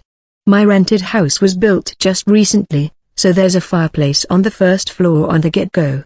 Since this floor was used as a shed for the livestock, then it probably didn't have any fireplace right from the start. It must have been difficult to connect the chimney, or should I say vents, way up to the third floor, so they just made it so the smoke would go out into the yard. And there are a lot of shelves on the wall. They were weavers, apparently, so they put the materials, dyes and tools on these before starting to spin. I see. Yeah, not sure if it's from a dye, but the stain spread out on part of the floor. Wait a second, I just stared at the shelf and yet he already knew what I was thinking? Really can't treat Butler lightly. Ugh. Yeah, I get that it's logical to just drop it to the sewage, but I can't accept it. If this is the norm in this world, then sorry, I'll never compromise. Oh, now that I think about it, Jean Dono's toilet is partitioned by a wall, and the sewage didn't stink. I made the kitchen's drainage pipes into an S shape, so it'll stock water and prevent the odor from rising up, and I also connected the drainage to the sewage via the toilet. I also remodeled the toilet since it was just a straight hole leading to the sewage. I attached a lid, then placed a bucket nearby just in case it'll get blocked, then splash every time. I won't use it, but if I make some friends later on, then they'll probably call on that rented house, so I prepared it so they can use it. Moreover, in the Duke's house, they use a wooden box as a seat, and there's a drawer-like thing under it. Every time they're done with their business, a maid would call a servant to replace it. Even if there are no slaves, the jobs of the servants seem to be divided by rank. If they become ladies-in-waiting, then they don't do scullery jobs and other stuff. The ladies-in-waiting in the Duke house were also nobilities working as apprentices to learn proper conduct, so maybe that's only natural. The servants' toilet was, of course, located at the corner of the servants' kitchen. Not to mention Ash, even Nuth rarely went to the place, apparently. And the rest of them would do it outside. What an extremely spacious toilet, right? Is it okay if I look at it? Eh? Yeah, sure. I can't say no, since he showed me their place. It's a bathtub. People usually use wooden tubs, and it must be rare for a private home to have a bathroom in the house because of drainage. This enamel bathtub already went way beyond rare, for sure.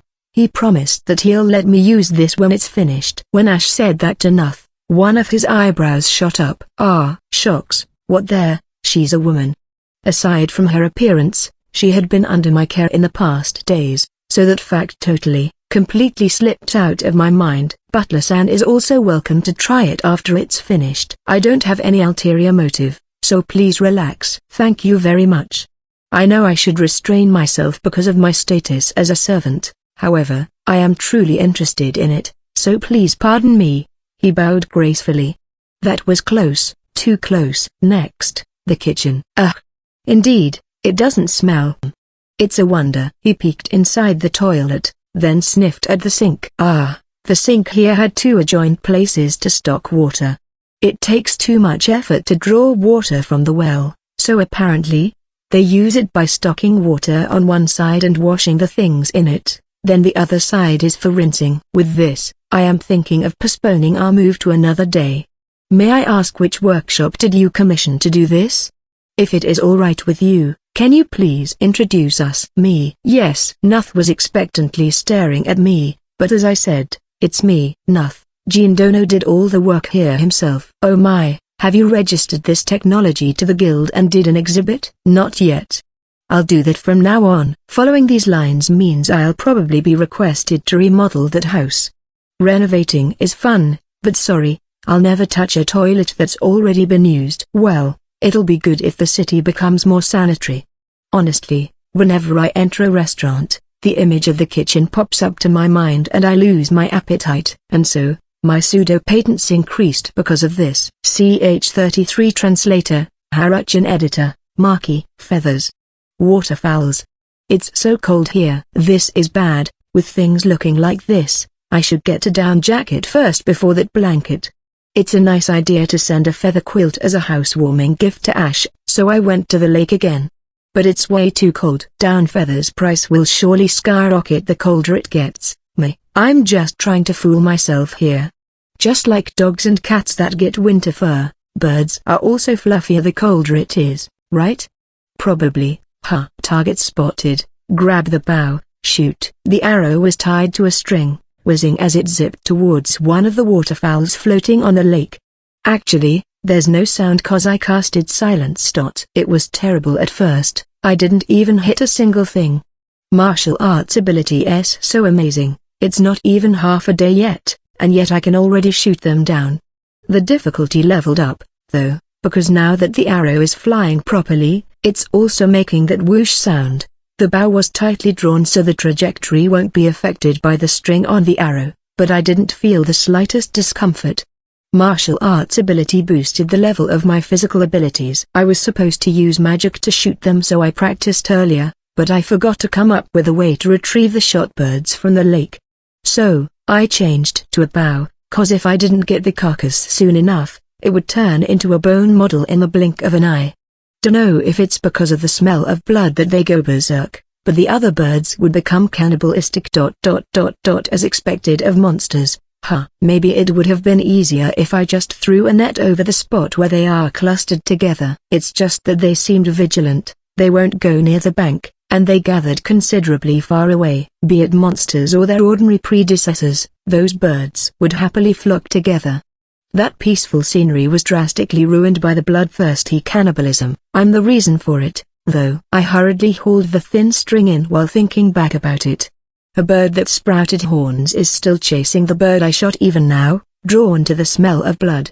Some of them didn't have horns, but those that are difficult to see with a naked eye are probably hornless, while those with a small bump like man's must be horned. You can see their small horns when you peel their skin. It might have been great if the bird continued chasing till it reached the bank. Unfortunately, it pulled back when it reached a certain distance. Well, thin ice already covered the part near the bank, so it can't be helped. How nice it would be if I got a magical string that can pull monsters in, or if there's a spell so I can fly or walk on water. Unfortunately, there's no magic like that in the games I played before. It might be possible for me to do it, but unless I saw it once, or performed the spell after learning the ropes, it will be difficult to reenact the spell. My ingredient appraiser and complete cookery isn't complete magic, but I already have magical ability and the boosting power of the spirits.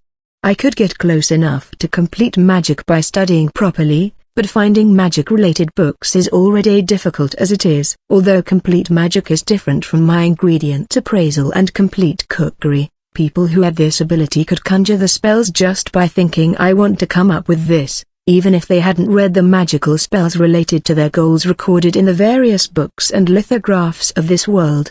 Because only a few recipe books with procedures were written, my complete cookery actually resembles ability with regards to this world's cuisine. No problem, I have plenty of opportunities to look at the dishes available here. Even if I didn't see how they cooked the dishes, just looking at the final product is enough for me to recreate it, so that's more convenient than an ability. Some of the spirits offered to catch the prey for me, but I refused. Setting aside normal animals, monsters are in conflict with spirits, so it's too dangerous.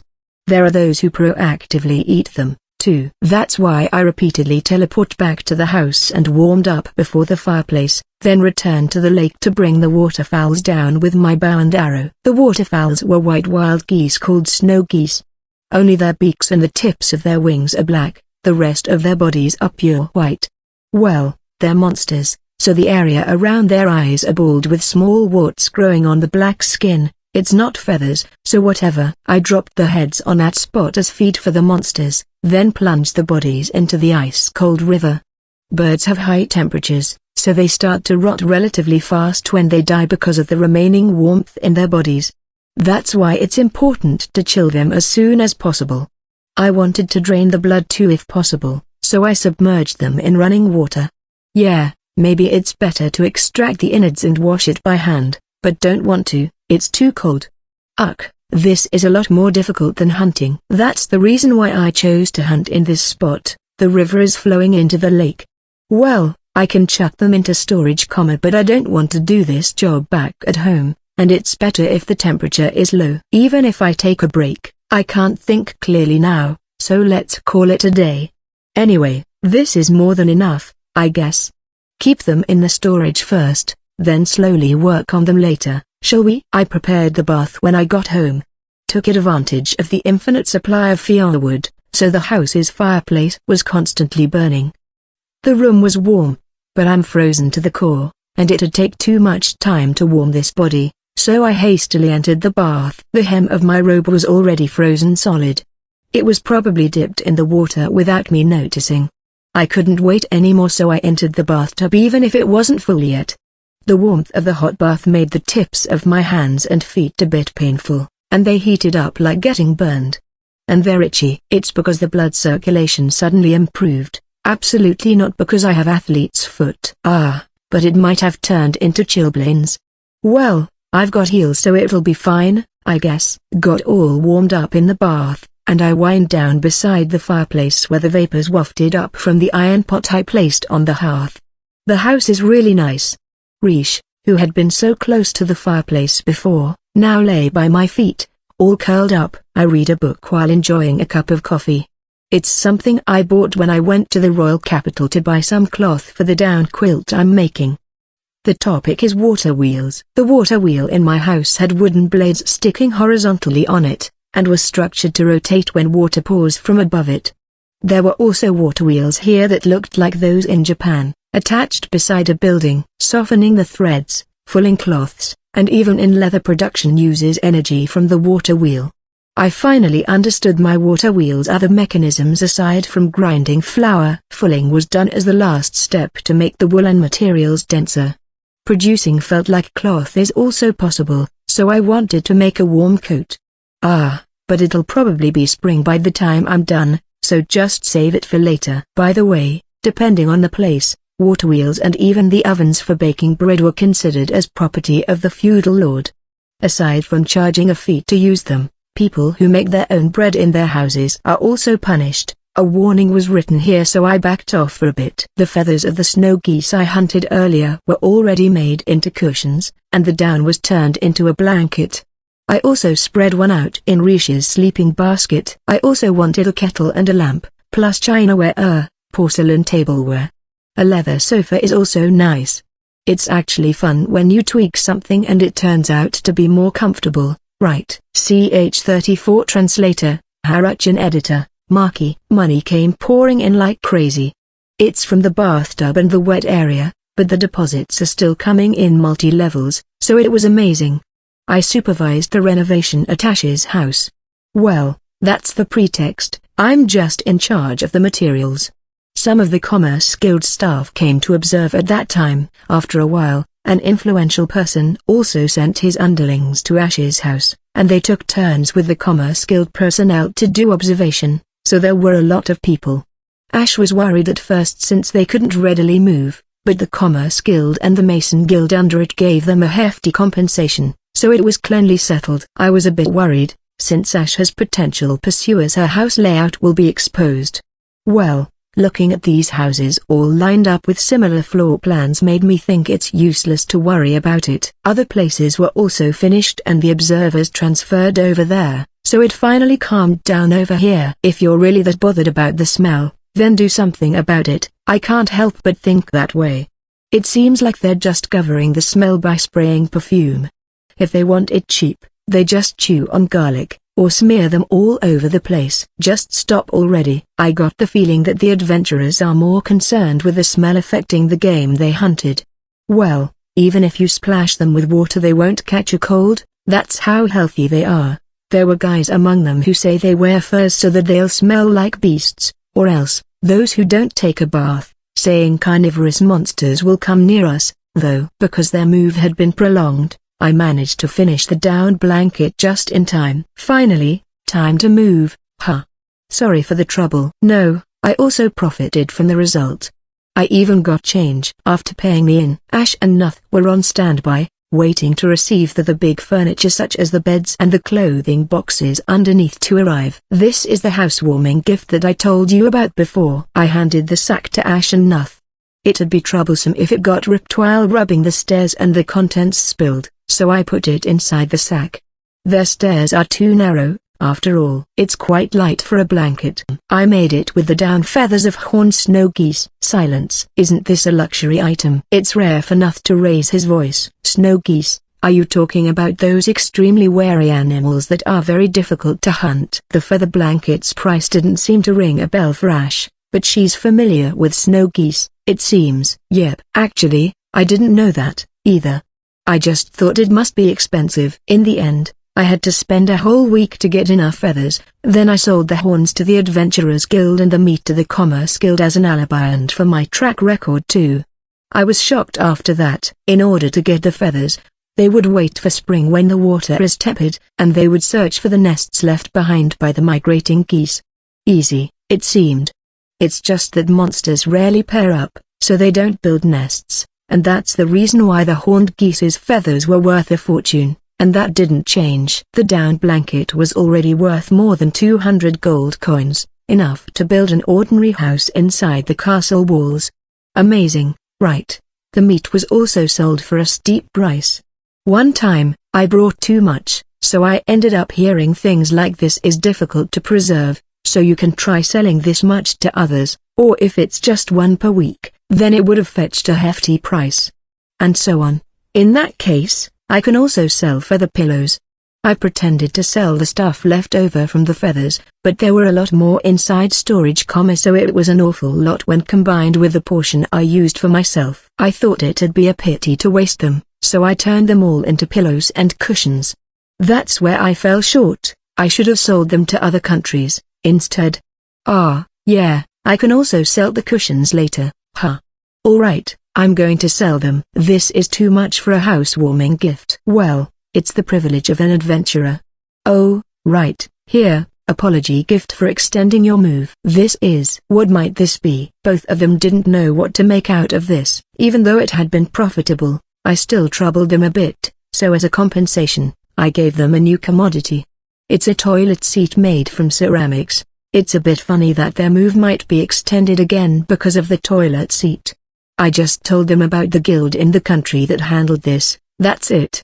Given the time difference, money might come pouring in again, I think. There's no porcelain yet, so in return, I requested them to make more enamel products aside from the bathtub. The only flaw was its weakness against temperature differences, but it's strong against heat, and it's fine even if placed in direct fire. Plus it's also okay with acids, good for stewing jams. The bathroom at the rented house was also finished. I already used it twice. I used well water the first time I tried it, but I used water from my house the second time round. The soft water from my house won hands down. Not sure if it's because of being boiled at the fireplace, but the bath's hot water was softer than the one in my house. It doesn't stand a chance against the convenience of turning a faucet to get hot water, though. Jean Dono's house is like a different world. It is peculiar, but not unpleasant. In fact, I certainly want to adopt this style. Ash and Nuth already got furniture and some firewood to ward off the cold, but they still couldn't cook so I invited them over for dinner. I told them that they're free to explore the first floor while I bring in the food. Well, the second and third floors are locked, though. There are leather-covered wing-back chairs in front of the fireplace on the first floor, and there is also a dining set. I also installed a few shelves on the wall, and lined it with different ceramics. Ash curiously stroked the wing-back chair.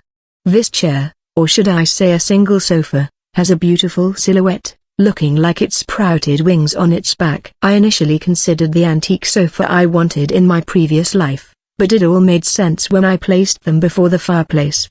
This wing-like feature prevented me from drawing too close to the fire and warming only my face. Aside from that, most of the chairs in this world are commonly bench seats, and chairs with backrest are pretty rare. I also registered this chair, haha. I helped a furniture maker previously, so I also assisted a leather craftsman and learned a lot from him. I used a normal cow's hide for this sofa, But if I see a cow or horse monster, then I'll remake it again. The butler seemed to be interested in the table and chairs. I made several chairs while paying attention to comfort, so I'd be glad if you praise it. The seat is made from stacking several wool felts, covered with leather, but look at that back angle and that curve. I'm unbelievably proud of that, you know. CH35 Translator, Haruchan Editor, Marky. Here, help yourselves. We had assorted hams and cheese piled together, turnip potage, sliced bread with the butter, olive oil and plum jam in small saucers. There's the roasted snow white geese and grilled veggies, and for dessert, we have a fig crumble tart. I served everything on the table, and the preps were completed. Everything except the bread and plum jam was made with the stuff that I can get around here. They're a lot more expensive, and yet they're so bland compared to the things in my house, but that can't be helped. Ash already ate the bread made from the wheat back home, so I decided not to mind it. Please allow me. Butler offered to take over when I was about to cut the snow goose roast. At first, he only intended to see Ash out, but I also invited him too, and Ash was the one who made him sit with us despite his hesitancy. Seems like he can't calm down if he's eating together with his master. I offered a short prayer to the spirits. Tasty cheese with honey, I will take note of this.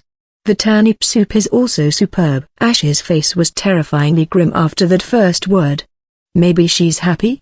I don't have enough background and practice on reading expressions, so I'm not really sure about this, but her hand didn't stop, so she probably liked it, right? Butler was earnestly tasting them, probably driven by his desire to make the same thing.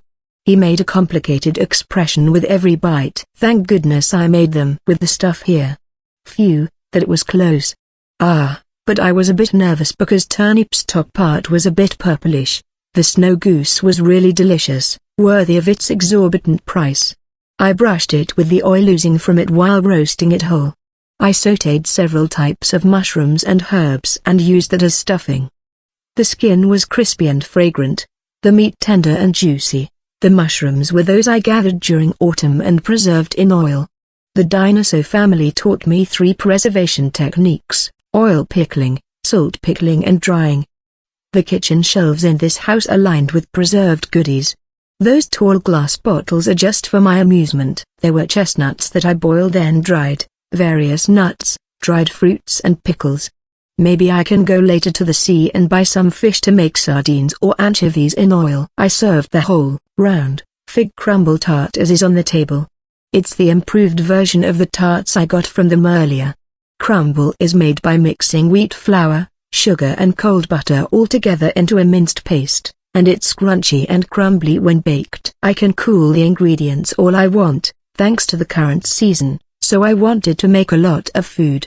But I had to make a blazing fire in the fireplace or else it would be too cold with ice. I really want a refrigerator. Maybe I can store huge amounts of ice in storage during the winter season. You look like you're in a good mood. Yeah, I'm happy when the dishes taste great, as was taking a bath in the water dish I placed beside the wall. Normally, I use this small table, this pitcher and that basin to wash my face and hands, but now, they're used as the spirits' food dish and bird bath at the same time. The spirits that help me usually aren't allowed to be in the same room with my guests, so I also prepared the same stuff on the second floor. There were also spirits who didn't like water, fire spirits being an example, so I also had the fireplace going. Everyone's generally covered as long as there's water, fire and plants. But their preferences are also diverse it seems. Some prefer candles over the fireplace, and some like carbonated water instead of just plain water, and so on. Alright. How about the tart? Butler stood up to cut the tart. Not sure, but he seemed to have guessed what I wanted when I turned my eyes to it. He inserted the knife to the whole tart. Whoa! What? Colorful things slammed down at the tart. A red one, yellow one, and a blue one with a color so deep it's almost black. It was the spirits who fell down. Spirits usually play pranks on things that caught their fancy, but they normally won't touch things they're not interested in.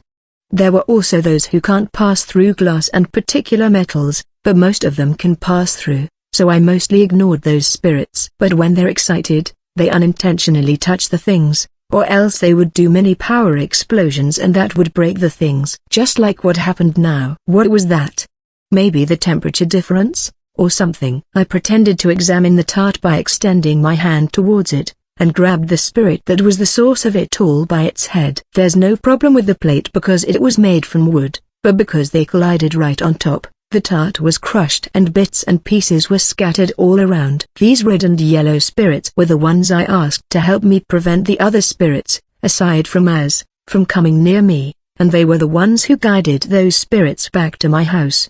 This unfamiliar blackish one must be the culprit. Butler was dumbfounded, while Ash looked like she wanted to say something. I'll go get another one and a wet towel, too. I grinned and said that while gripping the spirit's head tighter. This black one is huge compared to the spirits that cooperated with me before.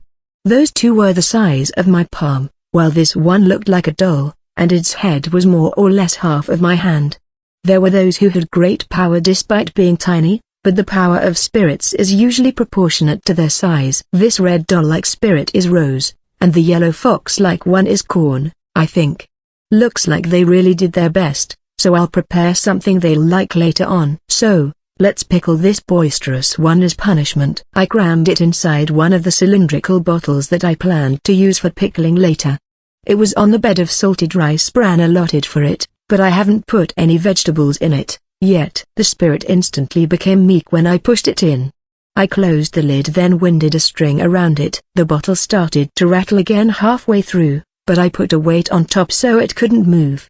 The spirit couldn't escape because the container was made from enamel, which was casted with metal and coated by glassy stuff. I washed my hands, took the dish towel, and prepared the spare tart. Oh, thanks, Butler. It probably wasn't Ash, already cleaned the table while I was away. The messy tart he reassembled onto the plate looked really pitiful. We can't have the fig tart anymore, so in exchange, here's a tart I made from honey-pickled walnuts and cranberries. So, what should I do with that spirit? Ch36. The tart was packed to the brim with the honey-pickled walnuts and cranberries, and it was delicious.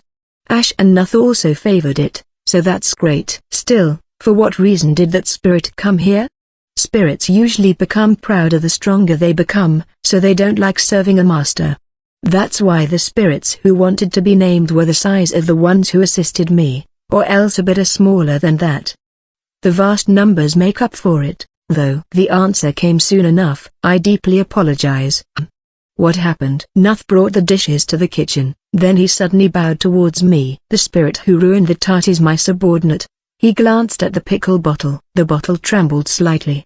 I had a feeling something was screaming, but I'm not hearing the voices of the spirits.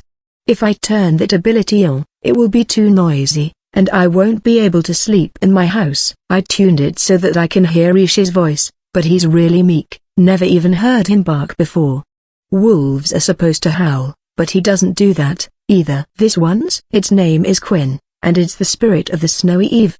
Usually, it keeps its distance so that people will not notice it. So you're the pet owner. Still, why didn't they say anything back then? Perhaps Ash doesn't know about this spirit's existence. Indeed, if Ash already knew about Quinn, then she probably kept quiet to hide Butler's ability. If she didn't know, then she must have kept mum to hide my spirit-related abilities from Butler. Butler spoke when Ash wasn't around, so his timing must mean it's the latter. What's up with these Lord and Retainer guys? I unwittingly stared fixedly at Butler's face. Nuth Powdill, the former butler of Ash's home, the House of Adelaide, white, cool face, ashen hair and amber eyes. The Powdills are the Adelaide's branch family, and it is unforgivable for a branch family to surpass the main house. Ash Sama knew that I have the ability to see spirits, but that is all. Butler bowed his head while I was gazing at him. Oh, the color of his hair really resembles Ash's. I just noticed, but he probably thought I already did, so maybe that's why he did an explanation beforehand. I don't have any intention to pry. If you're gonna bring something else, just make it come through the main door from the start. I unwinded the string from the rice bran pickle bottle and opened the lid. The spirit sprang out and hurriedly flew away. The bran bed had been cleared pretty well. Well, I'm just glad that it wasn't scattered all over. That's quite a unique aroma you have in here, too. Is it another type of salted pickles? Butler looked like he's really perplexed. Yeah, Something like that, but the necessary ingredients aren't there yet. Let's pickle some turnips later. Jin-sama's house is really splendid and comfortable. There are still some things I wanted to make, but I plan to take my time doing them once I'm free later on. Butler washed the dishes and I dried them and returned them to the shelves. I used a ton of plaster all over the kitchen, bathroom and cellar to prevent molds from growing. Scrubbing the old plaster off the stone gaps to mend the walls had been a great idea, but I don't want to repeat that again. The beams supporting the upper floors were thin and they seemed unreliable, so I changed them to thicker ones. Yeah. The interior turned into a new place. Ash and Butler went home. She was taking care of Az. Butler took the ruined fig tart home. There are folks living outside the city walls because they don't have any money, and he said he will be giving it to the poorest among them. I really didn't want to give the pieces on the table, but still, I conceded. Letting them have the pieces from the floor really bothered my Japanese conscience, though. Shouldn't eating off the floor be a common hygiene concept? No. Food was extremely precious in this world, after all. True, it was also normal that there were people who worry about how they're gonna get their next meal. Sweets are expensive, and I was told that they'll resent you if you give this to the pigs, so I changed my mind. I crushed the tart to even it out, then reshaped them into cookies and sprinkled caramel on top before baking them lightly. After they were gone, I extinguished the fire on the first floor and went to the third floor to check it. A candle that can burn for 3 hours will cost you 3 copper coins, or maybe 1/4 silver coin. It is equivalent to an entire day's worth of bread for an adult, so using a candle every day is considered as a luxury. That's why most households only use the light from the fireplace at night. The flooring of the second floor was made from wood, but the third floor was tiled, and I also widened the fireplace's hearth as a measure to prevent fire. I made it with the assumption that nobody would tend to the fire until the firewood's all used up. Well, it's weird if no smoke came out of the chimney after a while, right? The country by the sea uses soft rush as a wick, and they place it on a small saucer filled with oil and use it as light. Cheap oils were usually from fish oils from sardines, but it's stinky and smoky. The next type would be whale oil, and the smell was tolerable. There's no vegetable oil, it seems? Cats would lick the whale oil in paper lanterns, right? I don't have a lantern, though. The day here is long, so people typically work while it's still bright and they turn in early at night to save money.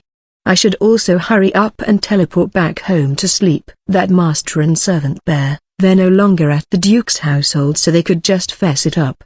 My ability to touch spirits was already exposed to Butler, but I guess we're just even. If this turns into something troublesome, then I have no choice but to dump this house. I went through a lot of trouble remodeling it, but it's probably fine. That master-servant pair probably doesn't want to stand out too much and catch the fancy of the state, too.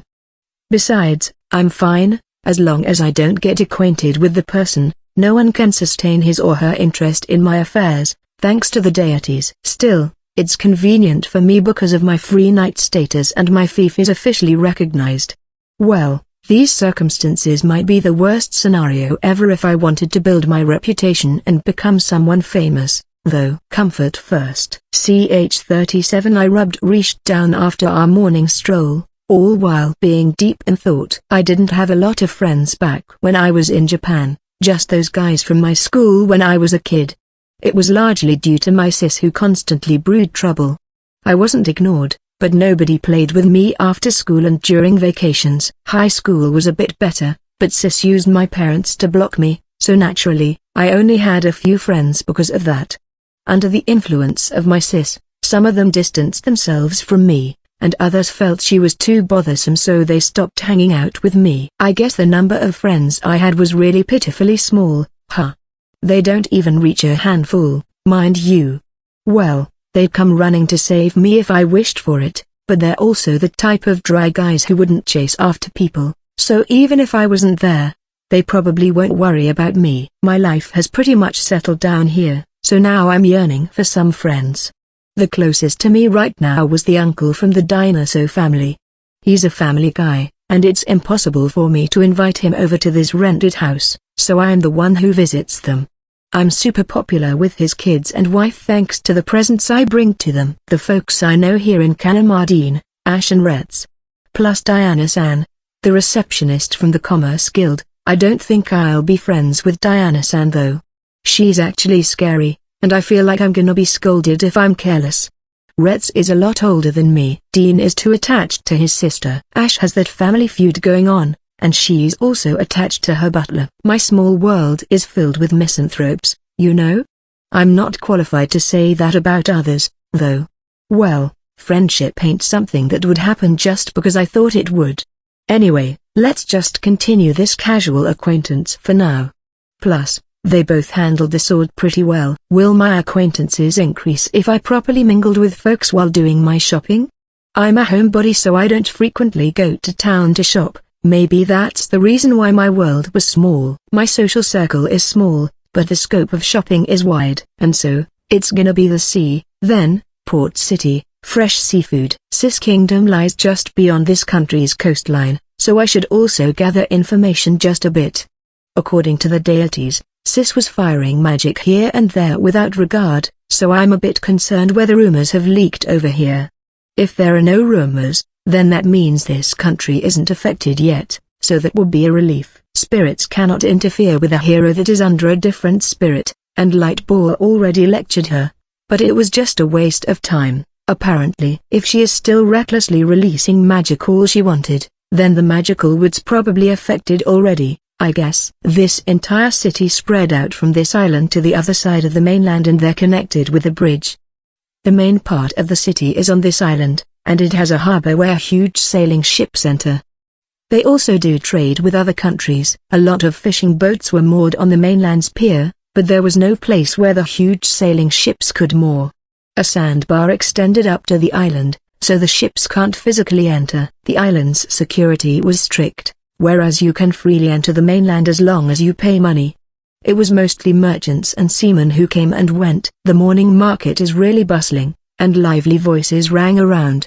The buyers wanted to purchase good items for cheap, while the vendors wanted to sell them for a high price while they're still fresh. The cats and seagulls target the leftovers. Cods were being salt pickled in barrels. Wait, that's too soon.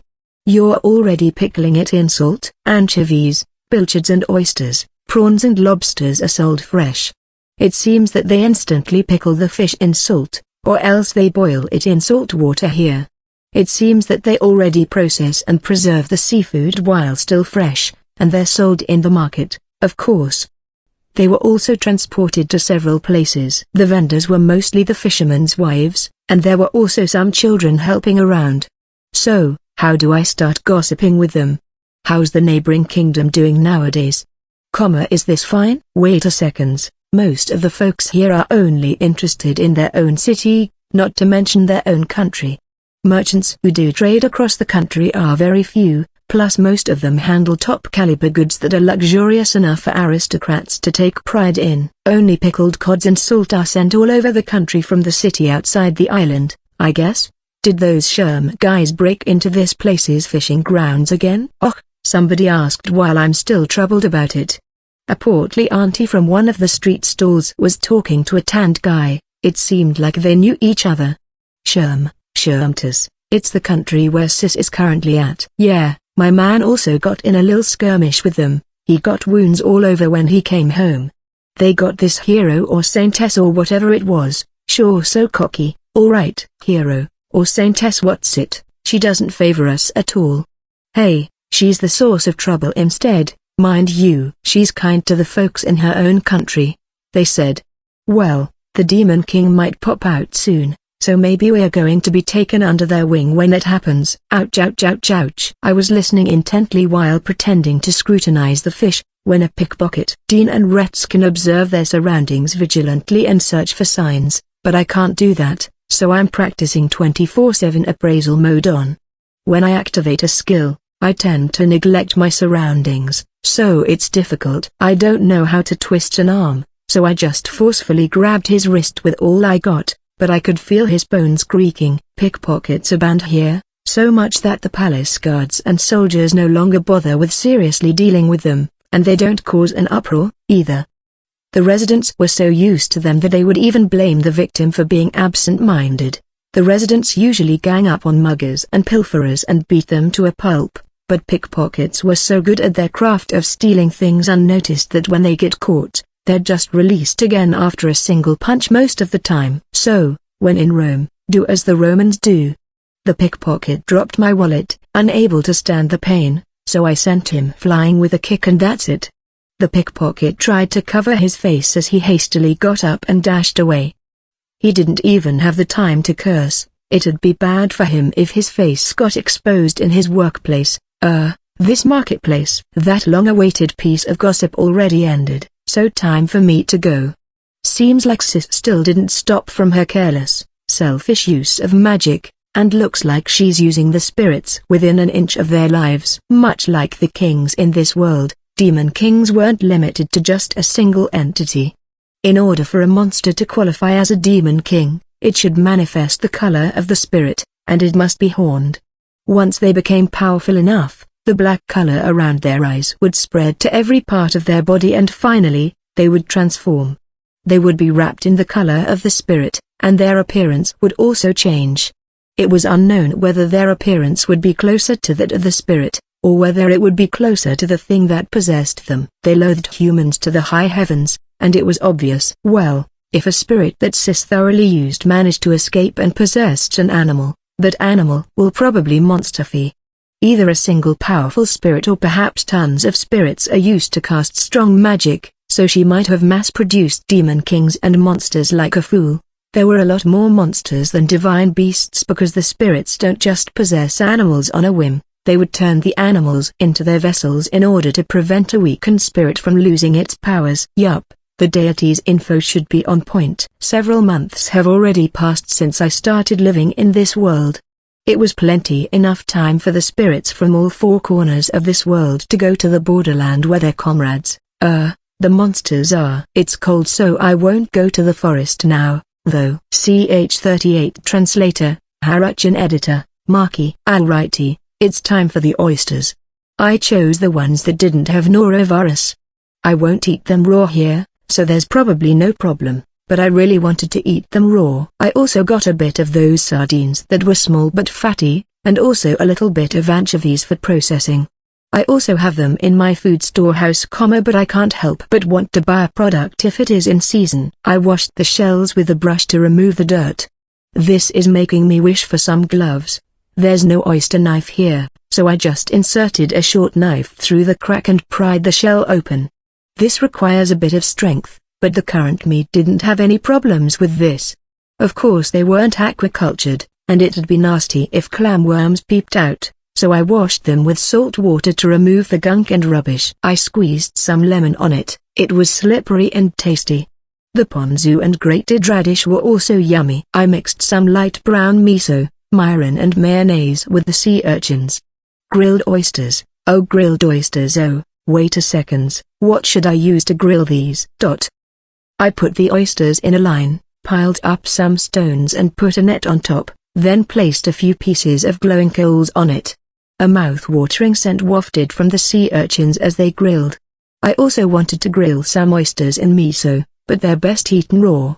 Let's settle for half-cooked. Alright. I smoked and pickled the rest in oil. I'll burn the shells later and pound them into powder and scatter them on the ground where I plan to plant my spinach. It's still early in the morning, but I already gorged myself with oysters, and I'm also done shucking and pickling them in oil. Only the sardines were left for me to process, but since they're inside storage, I decided to take advantage of that. Rish and I relaxed as we watched the snowfall in the yard, blanketing the ground. Should I make a lounge sofa or a couch for whenever I want to laze around? I teleported to the rented house. I always reappear on the third floor, but it was super cold going down to the first floor. Well, it's only natural since there's no remaining warmth from a fire, but this is way too cold. And so, I hurriedly kindled the stove, lit the fire at the workshop and boiled some water, then I started processing the sardines. I should do this by the well since it's difficult to get water to wash this. But since it's super cold out there, I put some water inside the storage and brought it here. I took just enough whenever I needed it. It's like I'm using a faucet cheat. Maybe it's better to swap the sink with an enamel one. The good thing about renting a house is that one can chuck the food scraps into the toilet hole to throw them out. I plan to dig a hole in the yard so I can bury the biodegradable waste, but it will just do that when the weather's warmer. Hey, piggy that's gonna be eaten by some other guy, go ahead and eat up. Now, onto the anchovies and sardines in oil. To make the sardines more delicious, I first soak them in brine and let them rest for 1 to 2 hours before pickling them in olive oil. Put some thyme, rosemary, bay leaves, garlic, and add some chili to taste. The anchovies were soaked in brine for the meantime. It's a fermented food, so it's still got a long way to go before it's ready. My hands stink, so I washed them thoroughly to remove the fishy smell, then cleaned up the kitchen too. I opened the window. It's too cold, so I'll go to the workshop. Nope, let's retreat to the house. Rish came dashing to welcome me, but he threw a disapproving glance at me as he sniffed my fingertips. He drew back a step as he looked up at me, so I turned him over and we played together.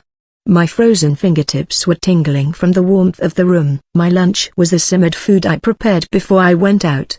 I'll use the remaining broth to make some udon for dinner later. I brewed some coffee and relaxed to kill some time before my appointment. I'm going to the pottery and metal casting shop this afternoon to get the items I requested. Cast metals need molds. They are made by putting some sand mixed with clay into frames.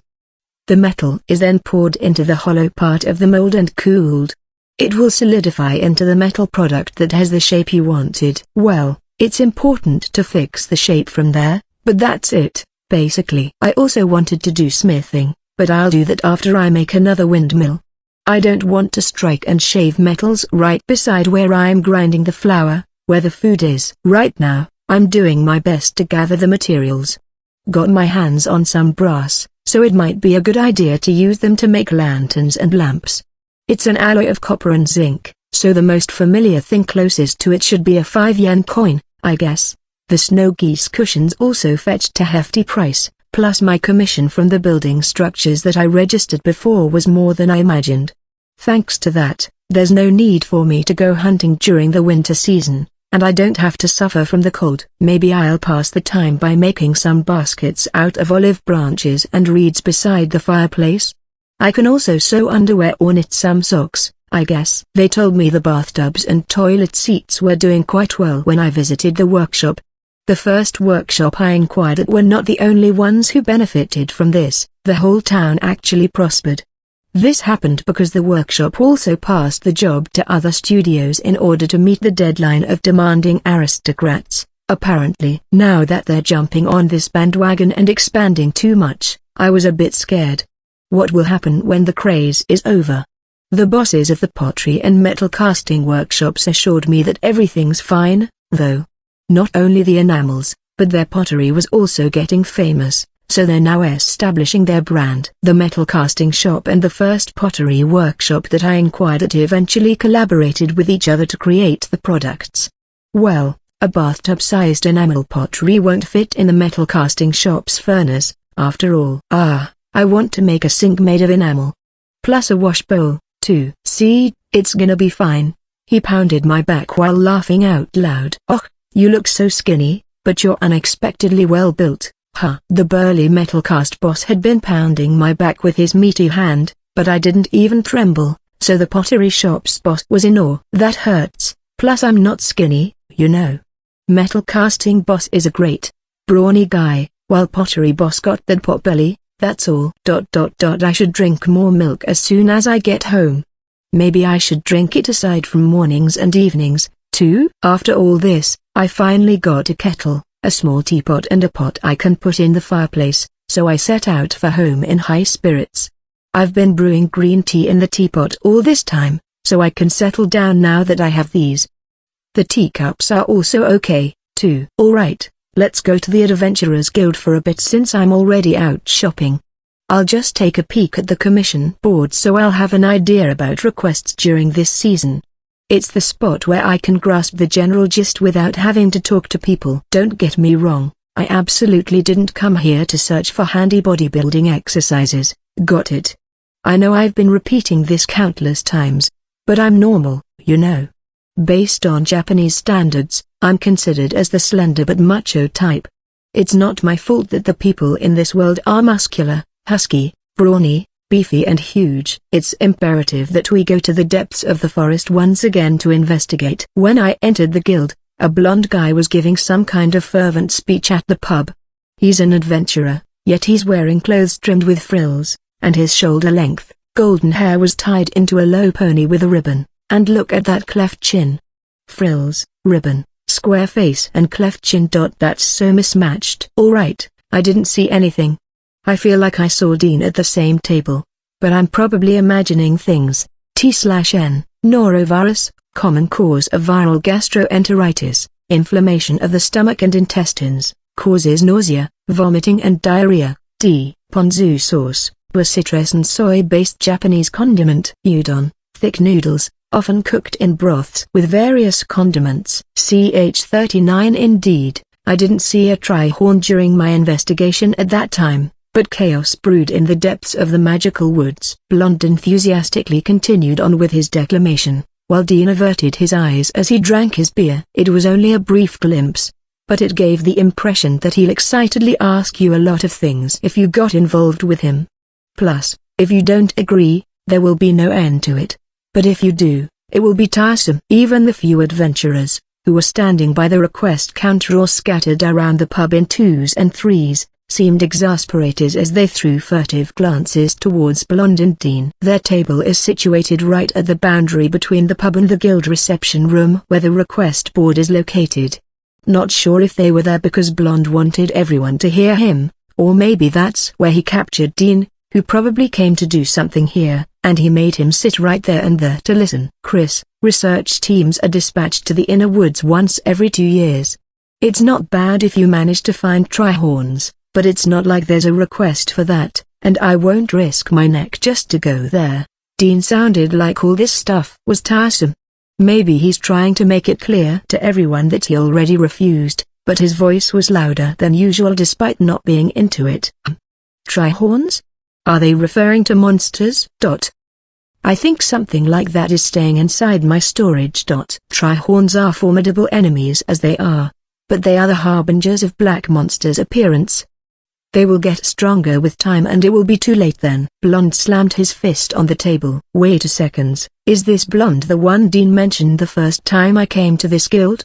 It seemed that he had been away on a mission and was just about to return back then.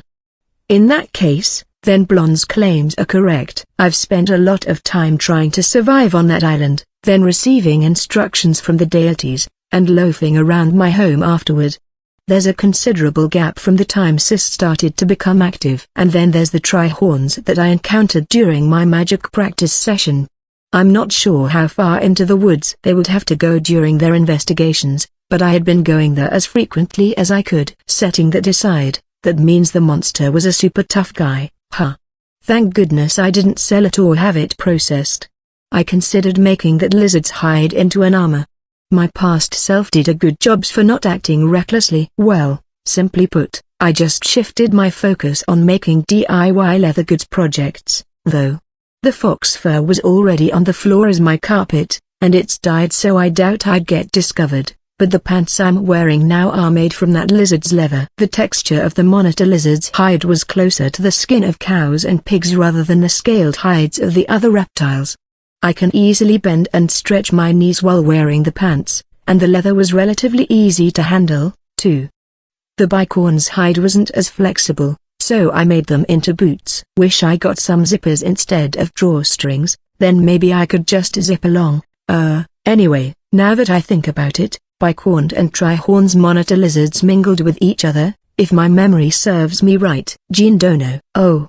You just came back? Ash was carrying a bear when she called out to me. Butler bowed behind her. As expected, it's better not to hire a carrier, right? It's troublesome, after all. Ugh.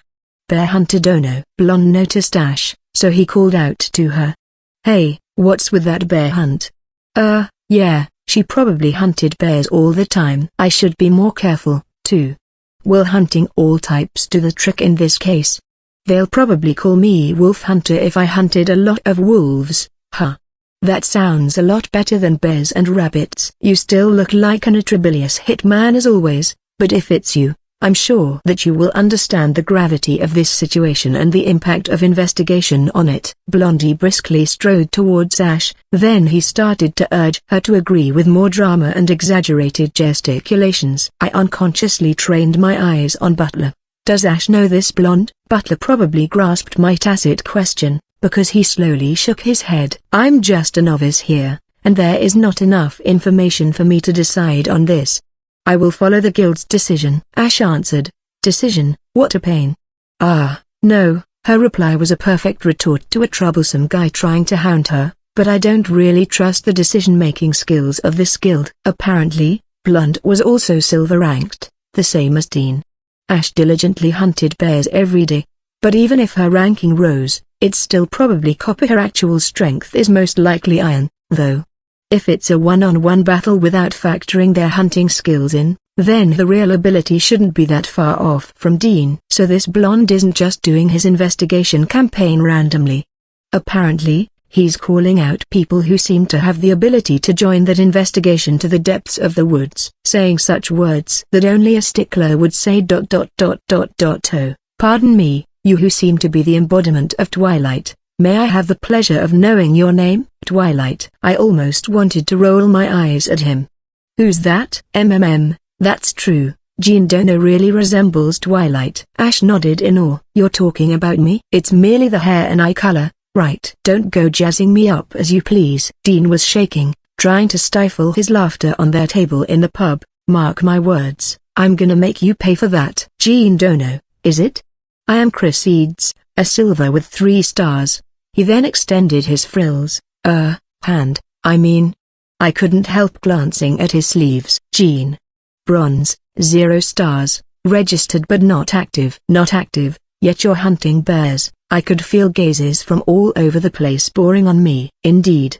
It will be a great loss to this world should you get so much as a scratch on your gorgeous face. So if you find yourself in a hard spot, be it against mere rabbits, just call on me and I, Chris, will be at your service. This blonde, or should I say Chris-san, he isn't a bad guy, but he's way off the mark, and he really seems to be a major pain in the neck. Ash was squirming, it seemed like she wanted to say something. Butler was smiling silently. Yeah. If I'm in a hard spot, then please take care of me. I averted my gaze, then said that lifelessly. What should I do with Dean? He's all over the table now, laughing his head off. The living conditions in this world are so harsh, yet why are the residents so strange? Is it just my imagination, or aren't their personalities too strong? The dinosaur family and the craftsmen are normal, so the adventurers are the weird guys? Ed note, I love how the translators are always working hard to expand the reader's, vocabulary. Great job Haruchin. TL note, a thanks Marky. Did Chris sound highfalutin enough? XD/CH40 It's my, Chris Eads, 6th sense. Chris was persuading the guild staff now. I already retreated under the pretense of helping Ash. 6th sense, Please wait for a moment. Not sure if the staff was already exasperated so he agreed, or if it was because of that 6th sense phrase that he did. Oi. Are you sure it's your intuition? Dean had been looking the other way and oozing with disinterest just a while ago, but now, his expression was grim as he strode towards the counter where Chris was standing by. I swear that it's my intuition. Arg, then stop stalling already and spit it out. What the heck, is it right now? Will we make it in time if we go in spring? Dean scratched his head vigorously as he asked Chris, who had his chest puffed out. We will make it in time if we go in spring, I think. Chris's reply was a bit quieter compared earlier when he was brimming with self-confidence. Why did they suddenly change their tune and agreed with Chris? Is it because they respect that so-called 6th sense? A light spirit is attached to Chris-sama, and apparently, it is a type that bestows divine oracle. He cannot see the spirits himself, apparently, but that intuition has brought him great achievements. Butler softly whispered in my ear. Oh, so he has a light spirit. Although the people who are blessed by the spirits can't be considered many, there is a certain number who are. The spirits' powers are divergent, and they even bestow questionable graces such as skin that doesn't tan, or hair that turns red, so there are also people who continued living their life without noticing those blessings. The people who can see spirits aren't few. it's just that the spirit's presence is already a widespread knowledge, so if a person is well endowed with abilities, or if they are like Chris whose hunches are almost always spot on, it'll be chalked up as the work of spirits, and they're not treated coldly because of that. Apparently, it's hard for people to pretend as if they can't see them when in fact they do, so I turn off this ability by default whenever I'm not in the rented house. I also do that when I'm at my home unless I have to name the spirits. The scene is quite terrifying, after all. Actually, we're not going there to investigate, but to fight those Trihorns, right? If this goes on, then I'll be summoned for sure. I have to eat my dinner here in the pub, if that happens, Dean muttered, seemingly resigned. If a battle is already certain, then they'll probably require those two silver-ranked guys, I guess. You seem to owe the guild, huh? Chris happily commented. So he can't refuse the guild because of Pinkhead, huh? Good luck. The food in the pub and cafeteria are geared towards the employees. They're mostly focused on the amount rather than the taste, so I avoid them. Well, not having to worry about food is a luxury, though. The reason meat is abundant here compared to the other cities is all thanks to the bounteous forest. Rabbits are not only great as salt-cured meat, their tendons are also important ingredients for making glue, and their hides also sell well. This city buys wheat and ore in exchange. There are fields outside the city walls, but the probability of the monsters destroying the crops is high, so it seems like the people here are caught between a rock and a hard place. They have the culture of eating liver and other innards from animals raw, probably to compensate for the vitamins and nutrients they lack because they can't readily buy vegetables. When I think about the environment, parasites. They don't even eat veggies raw, let alone fish, so why meat, of all things? If a battle is already set in stone, then we have to recruit Tynes who are experienced in slaying bicorns. Then I'm worried about germs and whatnot, but it's not a big deal for the residents here, I guess. Oh, now that I think about it, hay fever and D.Cli usually affect developed countries, maybe because they're too concerned with hygiene that they've become weak against germs. Then, what about my body, is it okay, too? I won't test it out, though. No, it'd be a good if they already defeated at least one Trihorned. I don't have any plans to stay in the forest depths for too long. I want not only our guild, but the ones from the other cities, and also the guilds, to act. Gold ranks, huh? Dean scowled bitterly. Oh, the topic turned to gold while I was busy thinking about germs. The aura of the entire forest was abnormal. Overflowing? Yeah, that's it. Both of them looked really serious now.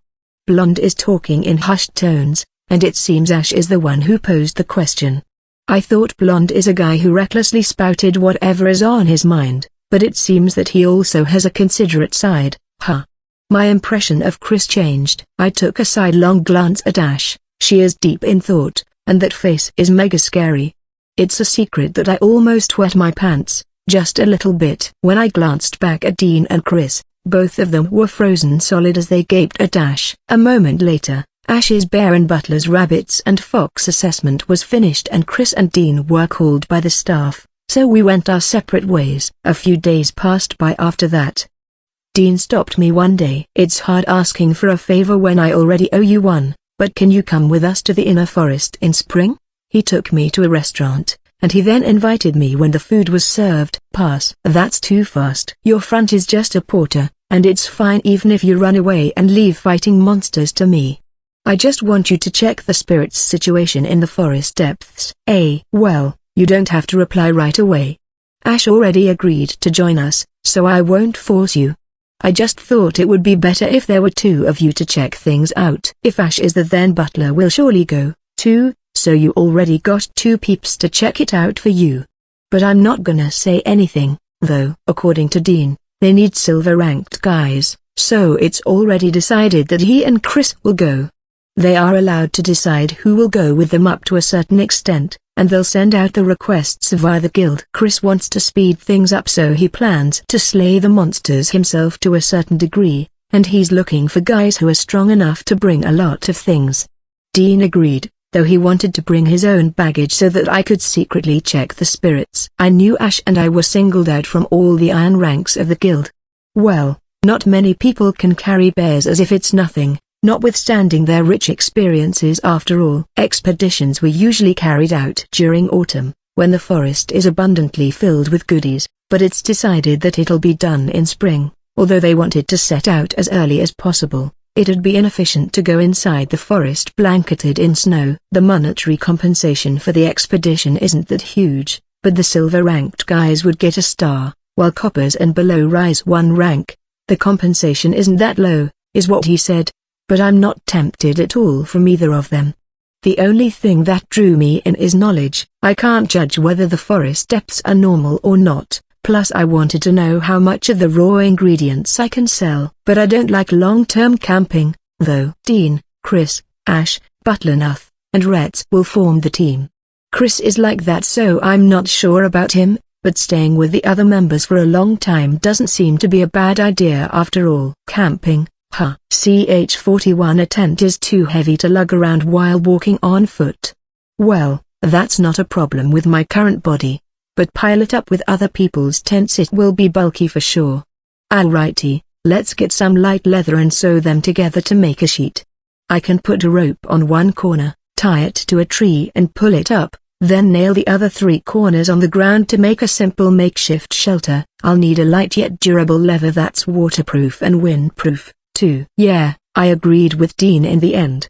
It'll take 5 days for the one-way trip, so add 2 more days as spare and it'll take us 12 days back and forth. Let's try gauging the distance based on my previous life. If I'm not mistaken, it'll take 12-15 days from Edo Nihonbashi to Kyoto's Sanja Bridge, I think. Then, the distance must be comparable to when you reach the place where you can see a glimpse of Saruga Bay after leaving Edo's, I guess. We're not going through the towns during this expedition, so it's probably shorter. When it rains, both the beasts and the monsters would hide away, so although there's no need to worry about water, we should also consider that when doing preps. Ash and I were assigned to carry the food during the expedition, and bring back the raw materials. We also have to protect ourselves.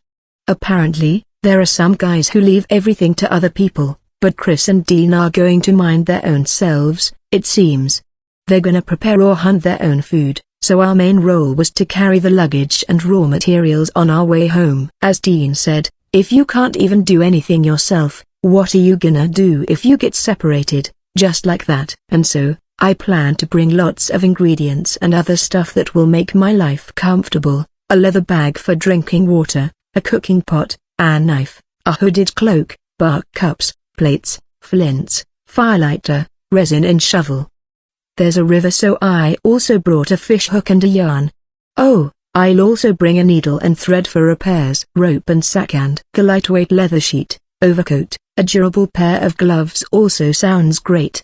I'll also make some insect repellent and preserved foods. It's cold, but I'll go to the forest and practice magic while hunting for monitor lizards, and get some provisions, too. Alright. It's not that I don't feel that I'm getting my priorities backwards. That's my thought as I proactively hunted for monitor lizards. There were many bicorns, but as expected, trihorns were also present. I'm not sure which part of the forest I'm currently hunting in, though. The map scaling seems off to me. Trihorns also lived in the depths of the forest that are outside the scope of our expedition, and they apparently settled there, so they don't go to the human settlements. Does that mean they're the type to avoid the things they don't like? There are more bicorns here. So it isn't that further in, but I'm not really sure about that, either. It's way too cold, so I stopped practicing magic. I just searched for their tracks, then I slay horned ones whenever I meet them. That's my job, alright. But the cold beat me. The ground was also the worst. Now I totally understood why Chris decided to let winter pass despite being so passionate about it. In addition to that, he had requested to embark on an expedition back to the forest as soon as he returned, but the guild rejected it. Well, to be more precise, he was thoroughly deferred while he was working for the noble who commissioned him. It was supposedly a 2-day coaching, but he was even made to escort the noble to the neighboring town. How horrible of you, Sir Aristocrat. The guild must have been in chaos at that time due to the spirit that possessed Pinkhead. Alright, I'll take a peek at the spirits here. I closed my eyes, then opened them once again. The world transformed in an instant. A lot of spirits filled my surroundings, from translucent ones down to those who aren't different from their essence. Most of them were similar to the ones who came to my house, but there were also red-eyed ones, and some had shadows and bags under their eyes. So monstrophy happens when possessed by these guys? Almost all of those spirits have translucent body parts, such as the tips of their hands and feet and part of their faces, and they look as if they're fading away, while some of them turned into small balls, unable to keep their original figures. The spirits that had defects were trying to take over the bodies of the other spirits, particularly aiming for the body parts that they lost. There were differences in the method, like some tried to dissolve the other party, and some tried to bite and tear it off, but their target was their missing parts. I heard that even if they still have memories when they lost their powers, the only thing that will be left is a burning emotion that would consume and control them. I don't like this scene. If they're like Rish, then heal won't work, but the healing method should be the same, form a contract and pour energy. I had been cutting our naming sessions off. I limited the number of spirits, and they were more than willing to receive a name, so I didn't really do anything, but naming normally takes a lot of willpower, apparently, especially if the spirit is strong and doesn't like being dominated. Mana is also needed to nurture those spirits afterward. I'm not aware whether they've been consuming my mana, but maybe that's because my physical ability is way over the top. Also, it seems that recovery and stacking mana will be faster once you get used to expending magical power, so maybe my ability improved proportional to my efforts? I've been diligently trying to use it more frequently. I already renamed the spirits that I've numbered before, and they had become bigger, from palm-sized to as big as a tissue box. I'm transferring a different kind of magic into them whenever I borrow their powers. Apparently everyone was faring well, so there's no need for me to pour lots of mana, but maybe that's the reason my magic doesn't decrease that much. Many spirits also participate like rascals playing pranks and secretly observing my reaction. I also pour magic on Rish every time I fluff and rub him, so he's supposed to be the one who got the most mana, but he's still so small, albeit healthy and happy, though. Well, I can't do this the usual way, though, seeing that these spirits are brimming with hostility. I'll just do what I can, then. I already slayed more than enough monitor lizards for today, so my business is already done. Alright. Although I decided that I would name them, I didn't have the slightest idea how to do it. The spirits have been the ones to approach first all this time, after all. Anyway, I just grabbed one of the spirits near me. Your name is Black One. I stared at it intently as I said its name. That ended pretty quickly, although it had been resisting. Or should I say squirming all the while until I finished naming it. Maybe this is the way to go. Black 2, Black 3. I chased them all around, grabbing and naming each of them from 1 onwards. They had all sorts of reactions, some got mad, while others were dumbfounded. There were still lots of them. Time to retreat. I'm afraid I'll become hypothermic, so stopped here. I also named the normal ones who came to me, but I already forgot the number, so I just put forest and started from 1 again. I got more raw materials from lizards and foxes. I think I can also name monsters if I do my best, but if they're attacking me then I have to slay them. I'm doing this for my self-satisfaction, and I totally don't feel like doing anything about that. My intention is to do things according to my mood and preferences. That's why, those guys who escaped, be prepared. I'm going back tomorrow, alright? I collapsed to the floor when I got home, and Rish worriedly circled around me. I should restrain myself a bit. T/N, Edo is the former name of Tokyo. The Nihonbashi, lit. Japan Bridge, is 284 miles away from Sanju Bridge of Kyoto, but there's a historical hiking trail called Nakasendo that is a popular tourist attraction for avid hikers. It's 331.8 miles, and there are 11 12-day tours available for that place. This trail connected Edo, Tokyo, and Kyoto during the days of shoguns and samurai. Here's a map of the trail. Suruga Bay, on the other hand, is 89 miles away from Tokyo. E/N, I think considering the game trails they will be traveling on about 60 miles or 100 km sounds about right for the one-way in 5 days. Ch-42 I tanned the monitor lizard's leather, then dyed it afterward. Cattle and horse hides are difficult to dye, while deer's easily stain, but it looks like for lizards, the pigmentation depends on the types of dyes. Black's the only color that easily dyes it, but I'm not sure if it's because it's a lizard or because it's a monster. I dyed it with indigo first, then I layered it with black ink made from burnt pine soot and glue. What I got in the end was a midnight blue leather. Hey, it's not that I failed to make it blue. I now totally understand why black coats are the standard wear for light novel protagonists. If you deepen the color so that the splotches won't be noticeable, it will be almost the same as black. Bicorn leather doesn't stretch that much compared to Trihorn, but it's lighter, so I'm going to use it to make the cloak and sheet. I should oil it first to make it water resistant, so I softened it by repeatedly stretching and dehydrating it. It'll take a long while before it's ready. I should also make the stuff I'll need for cooking now, or else I won't make it in time. I should prepare the dried tomatoes, dried shiitake mushrooms and other vegetables and fruits, plus the apricot sugar preserves, dried scallops, smoked bacon and cheese. Sweets are also on my wish list, so I'm going to make brandy cakes and caramel nut bars. I'll make them right before we set out, so it's just a plan for now. My preparations continued on. I also took early morning strolls with Riche, then playing tag with the forest spirits all the while. I found a huge spirit in the woods once, that made me tired, so I just lazed around until noon. After that, I made things during my vacant period, then I continued naming the spirits in my house at night. Whenever I lost interest in doing that, I would visit the workshop, and I also dropped by the Adventurers Guild and Commerce Guild from time to time to sell things and talk to people. This lifestyle continued on. Dinosaur, are you free? Oh, good to see you here. I visited Dinosaur's house today to have a good time.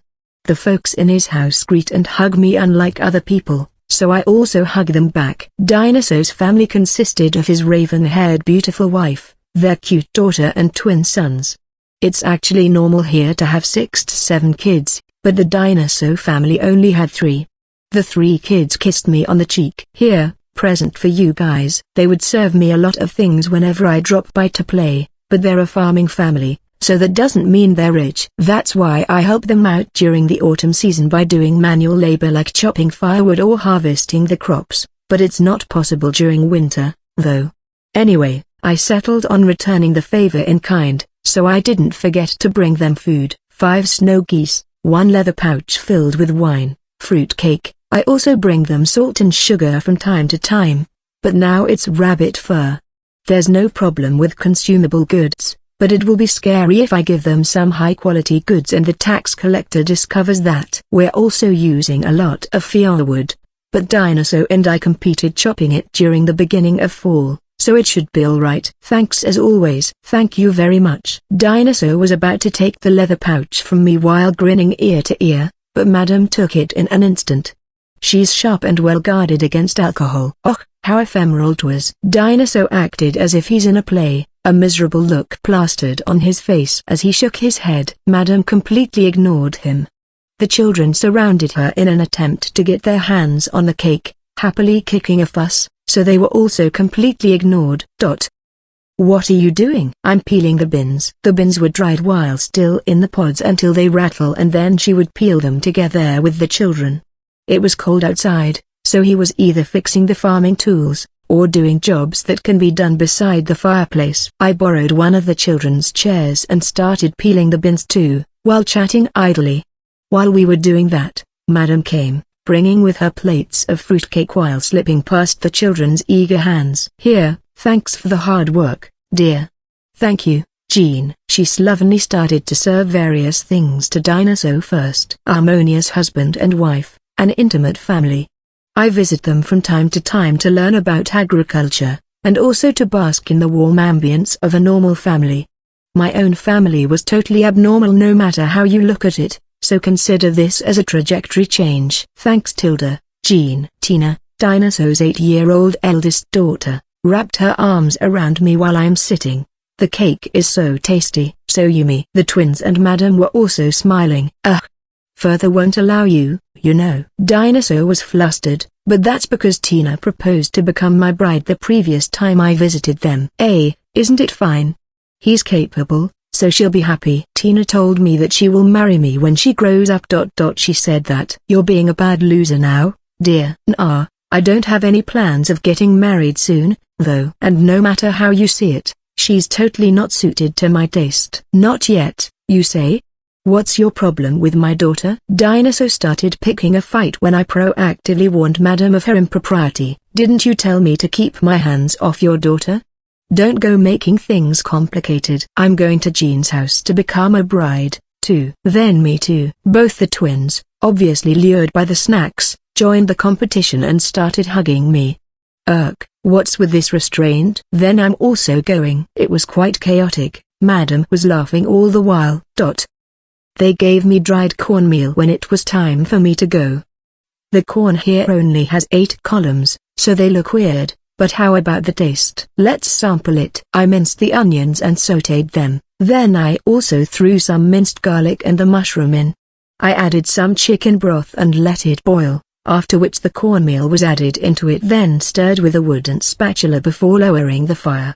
The sticky mixture started to absorb the broth, and the spatula became harder to stir. I added butter and cheese, plus salt and pepper, then mixed it all in. Then I poured the batter into a tray and cooled it.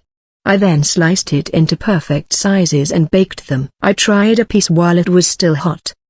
The corn was not that sweet compared to the ones in Japan. It gave off the realization that corn is a cereal, something like that. It had a simple taste, so it'll be heavenly if I put some tomato, raw ham and basil. Yup. I'm gonna bring this. T/N, Dinosaur's family.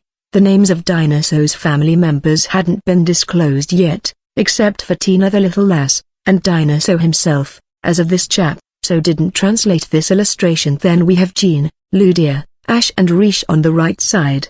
Is it just me, but Ash and Jean look great together? Not sure if this novel has a romantic subplot, though. XD/CH43 I started making the leather sheet and cloak. The sewing needle was made from the horn of the tri-horned using Zanzikan. It was easy to whittle the body until it's slender, despite failing at it a few times.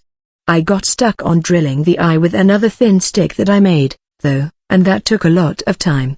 It also breaks easily if I put too much force because of impatience. Normal needles didn't stand a chance against the monitor lizard's hide. Even the leather crafting tools were also useless, so mine was quite nifty, albeit time-consuming and needing a lot of effort to make. Spider webs and silkworm thread seemed promising, so I planned to go look for them, but the spun thread from a bicorn rabbit fur seemed to work fine. The thread spun from normal rabbit fur frayed or broke easily compared to sheep threads, so they were weak, but my monster thread was quite durable. The thread from the tri-horn was soft and fluffy. It was more like yarn than a thread. It'd be better if the leather sheet was also a camouflage, so I dyed it to moss green. I left the white thread as is. Anyway, I cut the leather into rectangles and just sewed them together to make the sheet. Yup, it looks great. Next stop, my cloak. It's just a normal hooded robe type. With the normal ones, you could just pull the front lapels, put them on top of each other and secure the robe with a sash if it's super cold. It can be left open if the weather's hot. Just secure it with a brooch on the chest so it won't slip off during battles. Brooches won't pierce the leather at this rate, though. I should put a clasp right from the start or else it'll be useless. I tried experimenting with the leather that turned almost black after my failed dyeing attempt to make a prototype. I made folds so the hem could open up, and I also put a rectangular piece at the chest and on the back. It's still made of leather even if it's soft, so I ended up with a coat-looking thing. Well, a coat is fine, I guess. I don't really have aesthetic sense, but this world is magical, so maybe I could just copy the designs from fantasy anime.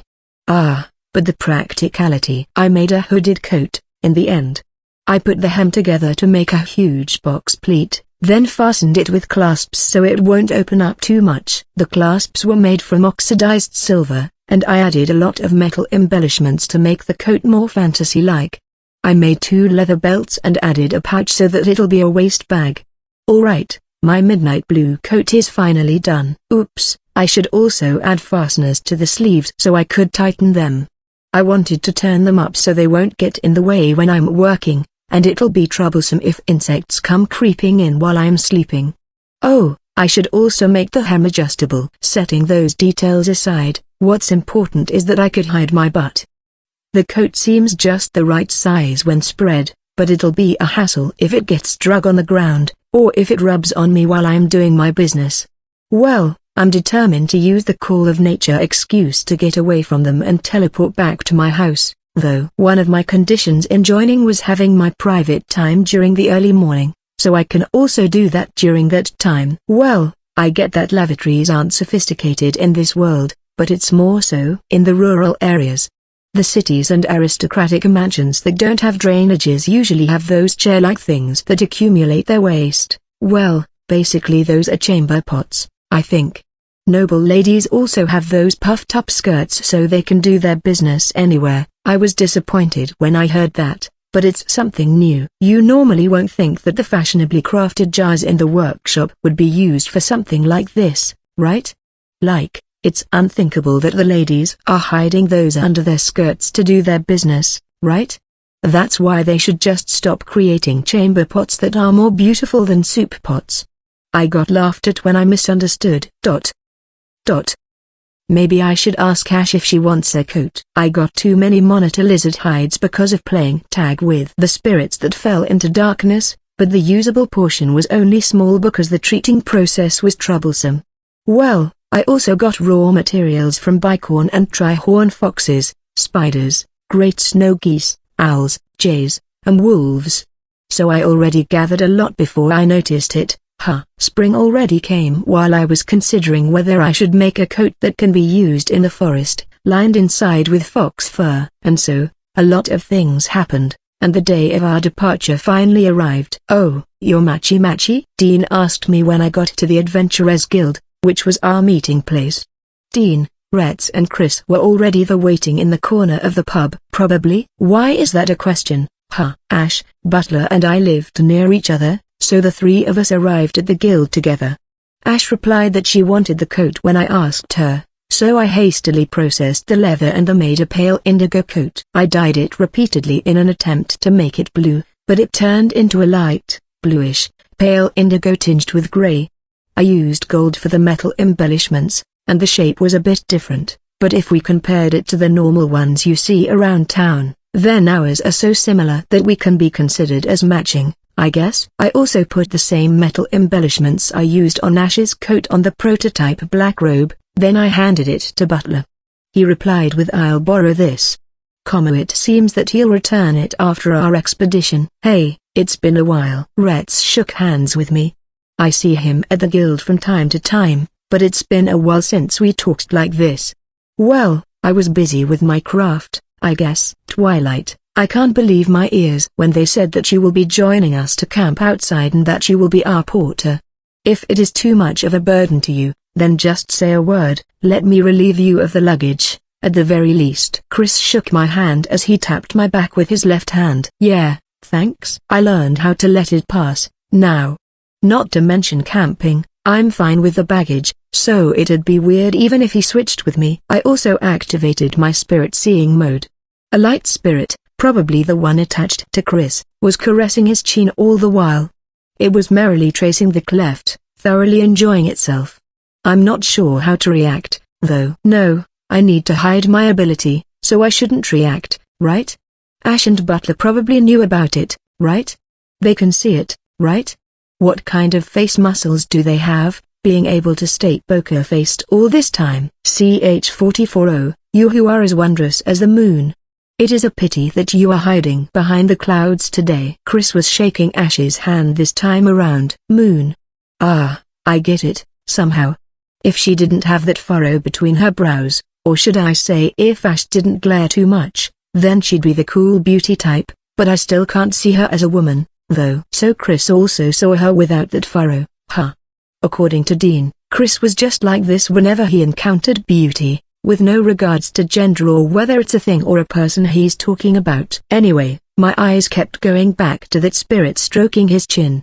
I'll look like I'm obsessed with cleft chins, at this rate. Everyone, thank you very much for accepting the request for this time. It's been a while, Kana-san. She came to check if everyone's here. Jean-sama, we have bothered you previously, so thank you very much for helping us despite that incident. She said a few words to each of us. An expedition to the forest depths is fraught with danger, although I'm pretty sure it's not that serious, and I can teleport, too.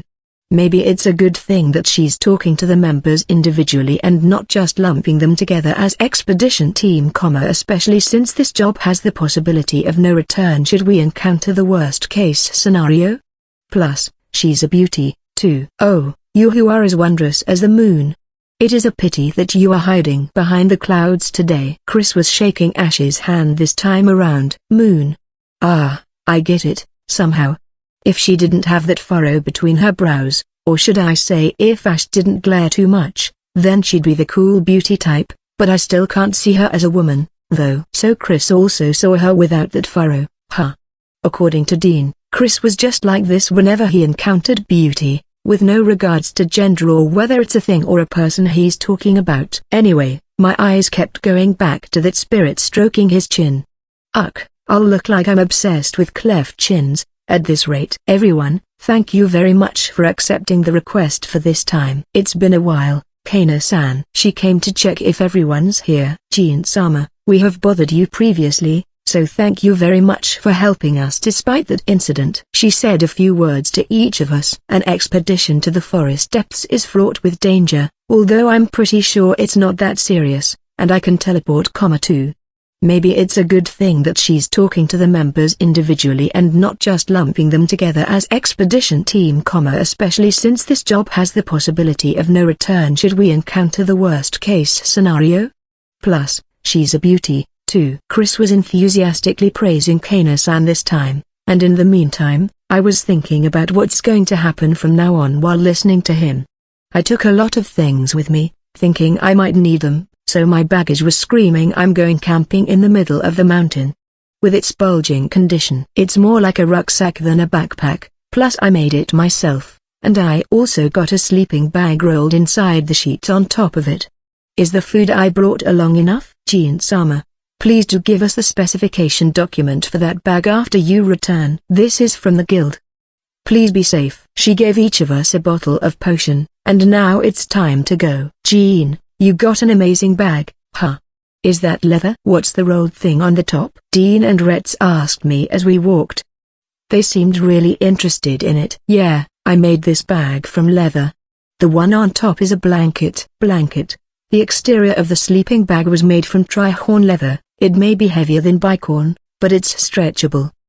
The interior was lined with the fine textured cloth I used to make the down-filled quilt.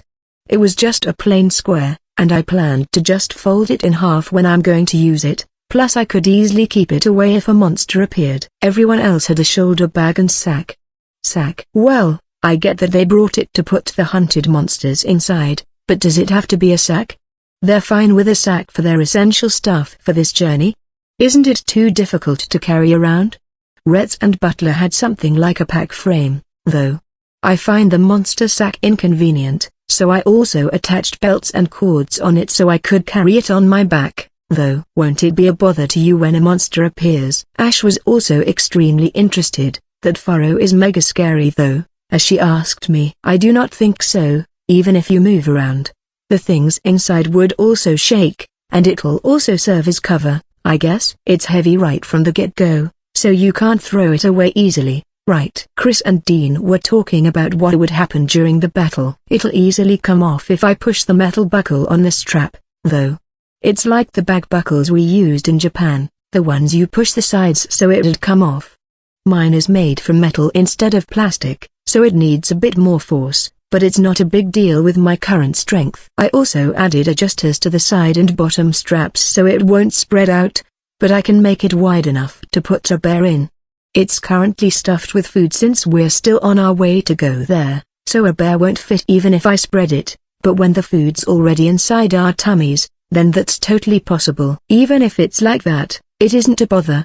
Actually, it seemed that our luggage would get in his way. Instead, Chris was concerned with the bag so he darted a glance at me, but I'm actually concerned about the spirit that was currently mesmerized with the way his cleft chin shifted when he spoke. Dean and Chris are in charge of the battles, so there's no problem, right? This ability is actually desirable for a porter, you know. Retz seemed acquainted not only with Dean, but with Chris, too. When I asked him, he said that he had accompanied them a few times as a porter when they hunted for monsters. Twilight, I won't let you face something as dangerous as a battle, of course, Chris declared sonorously. Hey, a sword is dangling on my waist, too, can't you see it? Actually, I was also worried when Dean told me he'd bring you too, pale guy, but it seems that you also have some skills that I don't know. Still, you have to be careful.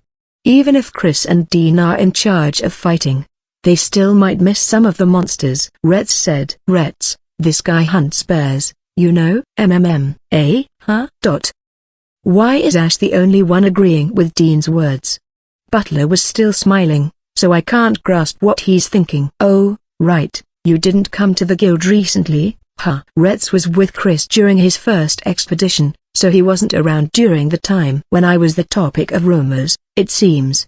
Chris wasn't in town because of the Noble's commission. So the famous greenpawn that carried the bear on his back was you, Ashkan? It might be so recently, but it was Jean Dono in the beginning. The guild won't accept you unless you're quite capable after all, right? Chris was full of doubts as he probingly asked, so Ash and Dean answered.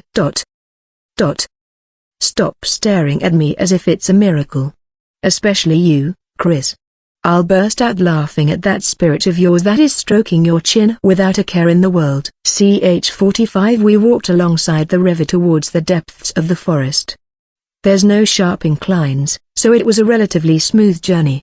Even if the previous expeditions were only conducted twice a year, there were tracks of humans passing through, so it was easier to walk than I thought. Okay, time for lunch. We've covered a lot of ground, huh? It's great that the weather is nice, Dean and Retz commented. We take a break by the riverside, and we have our own bento that we brought for lunch. Well, even if it's bento, most of them just eat meat sandwiched in ordinary bread. I'll go for a bathroom break and we'll gather some firewood on the way. I took my baggage. It'll only be a burden if a monster attacks us here and we get scattered around. Well, the others are wearing shoulder bags, so they'll probably leave this mountain of a bag behind. Chris and Retz were left behind, keeping an eye on the belongings and clearing up the place so they could make a campfire, and they also picked up firewood within the vicinity. Bears venture around this place, but the other monsters don't come around this area, so everyone is minding his or her own business. But once we go to the forest depths, we'll be moving with either Chris or Dean. Reesh. I did request to have free time during the early morning, but it'll be troublesome if they're going to treat that as if it is nothing and insist on sticking with me. I finished with the toilet business and diligently picked up the firewood. Oh? I found some wild asparagus. The purplish, slender sprouts stretched out from the ground. They're growing pretty well, even if they're only as thick as half of my pinky finger. Butler lamented that we could have picked those asparage if we had come a little later. I asked him about the characteristics, and apparently, it's a different type from the normal asparagus, so now I wonder what kind of taste it has. They're in season around April, so that's still a long way off. I think I'm gonna look for it then. I also found some butterburs. They use the leaves of this plant to wrap butter when selling them. It's also effective for migraine, nasal congestion, hay fever, and irritated bladder, but they also have some side effects like acute hepatitis and liver failure, according to good old appraisal. Whoa, that was dangerous, and here I was thinking about tempura made from butterbur stalks.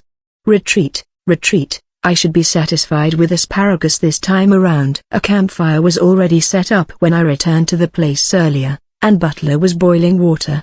I was the last one to arrive.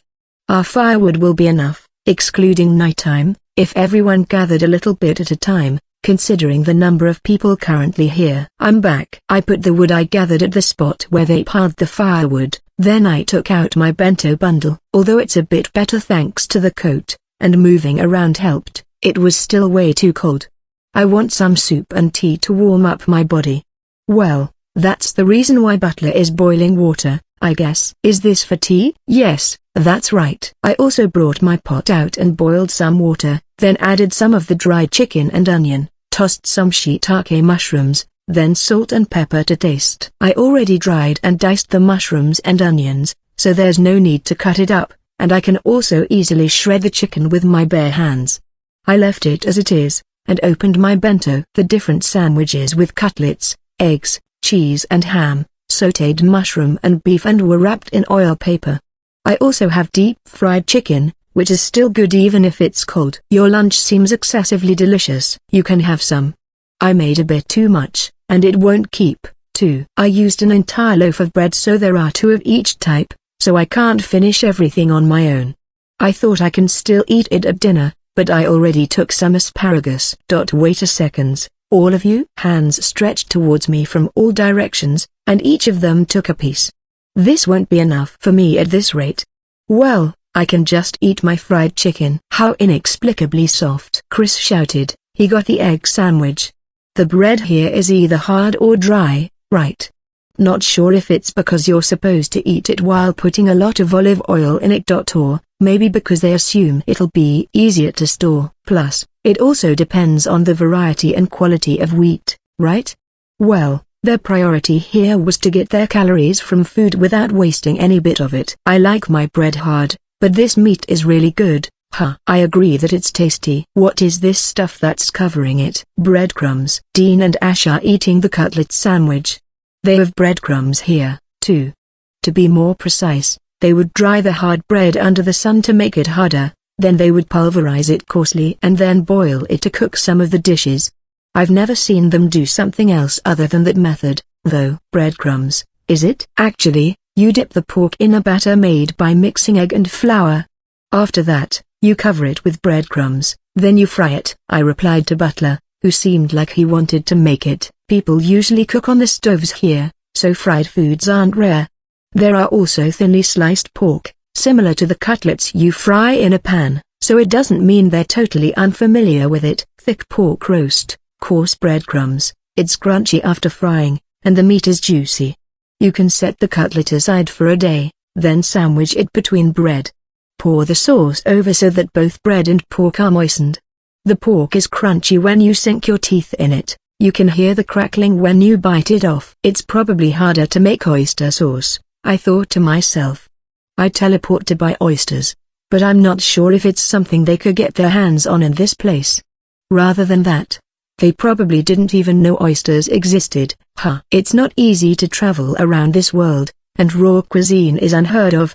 Plus, you need money to move when you enter a territory governed by a different lord. When you pass through the gates, when you cross a bridge, all of them require a toll. Those adventurers ranked silver and above, as well as merchants, are generally exempt from toll fees aside from those paid to enter a city, but it still depends on who the ruler is at that place, it seems. The adventurers are also taxed if they hunted monsters and kept their numbers in check, and there are also cases when the price would still vary even if it's the same feudal lord. In other words, most of the lords exploited the commoners within an inch of their lives. They're probably worried that breadwinners, who are their precious taxpayers, would move to another city, so they tied the peasants and farmers to the field. I drank the soup while eating my fried chicken. This is also tasty. Is this chicken? This is also fried in oil. Dean and Ash were the ones who kept on commenting about the food. Butler also kept on asking about the recipe. Chris and Rex stayed silent halfway through, busy with stuffing their cheeks and chewing. It was a bit scary how their eyes seemed unfocused. I anticipated that we have a long journey ahead of us, so I packed the food and also brought a lot of seasonings like salt and pepper, garlic and ginger, fish sauce and a bit of brandy. The fish sauce was a byproduct from the anchovies. I got a cheat called teleport still. I only brought the food made from ingredients that I see around here for the time being. Plus, I decided not to mind the quality too much. After all, the corn was different, so even if I tried to mimic my food storage combo, it was a far cry from the real deal. I could keenly feel the difference. Anyway, this dish won't stand a chance against freshly fried food, but it's still delicious. CH-46 I have been trying to imitate Butler's gait since a while ago. Butler is clad in a suit underneath the hooded robe I lent him, and he is wearing leather ankle boots, a simplified version of riding boots, it seems. He is dressed like that, and yet his hems are dirt-free as he walks through the woods. Well, his boots are dirty, that's to be expected, but it's not as much as mine. By the way, Butler, Chris, Ash, Rex, Dean and I all have our boots dirtied, but that's the order of severity, starting from the cleanest. Dean is also wearing rugged boots as he firmly stepped on the ground, so they might have differences in their gait based on what's important to them, but there's no mistaking that I'm walking clumsily. Butler's weapon is a slender sword that's kinda geared towards aesthetics. He's wielding it so elegantly like a rapier, but the sharp, hard blade didn't even bend when it pierced the game. Dean and Chris are the main guys who slew the monsters, just like what they said earlier, but a weasel jumped towards us while they were preoccupied, probably frightened from the noise of the fight. Butler displayed his skills, piercing the weasel from its eye straight to its throat. That's quite harsh. My fighting method is closer to Dean, so I should probably learn from him, but I'm envious of Butler's clean hands. And so, Butler's manner of walking it is. There are many wolves just ahead of us. They are weaker than bears individually, but they move in packs. Do not rely on us, you can flee or fight.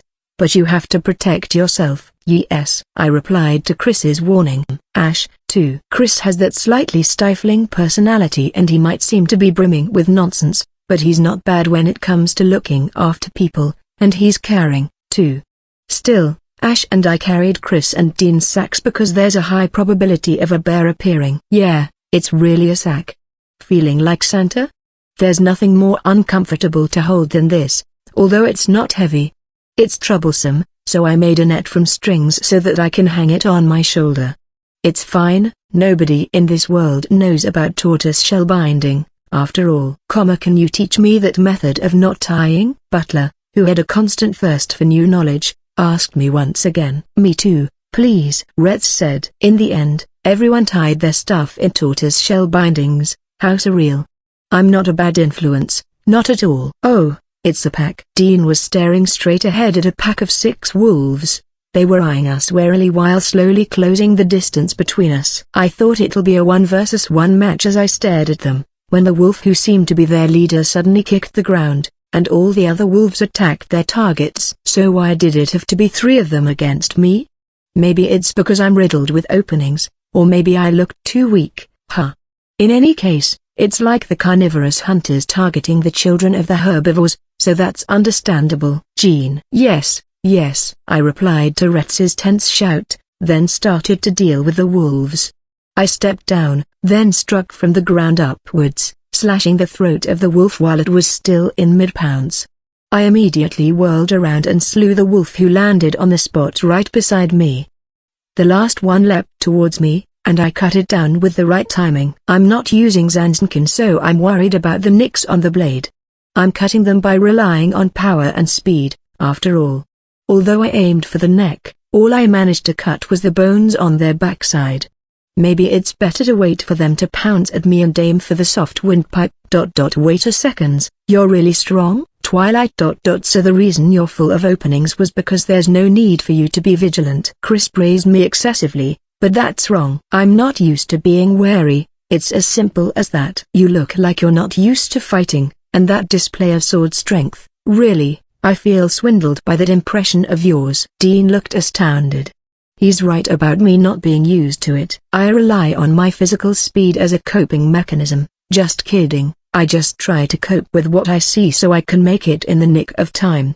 But I keenly feel the need to study a lot of things, like anticipating the movements of enemies that are faster than me even before they appear. My life in Japan was void of any danger, so it's hard to stay vigilant while moving around. Chris and Dean slew the remaining half of the wolf pack. Chris is also using a beautiful sword. Huh. Are you praising it? I thank you for that. I thought Chris would wield a flashy sword, but it was unexpectedly delicate, or should I say his style was a no-frills swordsmanship. Be it Ash or Jean, you're all greenhorn adventurers and yet you're like this. I'm going to lose confidence, you know. Retz agilely gathered the horns as he muttered. The fact that he can readily do his job despite being shocked is amazing, I think. Not only the 2 silver rank guys, the senior adventurers are really awesome. Wolf monsters are drawn to the smell of blood, so we should get going, Butler said as he put the horns he collected inside his sack. Ash picked up the sack thrown off earlier, and she hung it on her shoulder. As she nodded, it was different from the time Ash and I hunted wolves. There are many of them living in this place. Actually, search detected a lot of the same presence. We must hurry up and leave this place, just like what Butler said, or else we won't have a choice but to keep on fighting. CH-47 Yuka is still shutting herself up with Jin? The girl asked, as she directed her inky eyes towards the closed door. She has gorgeous jet black hair, a white face with traces of innocence that could invoke one's desire to protect, and a calm, but not subdued, voice that could gain people's confidence. Yeah. No need to fret, my princess. My sister is just being carried away with her first love, and it so happens that it is your brother. You have me, don't you? Oh my, that's not what I meant. Besides, I have Hisatsugu and Fate-in, after all. It's just that, Jin doesn't trust women, you know? I'm worried about Yuka. The girl, Haruka, averted her eyes, then she heaved a small sigh. Yeah, you were the only woman beside Jin-kun, after all. But, that Jin-kun is an existence that my sister wished for as her power, so there's no helping that she's sticking to him like glue, and please don't mention the name of another guy here. Hisatsugu took a few strands of Haruka's hair and brought them to his lips. Besides, that thing might be Yuka's power, but it is a doll that could read our memories and act accordingly, you know. Your brother is still in Japan. Only those who had a short lifespan remaining in the other world were summoned to maintain the stability of the world. That was the reason why Haruka and the rest of them were teleported to this world. Well, we are healthy after all, so the reason for our short lifespan is that traffic accident, right? Maybe we should have waited for Jin and crossed the street with him. He must be lonely now. In that case, Jin-kun will become the older brother, is that it? Haruka is currently younger than Jin-kun, right? Oh my, a younger brother is still a younger brother, no matter what happens. In order to live in this world, the summoned people's desired abilities will be granted unto them. Haruka chose complete magic domination youth and language. Hisatsugu chose complete swordsmanship ability reinforcement youth beauty and language. Yuka chose doll youth beauty and language. Language was automatically bestowed so that they would be able to understand the language of this world, and strengthened physical abilities were also granted to them without the need for them to request those. Youth and beauty were just like what their names implied. Haruka's appearance became younger than that of her brother, although she was the older one. They retained their basic features, but these were also enhanced to become more beautiful, just as they desired. With complete magic and complete swordsmanship, there was no need for them to study all the related things that are recorded in this world, because they could use all of them right from the start. Setting complete magic aside, complete swordsmanship was composed of skills and moves commonly appearing in legends and lore, so it was important to have a foundation and experience in swordsmanship. One look was enough for him to be able to grasp all the moves and make the ability his own. However, that bare minimum requirement was still considered as troublesome by Hisatsugu. The deity suggested that he compensate it with ability reinforcement, which would raise the high level of fundamental abilities that he currently had. Ability reinforcement, domination and doll were abilities that would improve along with the natures and behaviors of the people possessing them, so their effects were not limited. Jin, did you become stronger again? Yuka stroked Jin's slightly raised hubs. He was a lot more toned than Yuka's memory of him when they were in Japan. Yeah. It's what Yuka wished for. And it's fun getting stronger. Jin would only leave Yuka's side when it was time for him to train. Yuka would frequently watch him wield his sword as he mingled with the knights. Aren't you having fun because Haruka isn't here? Is that it? I should not let him meet Haruka. If I let him go to her side, he will be drawn into Haruka's memories. Jin is different from what Haruka thinks. She was really confident that he would cave into whatever she desired even if he didn't want to have anything to do with it. She's absolutely mistaken. Haruka's memories are all mistakes. I will free you. I'm the only one who can see Jin for he who is. Yeah, Jin answered as he embraced Yuka. A doll would take on the appearance that Yuka wanted it to have. The deity granted her wish to strengthen it no matter what, so it added the abilities Yuka did not use for herself onto it. Apparently, this thing would gradually get stronger by taking in something, but Yuka failed to ask more about it in her excitement when she saw the finished doll.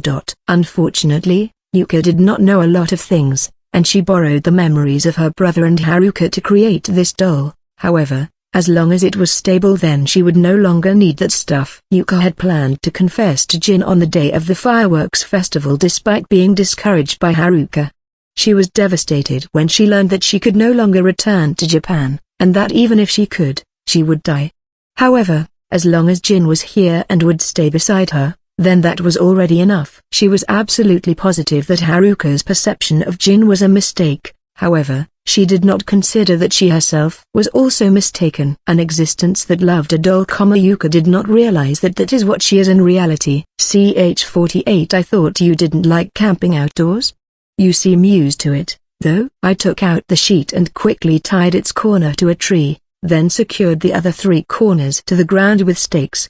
Dean talked to me as I arranged my sleeping place. I see, you can make a simple roof and wall with a waterproof sheet. Huh, what is this sheet made of? Retz touched the sheet in awe. Oh, it's a lot warmer just by blocking the wind? It is truly wonderful, Twilight, Chris said exaggeratedly. Hey, don't ask for a hug from me. This is really convenient. You don't have to carry a tent when walking on foot.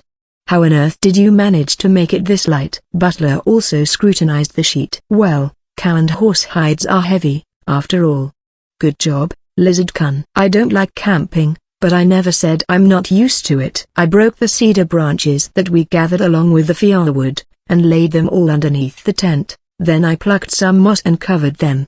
Just have to put the blanket on it, but it'll be fine to do that later. There was time to prepare, so this was just a normal camp compared to my experience on the island, which took me by surprise.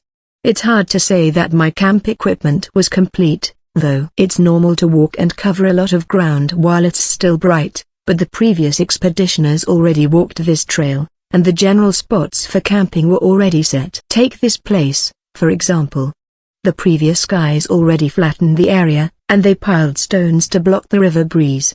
There was also a pile of stones in a circle for keeping the fire. There was still some time before the sun set, but we also had to prepare for our dinner and sleeping place. Well, I'm the only one preparing my place, though. Everyone else was thinking of just wrapping their robes or coats tightly and lying on the ground as is. The stones had been cleared up little by little, so it was more comfortable here compared to the other places. I'm going to mimic your moss. Ash went to get some moss. Well, it's more preferable if they grew here. They will be trodden, so maybe it will be useless. Chris and Butler followed right behind her. Everybody plucked moss in the end. We'd be frowned on if we were in Japan's mountains, but people here are living by taking various things from the forest, so they don't have the luxury of caring for their forests in this world. We arrived at the camping spot earlier than expected, so we decided to fish. Well, we only have some thread and hook, so some used branches as a makeshift fishing rod, and there were others who used the spool as is. Everyone then picked a spot and settled down to fish. I wasn't confident in my fishing skills, so I went to Dean, who was sitting nearest the camping site, and tied the end of my string to the branch of the tree beside him. The other end was tied to the hook with a bait, and I just threw that end into the river. I'll make enough soup for everyone, so please look at it as if I caught something. Got it? Nice, thanks for that soup. It's going to be chilly, after all. I left it to Dean, then returned to the campfire. I would also keep an eye on our belongings. Although we were beside the river, the camping site was located a bit far from the river bank, probably in anticipation of a possible water level rise if it rained. I tossed some vegetables, chickpeas, and a bit of jerky into the pot, then placed it on the fire. I put in a lot of tomatoes, so it'll be tomato-flavored soup. Next, prepare the leaven for tomorrow morning, and make some dough for today's pizza. I mixed strong flour, weak flour and some salt with lukewarm water. I didn't have a bowl, so the pot would have to do. Added some olive oil. I then pound it when it's sticky enough. Hey, what are you doing? I'm making pizza. Sorry for the noise, but just ignore it. There was a flat stone on the campfire, probably for frying things. I went there and started pounding the dough. Dean was a bit worried, so he came to check on me. Ash was also behind him. Well, he's just like that. Weird. Dean returned to fish after leaving those rude words behind. I'm normal, you hear that? I started pounding the dough again, still dissatisfied at him. Finally, the dry dough became smooth and it's done. I should let the dough rest after I cut the ingredients while waiting until the fishing team returns, and it'll be fine. Next, I'll toss the dough into a leather bag after the yeast step. Let's put some jam on it tomorrow and fry some sausages. Maybe it's because people didn't come here often, but my perfunctory setup also caught a fish, it seems. Dean brought it for me. Everyone salted the small fishes that each of them caught, while I prepared the big ones so I could grill them with herbs. All of them brought a frying pan thingy and a pot for boiling water, but Butler and I were the ones who grilled the fish.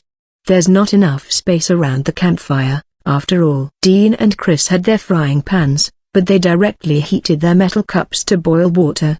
Maybe it's their strategy to lessen their baggage. Rhett's also usually brought a cup, but since he's a porter this time around, he also brought a pot with him. This pot is heavy, so I'm afraid we cannot imitate this, Butler said regrettably. I used my shield as a pot once, but there's no cover, though. That's Dean. Hey, that's some Mickey pot. What I had were Dutch oven imitations in 3 different sizes. Yeah, it was quite heavy, but I'm fine. This enhanced physical strength is a real lifesaver. The big one was deep and used for soups, and I asked the foundry to make it so that the other 2 would fit inside. I placed some charcoal over the lid of the other one to bake the pizza, while the 3rd one was used for the herb grilled fish. Hand me your plates, these are already done. You can also get some soup. These are also ready. Butler was also done, it seems. I placed the herb grilled fishes on top of the wooden plates and thin metal plates. Oh, you're using a frying pan, Dean? Isn't it fine, plain and simple? I can also use my plate as a lid. It's really hard for adventurers who have to go to the forest depths since it'll take several days. If it's just Dean, then he'll get by without caring too much for the details, but as far as Chris is concerned, he'll strategize so that they can bring the least amount of things with them. Everyone took out dry-looking flatbread from their pack, while I removed the coals and opened the lid from my pseudo-Dutch oven. What's that, Gene? Wild asparagus and bacon pizza, Ash asked, so I answered. So it's that ritual thingy you were doing earlier, huh? Dean, what do you mean by ritual, huh? I've never heard of that dish before. Chris was extremely curious about it as he tried to peek. I cut it up inside the pot, and took out one slice. Nice, look at how the cheese stretches. Oi, you guys. Why are you putting away your bread? Aren't we supposed to be responsible for our own meals? CH49 have this jerky. Dried plums. How about wine? Smoked trout. Would you like some cheese? Everyone offered various foods. Nah, I can't finish all that. I refused. There's still grilled salted fish, so you can get one each. Our job was to carry the food on our trip to the forest, and to bring the materials on our way back. Even though they said to each his own, Rhett's, Ash, Butler and I agreed to share Dean and Chris's portions, and I also brought extra, too, plus my own portion. Of course, we were supposed to do the miscellaneous chores, but Silver ranked Dean and Chris were also doing work, and they didn't have many requests, let alone complaints, so it's been easy for us. You can just hunt as usual later, too. I raised the salted fish that had been grilled nicely and showed it to them. I only managed to catch one, but the others got 3 to 4 each, and they also shared theirs with me so I could sample both herb and salt grilled fish. They gave it to me, so I won't say it's bad. Yeah, we'll fish and hunt, too. Dean happily took a piece, and the others followed. I brought a lot of smoked foods, dried vegetables, flour-based foods, and flavorings. I teleported to the forest beforehand and checked the things growing here, plus Dean and the others said they'll hunt for meat, so let's have them do their best. So delish. How scrumptious. Tasty. Alright, go guys, if you think that's yummy then cultivate your palates and show me stuff that are really delicious. People would definitely look for more delicious foods once they were captivated by delectable foods. Delicious. Ash only commented after she was done, probably because she was so well-mannered. The saltiness is really good. It seems it will still be flavorsome even if the ingredients change. Yeah, it goes well with tomato sauce too, you know. I munched the grilled salted trout while replying to Butler. Tomato sauce, is it? The gut was cleaned properly, and it was roasted from its back. It's a light and delicate fish, so I roasted it from a distance and upside down to prevent the oil from dripping out of its belly. The back part was crunchy and the body was soft thanks to that. TSK. Even the river fish that Jean roasted seems more delicious. Dean was gripping the grilled fish skewer tightly, but I won't exchange mine, you know. You could have been a great bride. It is truly unfortunate, Twilight. Stop getting frustrated over somebody else's gender. Chris makes it sound like he's serious, so of course I hate that. Alright, Jean, what's your type? You don't like my lil sis, right? As I thought. Is it the chest? Stop lifting your chest like that. Dean Dono's chest is superb. Ash looked at her own chest after blurting that out. Ash, I don't know how to answer that. Girls aren't supposed to get envious of that kind of chest. It'll be troubling if yours is like that. Butler looked complicated, but I probably had the same expression on my face. It's not that I'm being a snob, but you see, I'm still repairing my relationships with people, so I don't really know. Anyway. Love will have to come after. Yeah, I'm serious. What, you don't trust people? Well, you could say that. Plus, I've been confessed to, as a prank. Affirmed what Dean said. Actually, it's not that I don't trust people, it's just that only untrustworthy folks surrounded me, and I felt like it'd be a disaster if I trusted them. Oh, so you've been told after, that she didn't mean it? Retz looked at me with pity. He's right. Though I can't imagine Twilight being played like that. The confession was all good, but it must have been really embarrassing when they mocked you. Chris and Dean were discomfited. Ash and Butler were silent. Well, they probably couldn't join in, considering the gender and the age gap. The first time was when I was 6. Second time, 10 years old. Third time, I was 14. Different people every time. BFT. 3 times, huh? Aren't you cursed? 3 in a row, what an unusual case. Not all women in the world are like that, you know? Yeah, I get that. I'm aware that it's a special case, so I'm trying to change my ways. Retz looked really worried, but then, it's all my sister's fault. Sis set up the first one. She didn't show up during the second time, but the girl was the younger sister of Sis' friend.